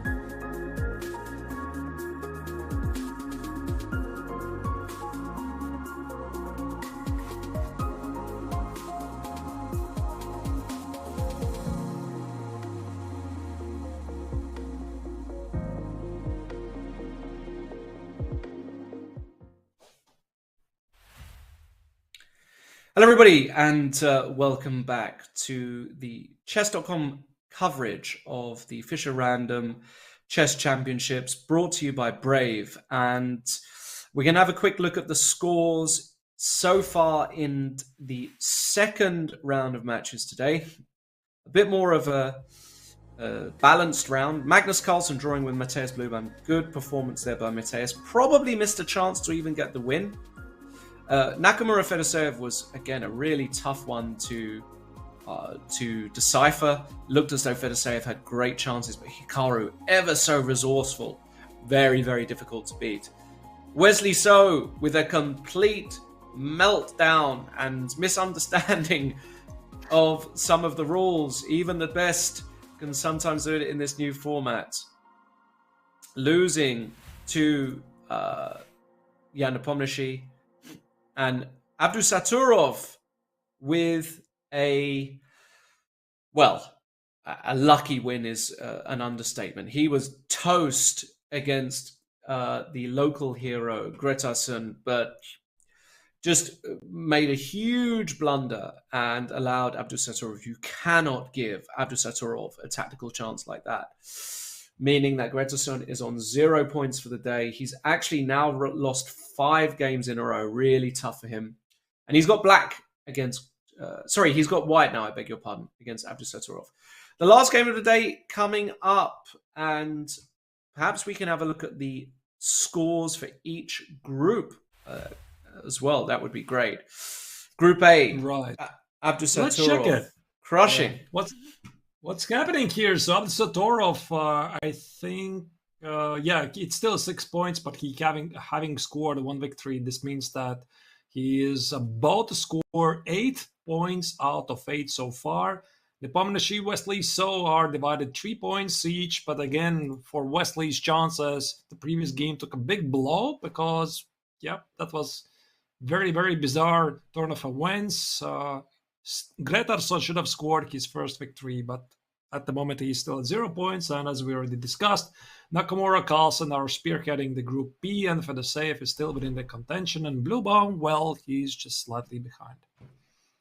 Yeah, and let's see what these guys are fighting for. It's not just for the title of World Fischer Random Chess Champion, but no, have a look at these prizes. 150,000 US dollars, first prize. 85,000 for second. 55 for third. 40, 25, 20, 15, and 10 going down the list. That's serious cash, even for these guys. So, they're going to be fighting tooth and nail to get through. And remember, today is day 2. Tomorrow is day 3. There are 2 groups, and the top 2 from each group go through to the next phase. At the moment, in Group A, of course, it's all Abdusaturov. But Nepomniachtchi, Wesley So have got a little battle going on there. That's the key matchup, those two. Nepomniachtchi are just slightly ahead at the moment. 32 years old, Jan Nepomniachtchi. We all know him by now. He played Magnus Carlsen for a world title match. Came up short, but has been given another chance. He played a phenomenal tournament at the Candidates, winning it with ease. He'll now play Ding for the World Championship title, a natural talent, and defeated a number of top players for third place in this tournament in 2019, including Fruja and Caruana. And, so talented, so creative. You would expect Jan to put on a show here. In Group B, things are far less clear because they're tightly packed. And with the exception of Matthias Bluebaum, pretty much it's a 3-horse race. Nakamura, Fedoseev, Carlsen. Which of these players is going to get the top 2 spots? Is Bluebaum going to play the spoiler? And for example, imagine Matthias now beats Magnus with the white pieces. All of a sudden, it's all up in the air. Very, very, very tough little tournament. And of course, thank you for everybody tuning in, watching us with your nice comments. It's a pleasure being here. The next game coming up is the last game of today. There'll be more action tomorrow, though, at the same time. So we'll be back. A view from the playing hall there, Arturs, and looks very nice. Looks like a nice little playing hall. Looks very Icelandic. I would love to be there. Yeah, it looks very cozy, very nice atmosphere to play chess. And obviously, we're not in Iceland. Would love to be there. We have been there. And here we go. I think the final game of today is going to start in a moment. And again, the players are facing the same opponent. This time, Matthias Bluebaum is going to have white color against Magnus Carlsen. There you see them on the screen. Now, this is probably going to give, for Bluebaum, perhaps some extra confidence because in the previous game we just were following, he did have some chances against the world champion. And that's all you need. Yep. By the way, as Lawrence said, big shout out to all the viewers. We are watching what you're saying there. Thank you for your support. Some of the funny comments there, I like them. And I hope you're enjoying it as much as we do. We are commentators, but also chess players. We are enjoying these games really, really very much. And the games have kicked off. And well done, Arturs, for kind of guessing that in this particular construction. And once again, if you've just joined us and you've missed the action today, this is Fischer Random Chess. So the pieces are shuffled on the back rank. There are 960 different versions of that shuffle. And today, it seems as though in this particular configuration of pieces, the move c4 seems to be the move of choice by white in the majority of games. I'm sorry, yes. Lawrence. I'm just dying of laughter here. Tell me. I see 2 possible trolling openings. Yes. One of them is obviously c4 a5, right? So this is like a direct resemblance to what Fedoseev was trying to do to Hikaru. But then I had a glimpse what is happening in Nakamura against Fedoseev. I remember I was going through all the possible moves at the opening phase, and I was saying, like, every single move has sort of a purpose, perhaps maybe except of f4, right? Because f4 opens the king, and there's no need to do that, and then Hikaru plays f4. F4, exactly. Right. I love well, I don't understand anything. So about the opening stage, it's such a mystery. But that's what makes this also very beautiful. Original position. How often do you have a bishop on a5 after 2 moves? Not very often, right? By the way, bishop a5 is just such an insane move to me. Honestly, this move, it's beautiful. And Fedoseev is so perfect for this event because he's so creative. Bishop a5. This is some sort of a psychological warfare, right? Because in the first game, Fedoseev played a4 and got a great position. Now Hikaru says, if you can play against me a4, I can play against you f4. And now f4, b3, c3, b4. Yeah, it's just looks weird. Well, I mean, what can I say? It just looks weird. It makes no sense, right? I mean, the bishop on a1 is stuck looking at the pawn on c3. So this is some kind of psychological warfare between these two. Like, they're just battling it out. Who is going to be the most creative player here today? Yeah, it's a battle of the artists. Nakamura against Fedoseev. b4, bishop b6. Right. I don't like f4. I weaken my king. I don't get it. It's not an intuitive move to me at all. But who am I to question Hikaru Nakamura? I much prefer your c4 and Bluebaum with a solid position at the moment against Magnus. Nothing much going on there. And believe it or not, in Abdusaturov, we have something a little bit similar. If you want to take a look at the Gretas and Abdusaturov game. That's what we can do. Oh. So the bishop is not on a5, it is on b6. But white has done slightly better here compared to Hikaru's game. He has managed to take over the center. Much better. Although, you know, Lawrence, I really want to play c4 here, if I could. For example, white plays knight f3, c4.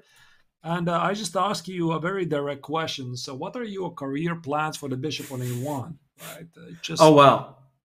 I probably have to go b3, right? Right. Yeah. b3, maybe bishop b2. Yeah. slowly move it out. But you're right. You're completely right. That this is very interesting. We didn't get any of that. And that's why I guess he took on c5, so that there's no idea to play for black c4, but it doesn't help for the bishop on a1. Yes, it doesn't. And the bishop on b6 stands mighty here, and I don't like what Gretarsson is doing here. I don't like it at all. Again, I mean, it's a psychology, right, Lawrence? Yes, because, yes. You just have this previous game in your mind, and again, you can't really compare the same player he was, for example, at the start of the tournament with ambition, well prepared, rested, etc. And then it's exactly the same player, let's say, at the end of a very long day after suffering a major loss in a completely winning position. Okay, maybe he didn't know it. Probably somebody said to him, listen, I mean, you had a completely winning position there. I'm so sorry, right? So it's very tough, and you have to swallow that bitter pillow. So it's very, very tough sometimes to play, and it really matters when you play. So I think that in Gretarsson's mind is still this previous game. Yeah, it's very difficult to rebound from a game like that. You really just you can't bounce back easily. It's just you need the mental toughness that's really only exists. I mean, there are only a few players in the world, Arturs, which can I think of players that suffer a huge loss and can just robot bounce back immediately. Very, very few players can just do it emotionless. One of those is Fabi, actually. I think Fabiano Caruana is one of the top guys in the world for a quick bounce back. But, right, it's very tough. And White's position here looks horrible. Let's go to... where should we go? Should we go to So Nepomniachtchi? Yeah, let's do that. Let's do that. Okay. There's a very menacing battery. Yes. It is. And that's it. And that's it. So there's no knight g4 ideas, at least not immediately, because the bishop on d8 protects the knight on f6. Otherwise, Yes. it would be an idea, right? Yeah. So, Yes. What do you make of this position, Lawrence? I'm not. I like I'm not White. Really sure. You like White? But 94 is very interesting. No, it's kind of saying I don't want to be too passive here, so I'm going to hit your queen. Okay, so queen c2 will be played probably. The queen doesn't. Queen e3 looks Queen wrong. e3. Yeah, queen e3 looks interesting. Looks wrong to me. Looks wrong. Yeah. Okay. Yeah, because I think can't you just kick the knight and then c4 hang? No, but no, d7 is hanging. This is very weird. But he went back to c2. This is clearly a Wesley So move. Queen c2. Much prefer this. And if so I play something like knight c5. Knight c5. Yeah, maybe I just have to take the center now. I don't know. d4, yeah, for example. Take. And... Knight d7? Oh, look at that, knight e7. No, bishop c6, bishop c6. Yeah. Bishop c6 and I lose. Yeah, rook e8, knight f6 was my plan, but bishop c6 is good. Great idea. Yeah, it's cute. Okay. Okay, so queen c2, knight c5.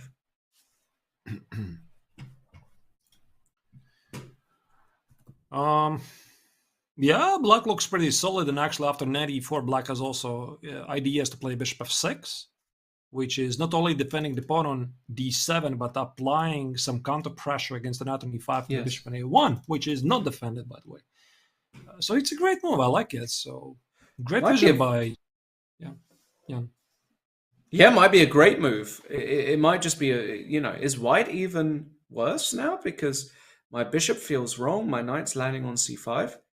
If the two bishops start to work here, white could just be a lot worse. Maybe. But then again, I'm not sure. Probably this queen e3 will have to be played. I mean, queen e3 so that I keep the bishop, because I have a feeling I want to keep the bishop pair to look at the white king. And what do you do, I guess? Oh, wait, it's not even under attack.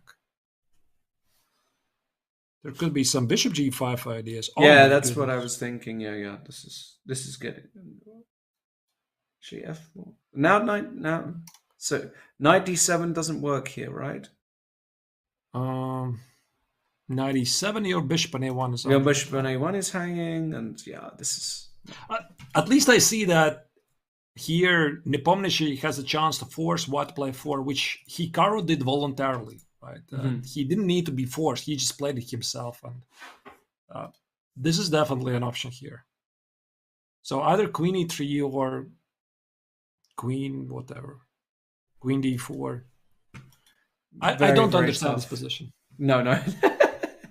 How many times have we said that today? I don't understand every this game. position. Every game. Yeah. I just don't understand it. I mean, it's an honest answer, right? I mean, just don't understand it. There's a million ways to play this out. There's just no normal pattern which applies to this position. So we can just guess. We're looking at this, we're guessing. We're pretty good guessers normally, but... True. Okay, let's move on. All right, let's move on. Let's go to something also a little bit exciting. Let's go to Nakamura Fedoseev. Let's go there. All right. What is this? So what is going on here? The bishop on a1 is still...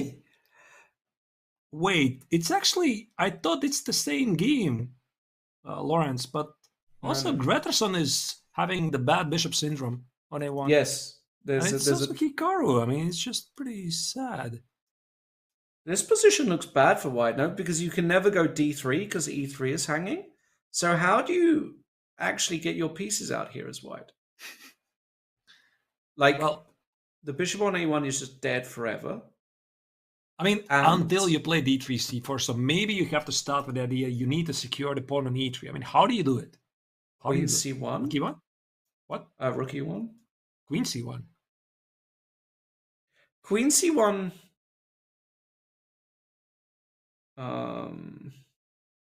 doesn't feel right. It Bishop e4? Mm-hmm. Yeah, bishop e4 looks great. Bishop c2, perhaps, but then in the worst case scenario, we can do something like maybe taking is a bit too.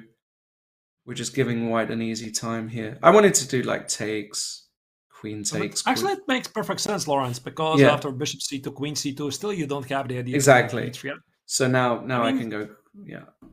Exactly. Hikaru's position is pretty bad. Yeah. It's bad. It's bad. So again, I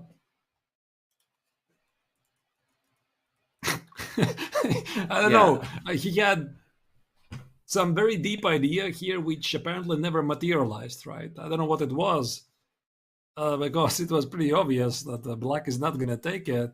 So I think it was like part of this psychological warfare he's fighting against Fedosseev. He just didn't quite work for Hikaru. Yeah, I don't really get it though, because he's in such a dogfight for this, for qualifying, that I don't think this is the time for psychological warfare. I think this is a time for, a move like 1c4, not weaken the king, try not to be too creative with a guy that can put you under pressure. We saw it in a lot of games already. Even the first game of this particular round, Fedosseev had a great position. So Hikaru in huge trouble. And if he loses this, he's in deep trouble. He could really struggle. He loses the match, right? Yeah, he loses the match. Now, he does play Bluebell tomorrow. This is what I think he's thinking. And Fedosseev plays Carlsen. So I think he's thinking, okay, I've got some insurance here because I should beat Bluebell, but you never know. I don't know. Okay, he's still within this game, of course, so I don't think that Hikaru has given up on this game just yet, but okay, bishop f3, look at that. Actually, this makes sense. Maybe the idea is to play queen e1 and d3. And also the queen on e1 is ready to jump somewhere to g3. I just desperately try to imagine how Hikaru is. I'm failing all the time, but I guess queen e1. This has to be the move. Yes. Feels like the move does, and he has played it. Exactly. I guess that. We got one. I got one. Yes, we got one. All right, so queen e1. Okay, still a precarious position. A4 is the move, of course. And then white is going to play like knight c1, knight e3, knight e5. Yeah, but I'm not that scared. Somewhere a4, knight c1. Can we go e5? Or is it not a move we want to play? You mean after a4 or immediately? Yes. Probably after a4. Yeah. Yes, a4, knight c1, e5. Oh. The point being after f takes e5, knight takes e5. For the moment, your knight is dead on c1. Your bishop is dead on a1. I might, you take, queen takes a8. I play queen e4. Next, I try and occupy the squares. I can even play f5. Queen d5. Queen d5. Looks yeah, logical, great centralizing right? move. Yes. And this bishop might never even see the sunlight because there's always knight c4. Oh my goodness, this is just so bad. Yeah, this is a brilliant point, Lawrence. A4, E5. There might be some other choices as well, but I'm sure it's not the strongest, but yeah. Let's move on maybe because okay, it's just pretty difficult to watch what's suffering here. So your suggestions? Where do you want to go? All right, let's go. Let's have a look at Blue-bound Carlsen. All right. Let's have a look at Blue-bound Carlsen. And this looks pretty normal, right? Mm-hmm. Rook c1, white is ready to castle. Knight g3, black is going to do the same. Black is slightly suffering, it appears to be. Yeah, a little bit of suffering here, actually. And of course, this is a very relevant game right here, because if Mateus does the unexpected and beats Magnus, the group is wide open. Even Mateus can still qualify if he wins this particular game, I think. Okay, Bishop e7 played by Magnus, covering the knight. There's actually a very interesting comment in the chat. All whites are suffering. I didn't notice. Really? Interesting. All white colors are suffering in this round. Sometimes this happens, except maybe of this game. But here white is doing pretty much all right. But all of the other games, white is suffering. Yeah, sometimes this happens. Sometimes there's some weird coincidences. That's very interesting. Okay. Yeah, very rare, isn't it, for that to happen? We saw a round, was it the last round or the round before, where actually it was nearly 4 white wins. Very close. Right. To get 4 white losses would be, well, it would be very, very unusual. Okay. So bishop e7 is played. I guess Magnus's idea is again to play rook a8, short castle, play a4, establish some weaknesses here. Why I really like white's position here, because it just visually looks better. So knight g3, short castle, maybe d4, e4, take the center with potential, go for the king side attack, because the bishop on a1 potentially could, with the help of the knights, with the help of a pawn center, could do some good. That's why I'm saying that white looks better, but maybe it's not much. Okay. All right, let's go to somewhere with a bit more action then. And let's go back to Grytarson against Abdusattorov. Never failing to give us pure entertainment, these two. And what is going on? What are we looking at here? I'm sorry, but this just makes no sense. Yeah, B4 at all. I don't understand it. I mean, from a strategical point of view, Lawrence, you're going to back me up here, right? I am backing you up. From a strategical point of view, you're looking at the bishop on a1, right? And you're very happy where the bishop is, right? And you're probably thinking, white is going to probably play c4 at some point to bring the bishop in the game. So why play b4 yourself? It just doesn't make any sense. Yes, what's the big idea here? It's not my. I'm just not on the same level as him. I mean, what can I say? I just don't know. Lawrence, maybe the idea is somehow specifically Queen A7 idea, because from a strategical point of view, it doesn't make any sense at all. Maybe the big point is after C4, there's some sort of shot. Like this looks like a really good Sicilian for black, right? Some kind of Khan or something like that. Right. With a bad bishop on d3 and pressure on f2. Yeah. So I don't like c4. Did he play? He played c4. Okay. No, he first played bishop b2. No. Bishop b2. Oh, sorry, I beg your pardon. Yeah. Bishop b2, knight e7. But of course, Abdusattorov knows what he's doing. It's just I'm just telling from strategical point of view, right? You're not supposed to play b4. You're not supposed to open this bishop, and he's doing it. And that's why sometimes in chess you're making weird moves, because specifically in that position it's a great choice. Still, that being said, I don't think b4 is a good move, right? It just can't be, because white is going to play c4 himself, and if you really badly want to play queen a7, why don't you play queen a7 right away? right? So, which is still a very legit idea. I'm just not sure how b4 helps you to play queen a7. So that's it. But okay. I simply don't know. Is the answer?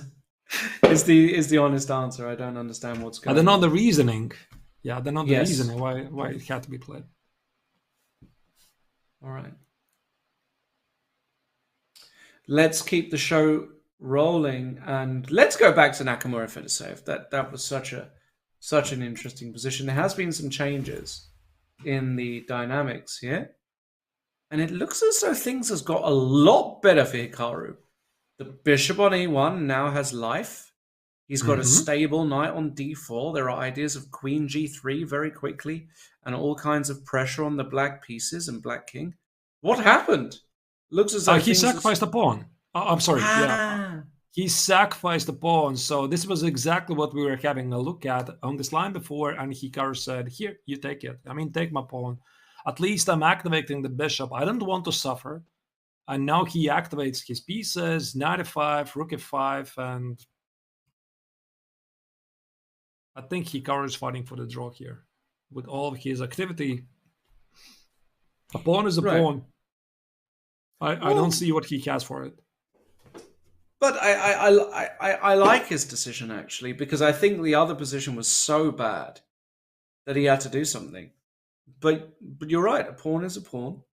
A pawn is a pawn, right? But again, Hikaru definitely is a very creative player, so to take him down just like that, it's easier said than done, right? And I think he probably... I'm sorry, yeah. No, I think... Please. I think he probably suspects that he is worse. He should suspect that he's worse, but I don't think he thinks he's losing. And he probably thinks that, okay, I give up my pawn, I activate my pieces, I'm probably worse, but I'm not losing. And this is, by the way, very important, that I can try to salvage this game because of I'm leading an active defense. So I think he's doing everything right. And also Fedoseev is doing everything absolutely correct. It's a brilliant pawn sacrifice. Look at this, Lawrence. Bishop e5, d takes, rook e5. Yes. And now what does he want? There's whatever, I don't know. I mean, some sort of an active move like rook d8, maybe. And white has some. White can castle. White can castle. Don't forget. Oh, how do I do that? No, maybe white can't castle. Maybe white can't castle. Sorry. Can white castle? By the way, I should be able to castle. No? Yeah, I think. I just don't know. And he has castled on the look on the live board. He did castle. Yeah, I should be able. I just can't castle. I don't know why. All right.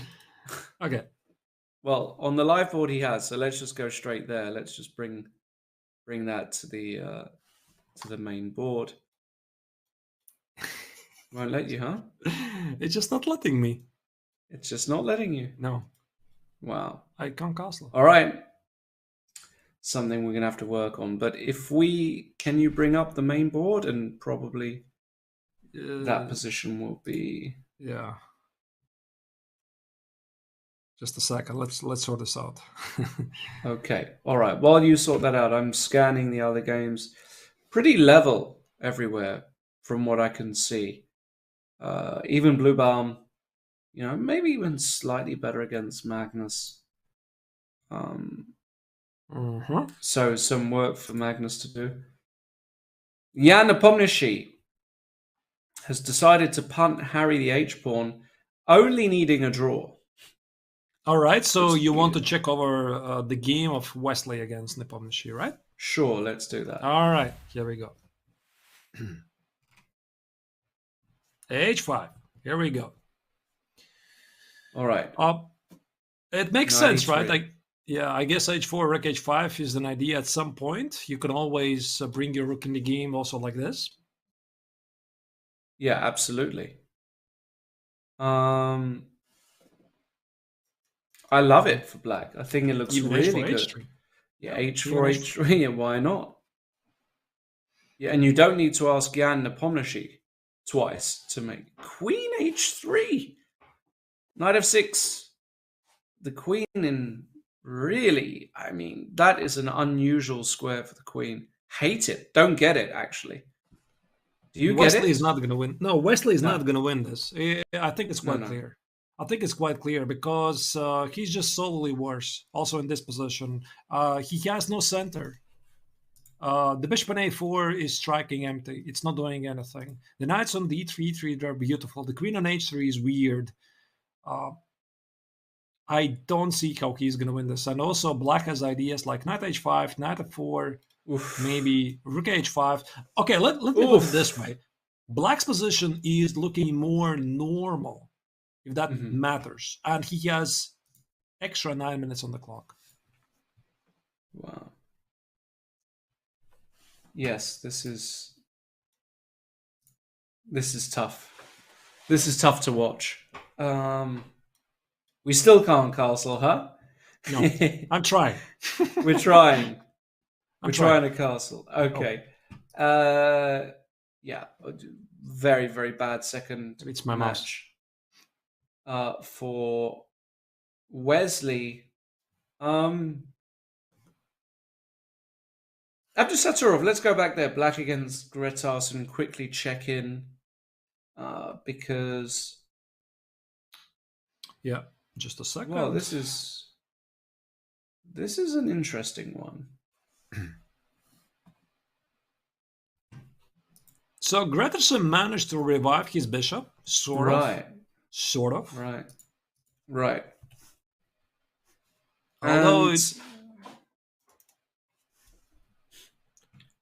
Although in Sito it's not doing much, right? Actually, this is one of those funny moments when you wish you didn't have the pawn on e4, because the pawn on e4 is gone. Now this bishop is pretty strong, and you have a very nice control of the light squares, but it is there. So I think white wants to play something like knight h4, knight f5.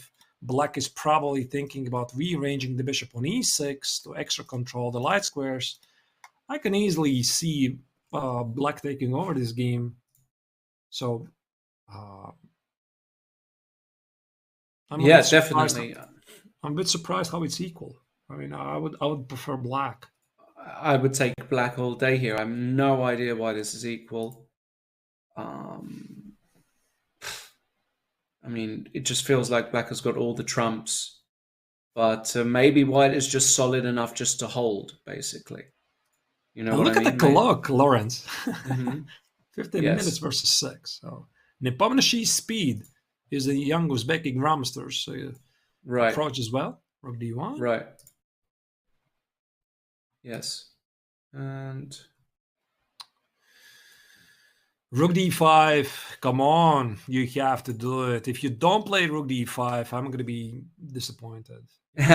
Well, it's the classic. I mean, he will play rook d5. I mean, there's just no question. You simply have to. So, and maybe this is the key concept that allows, yes. This has to be. I mean, there's just no other way. There's just no other way. And I think that Greterson probably played rook d1 here, the previous move, to play rook d5. There's just no way he was targeting the pawn on d6. So rook d5. I mean, this should be blitzed out. What else? What else? I really don't see any other move. Maybe he's doing with some order the moves, like knight h4 first, and then rook d5. Yeah, rook d5 played immediately. So this is one of the most famous maneuvers by Tigran Petrosian, the former world champion back in the 60s, maybe in the 50s, I don't know. He used to play this maneuver, sacrificing the exchange, many memorable games. And the idea, of course, is to open the bishop. So clearly Greterson has studied the classics. Oh, no doubt about it. The rook is a great blocker, and with the light square bishop able to come alive, I actually don't think you're supposed to take this rook, believe it or not. I think you're supposed to just pass. Yeah, no, I don't think that the Satorov is going to take it. Not here. No. Maybe he's going to put the bishop on f7, king h8, or bishop g8, and then at some point he's going to take on d5, but not right now. It's just your gut feeling. You feel there's something on those light squares. You just don't want to test that. It's just whatever. Do something else. Not take the rook on e5. Yeah. All right, let's keep on moving. Where else can we go? That's interesting. Let's see here. Fedoseev, let's go back there. Nakamura, Fedoseev. All right. Of course, a very interesting battle there. And what have we got going on here? So Hikaru tried to get active. And Hikaru, there's a lot of activity here, right? Yes, yes, indeed. And well, who would you take? I might be tempted to take white here. I know I'm a pawn down, but got knight f4. Knight f4 is screaming out Lawrence. to be played. Yeah, I agree. And suddenly, when you look at this position, it's amazing how the position changed, right? Because if we just step back after the opening, I'm just going to show you very quickly this position. Yes. What was this weirdness? This weirdness. I mean, it's quite obvious that white is just significantly worse. The bishop at a1 is disconnected from the game, and there's some logical weaknesses, etc. That's why the c4 was such a great positional sacrifice to activate the bishop. And now you look at the position which we have right now. I mean, the bishop on c3 is great. The knight on e2 has some squares. The rook on a5 is attacking the queen, the king. The queen on g3 is attacking the king. And black in return has sort of some chaotic placement of the pieces. Okay, maybe still pretty good, but it starts to feel that white has a compensation here. Definitely doesn't feel that good. The piece placement, as you said, I'm not at all loving it. From the black's perspective. Yeah, from black's perspective. Oh yeah, maybe not rook h6. Yeah, it's pretty weird. By the way, did he go knight f4? Wait, what? Did he play knight f4? Yeah. Did he miss knight f3 check? What? Oh. There's knight f3 check? What? Knight f3 check. And the rook is under attack. Wait. And the rook is hanging. Are you sure? So, wait. And if I take, there's no discovered attack, no nothing, right? Maybe some queen.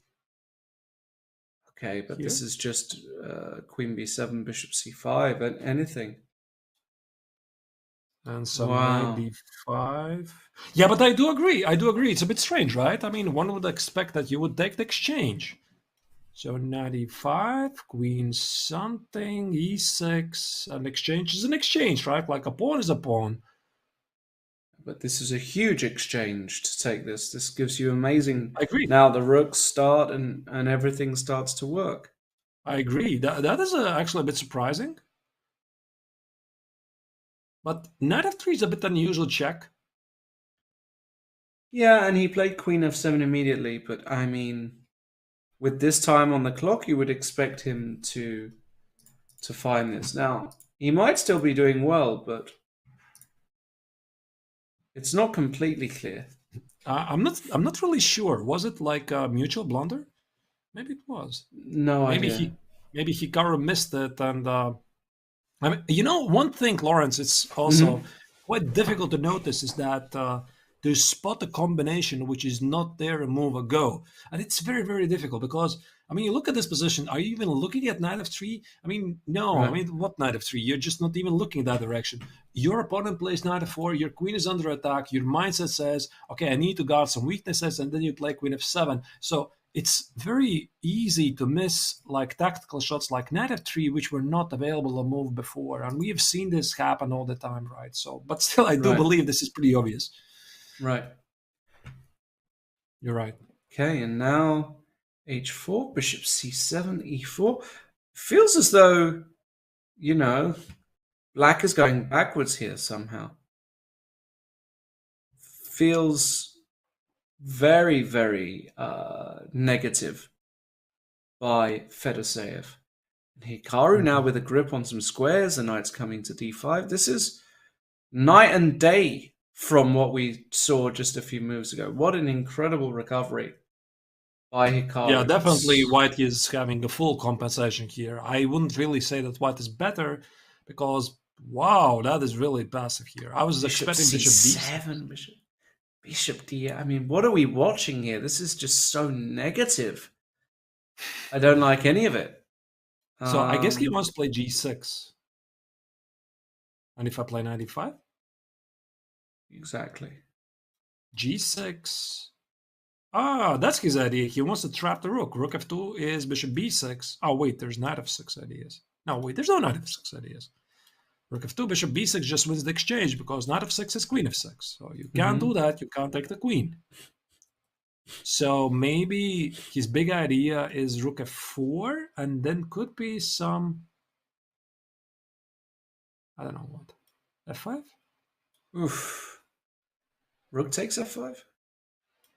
I was looking at some Queen A7 ideas, but I guess it's silly. Yeah, engine is like, ha ha, ha ha, ha ha. Yeah. But they're looking at... No, it's ridiculous. I don't know what's the idea. Yeah. This must be the idea. I mean, try to play G6, but then again, let's check this. So Knight E5, G6, and Rook F4. I don't like this bishop on D8 anymore because had it been standing on B6, C5, at least I see something. What's it doing there?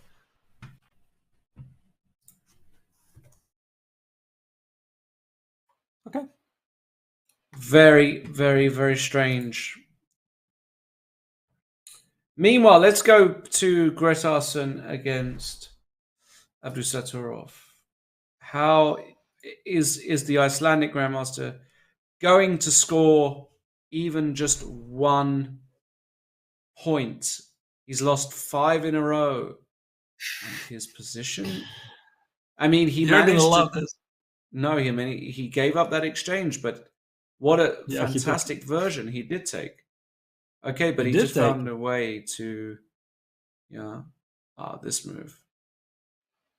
He did take it. I mean, Yeah. wow.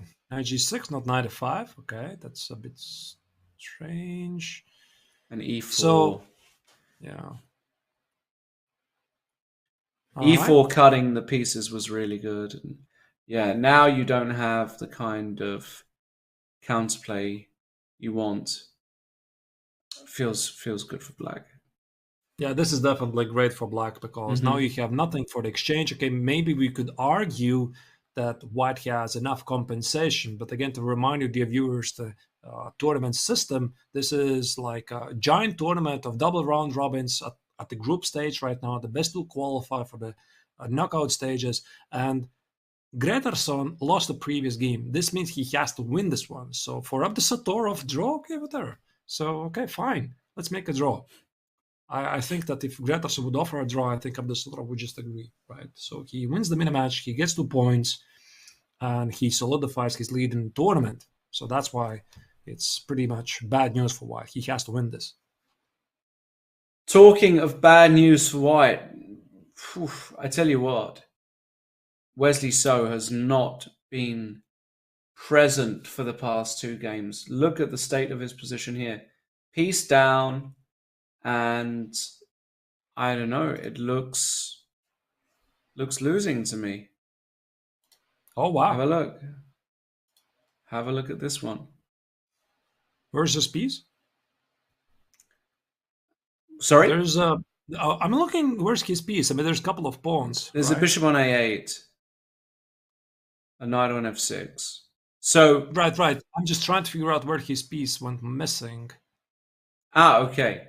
He probably sacked it because his position was so bad that he felt like he needed to have some liberation.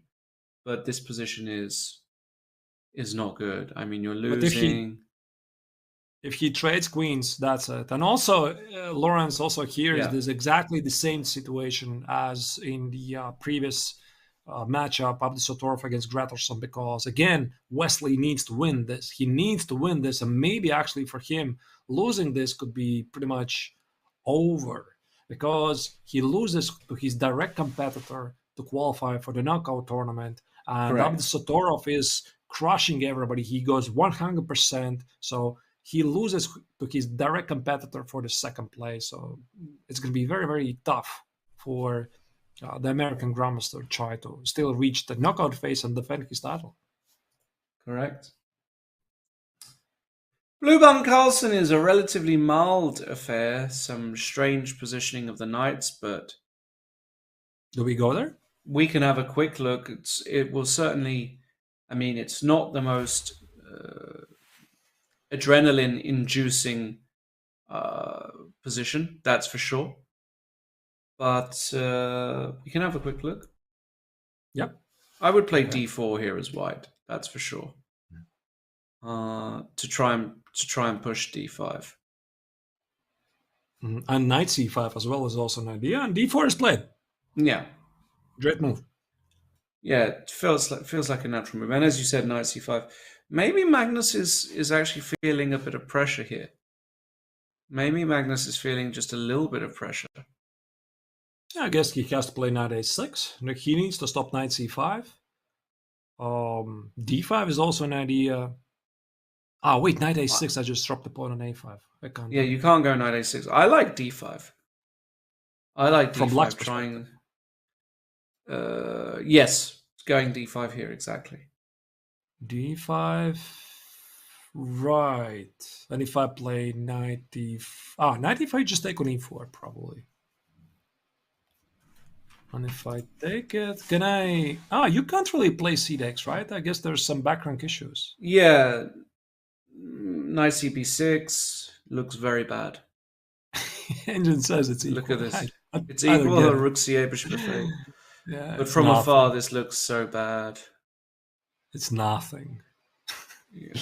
Okay. I mean, I would probably play e takes on e5. And then you have weakness on c6. Knight e5. This looks very tricky. No, this looks very, very tricky. I think Magnus is genuinely worried here. I think Magnus is thinking, he should be worried. Oh, what just happened here? We don't interpret positions like the engine. Just a second. Let me. Oh wait, I lost it. The game's gone. Okay. Let's check another game. Another one. Yeah. So maybe let's go to Hikaru's game against. Vladimir Fedoseev. Okay.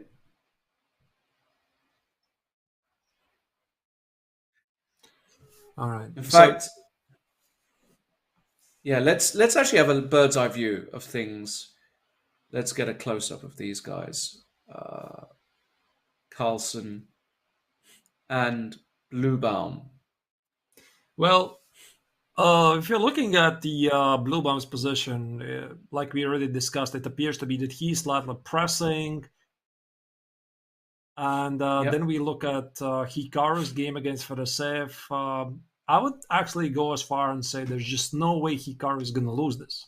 It's amazing how we come to this, because this knight on d5 is so strong that if somebody can misplay this, I have a feeling it's only black, despite the fact it's equal position.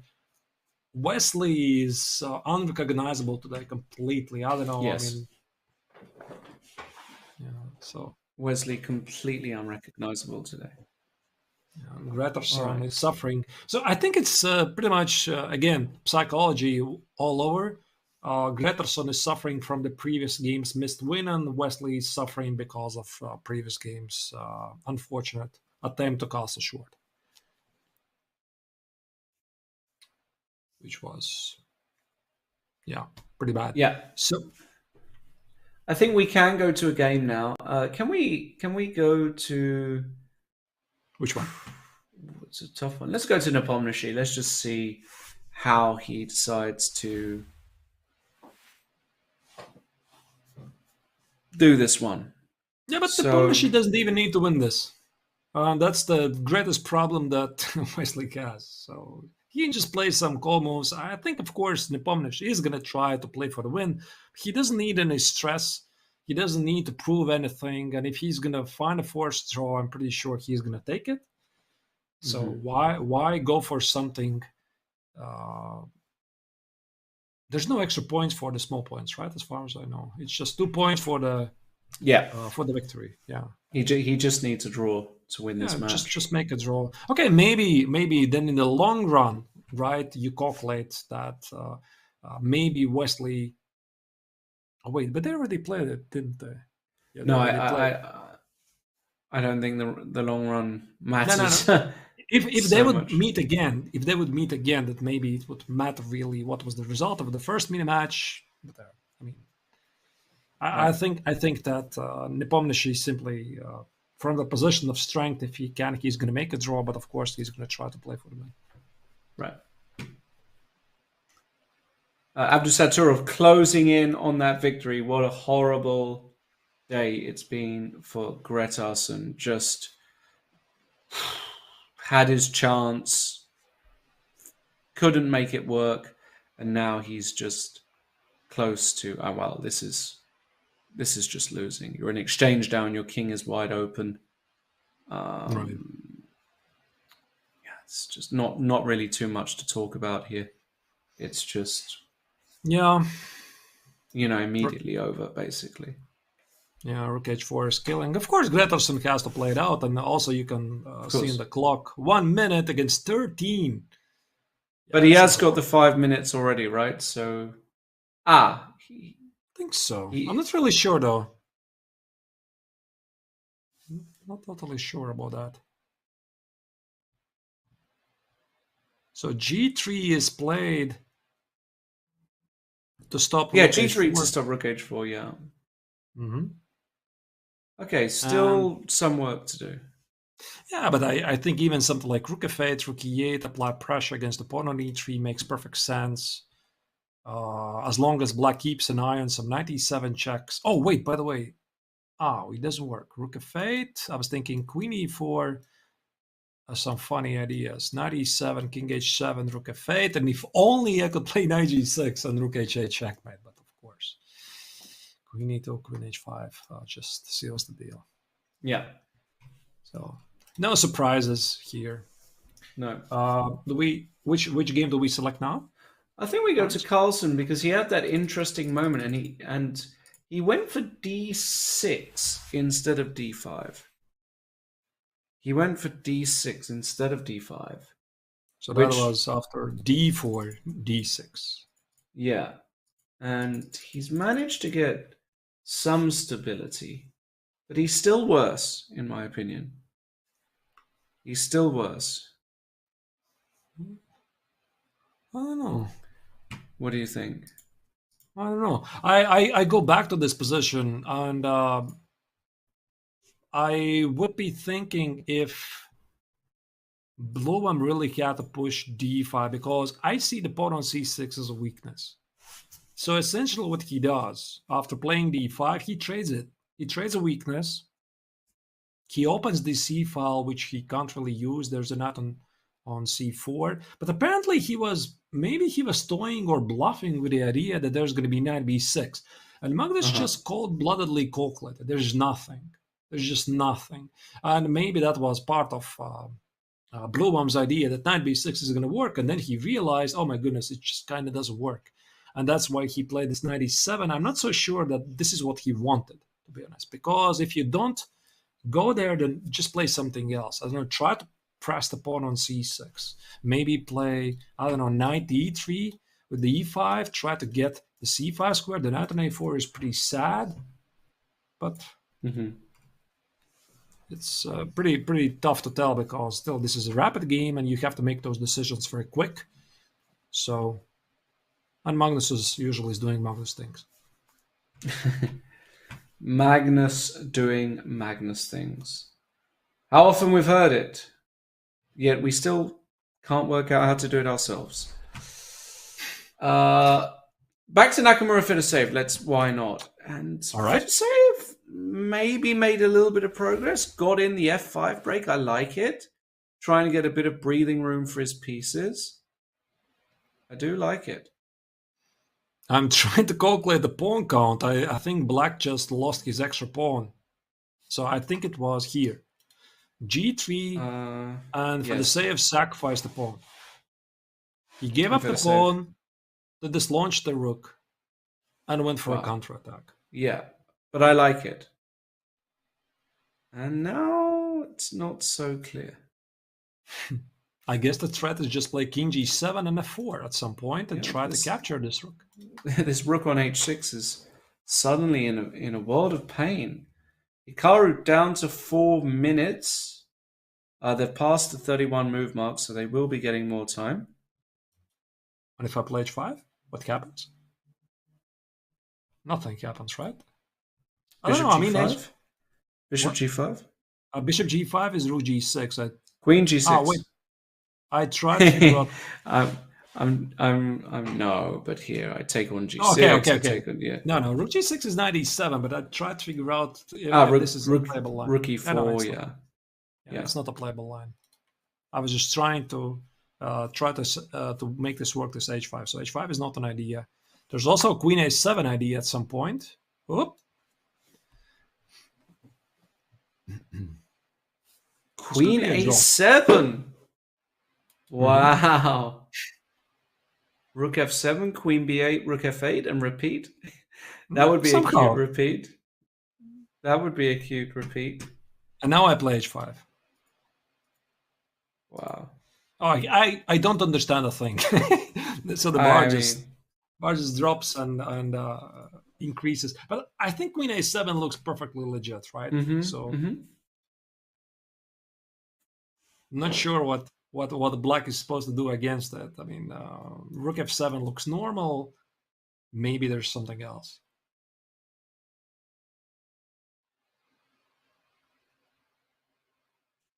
So what do you do after queen a7? I'm not sure.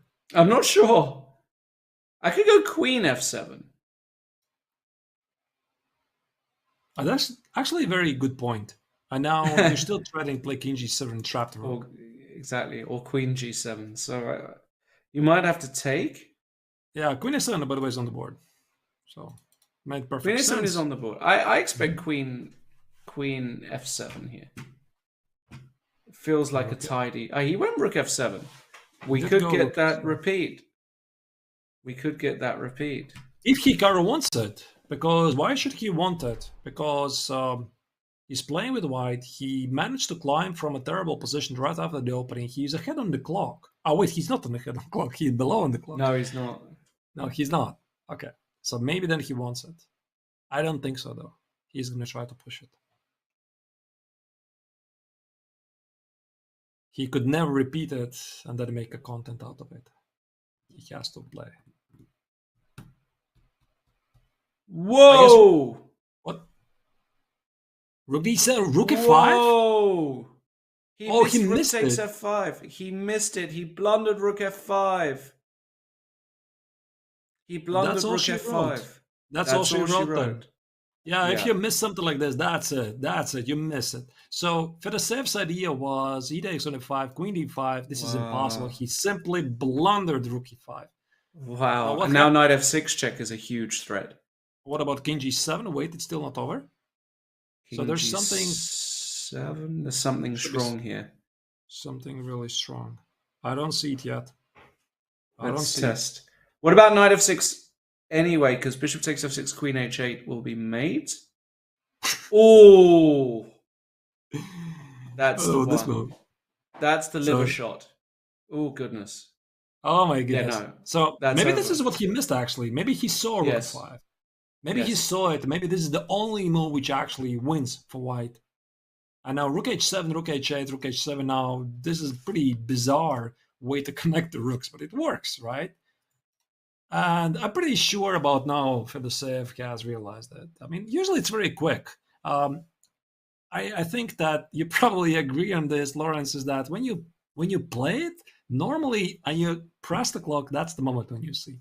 Oh yeah, always. That's the moment. It's that moment like, you press the clock. Yes. Yeah, that's there's this.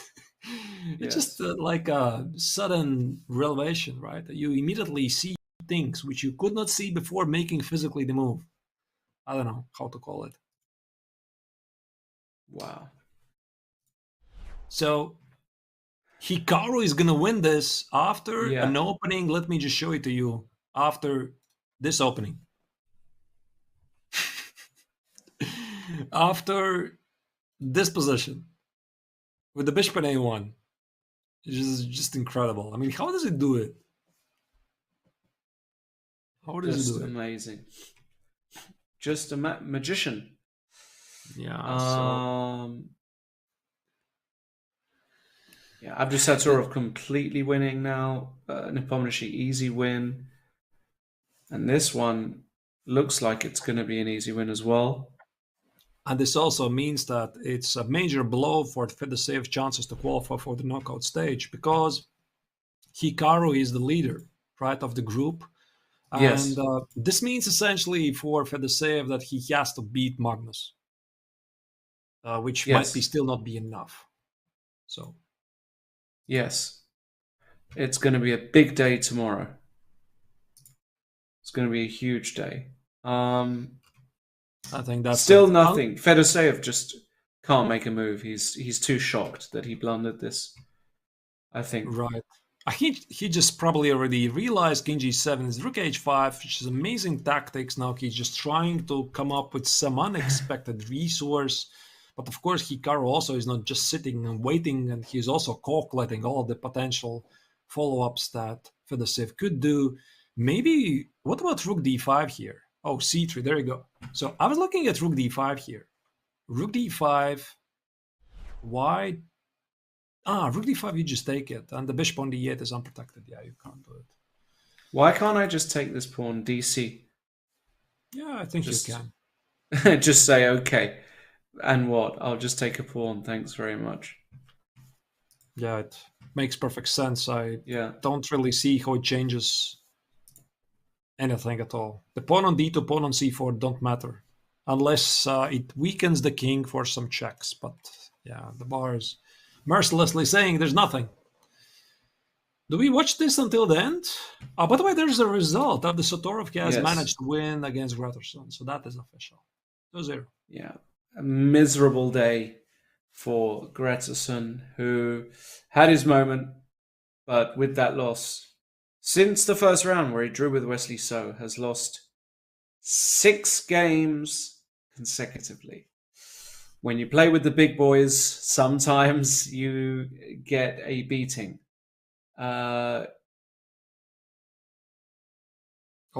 This game here, let's go. We've had some action. So Queen B6. Okay, Fedoseev trying to manufacture something, because this rook on H6 is still... Yeah, but if you go rook there, aren't you running into some Queen B1? Yeah, perpetual check. That's what I wanted to say. It's a perpetual check. Because these rooks they're not helping you at all. It should be perpetual check. Yeah. Right. It's a pretty great idea. So Fedoseev came up with something. So don't look at the bar. He came up with something, but essentially it comes down to this. He's down in exchange, down a pawn. No, wait, how many pawns? 2 pawns. Yeah, he needs to find something. But while we'll stir on this, let's go straight to the Magnus Carlsen game, because is Matthias Bluebaum going to pull off an upset against the world champion? Possibly. No. This position. I don't think so. No? There's D5. D5, bishop A3. Magnus is never going to lose this. D5, bishop A3. Yeah. I missed that. Yeah, so maybe D5, knight E3, bishop A3, knight E5, knight E5, rook D5, bishop E4. Magnus is trying to evaluate, can he try to win this? And we see that on the camera. Wait, Nakamura Fedoseev is a draw, so he didn't find a way. Wow. What? Wow. What? Wait. How it's a draw? Well, now after rook G5, he just takes Queen B1, and it's just perpetual, right? Okay, we just jump back to that game a bit later, but it just didn't look like it's a draw. Crazy. I don't know what happened there. Very, very strange. Just as Fedoseev was already done, I mean, the game was lost. Hikaru had done everything. Black blundered, suddenly a draw. I don't get it. Yeah, me neither. And the position that you said in the Carlsen game has appeared on the board. As you said, you don't think Magnus ever loses this. Now Magnus is pushing for the win. Yes. So the knight on a4 is disconnected. So Magnus is saying, listen, your knight on a4 is disconnected. The pawn on the5 is slightly weak. So he's trying to make something happen here. And also for Magnus, this is very important because if he doesn't win this means this match is tied, right? It's just 1-1. Yes. So it's not enough. And he's racing with Hikaru, although Hikaru just drew, but I don't think he knows that. Okay. Blue okay, bound. So Let's go. Let's have a look here. Blue bound. Only probably like 15 seconds left on the clock. If knight e4, you've got rook f takes f5. he just blundered that. You could see. Yeah, you could see from the body language. He realized that knight e4 is not a move. He's like, what? What did I just miss? Unbelievable. Magnus Carlsen finding another trick. 5 seconds. Oh! Rook 5? Check. How many moves is it? Okay, he gets 96. extra 5 seconds. All right. And he's decided to go for the double rook ending. And as we say in French, souffrance et douleur is awaiting the German Grandmaster. This is a position of your worst nightmares. Pawn down, double rook ending, no time against arguably the greatest endgame player of all time. Might be still a draw, by the way. Probably still a draw, but is he going to Probably. make a draw? That's another question. It's very difficult. It's very difficult, but he could have played pretty much a safe endgame. Now he's down a pawn again. Again, in the mind, it's the it's the what happened before, right? And sometimes it's not easy to get rid of that. So that's why I really admire players who are just not thinking about what happened before and they're just moving on. I could never do that. I always carry it with me. And rook f6. Okay. So the critical moment here, very quickly, I'm going to have a peek. I'm just looking at what's happening in Wesley So games against Nepomniachtchi. I think that... Oh, wow. I think that it could be a draw. I mean, Nepomniachtchi, there's no way he's going to lose this. So pretty clear that Nepomniachtchi secures the victory against Wesley So as it was predicted. So this game is still wide open, meaning either a draw or Magnus wins. Yes. Let's stay with this one. Is Matthias Blubam on increment going to be able to save this? Rook f3. It's very difficult. Very difficult. So normally 3 pawns against 2 and rook each, it's a draw. So that's why Magnus is desperately going to try to keep the pawn on a5 alive. And he's going to try to keep both rooks alive. I think he should do it. Not trade the rooks at all. No, he traded rooks. He did? Yeah, but I think he's going to just bring the king in now. King f6, precisely. And rook a6, king f5. And then you go king e4. He wants king f5, rook h6. This is king e5.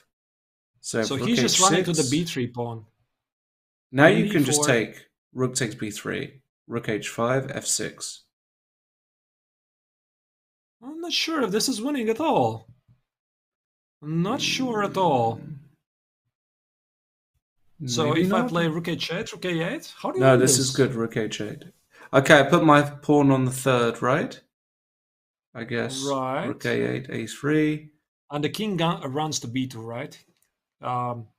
King d4, Yeah. king c3, king b2. Okay, this is a race, so you need to calculate very fast. h4, h5, h6. What happens there? Let's see. Oh, he gave a check. That looks unnecessary. GH, king c3, h5, king b2. This looks, or king c3 immediately. Looks like black is winning. Just winning. I'm not sure why the check was necessary. I mean, my gut instinct says this should be winning. No, the check. Now he wants to calculate whether the rook and... No, but he already has the king cut. That's it's winning. Really simple, yeah. Yeah, that is winning. The king is too far away, and by now I think already Blue should realize he's completely mistaken. Yeah, king a2, yeah, rook a5, king b2. Fairly simple endgame. Brilliant king technique is cut. by world champion. Yeah. King, He just King shows how it's G2, done. Rook A3, yeah. He has to take King G2, he'll play. And then you just keep the king card and... Oh, and devastation on the face of Matthias Bluebaum. I mean, he did it himself, right? I mean, he was doing all right for most of the part of the game, and Magnus just used the chances. King C4, Rook D4 is also... Yeah, pretty painful, but that's what it is. I mean, the world champion doesn't forgive you any mistakes. So G5, you can't play. Yeah, and the king comes closer. Yeah.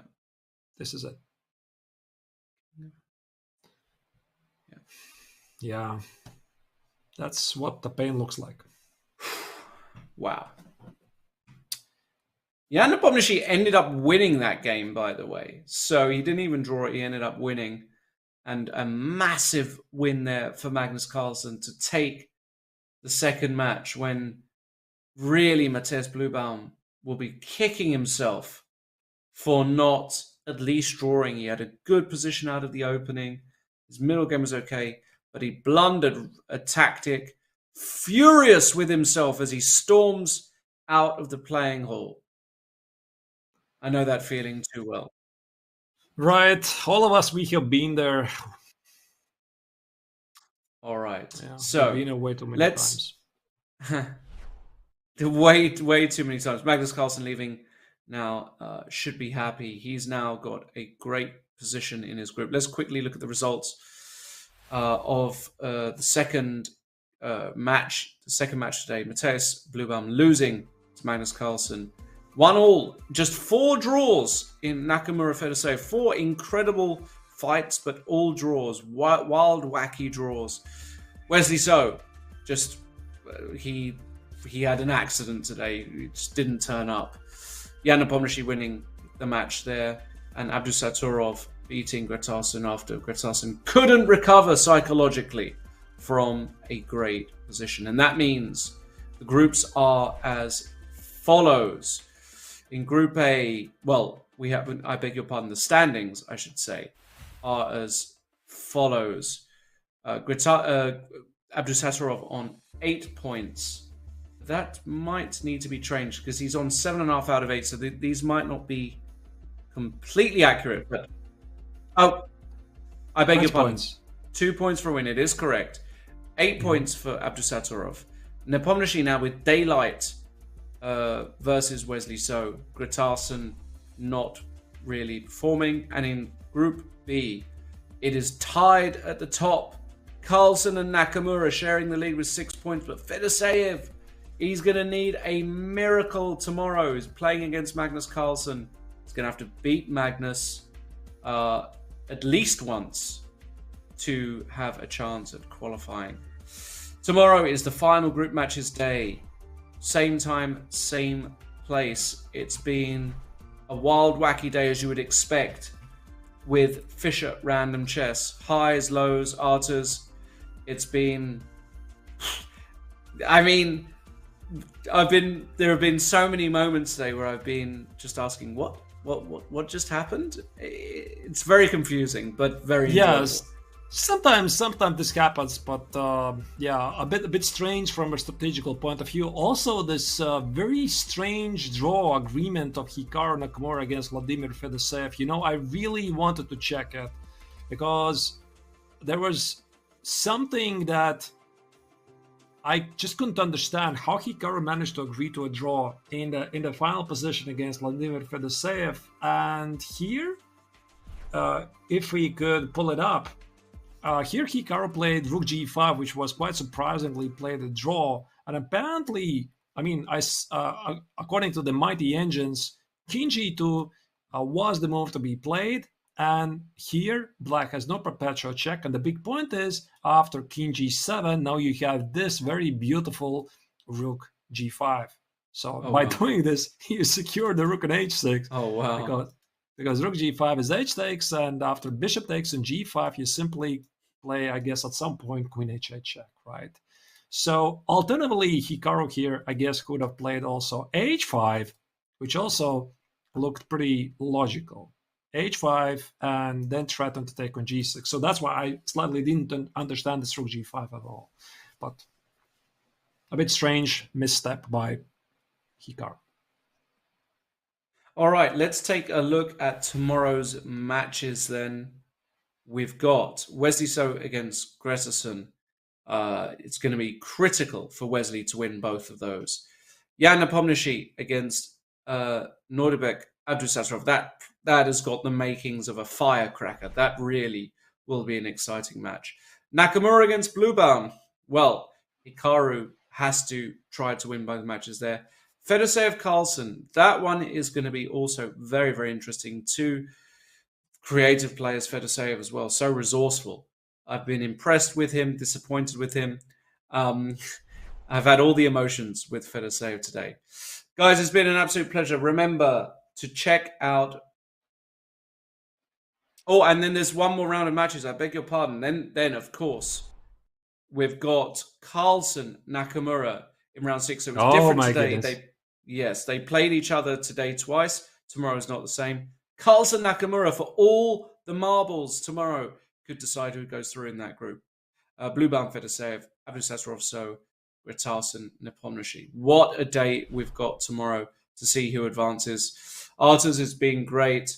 Everybody, thank you so much for joining us. Do remember to check out Brave. This broadcast has been broadcast by Chess.com, of course, but brought to you by Brave. Private browsing, so much more. Go and check them out.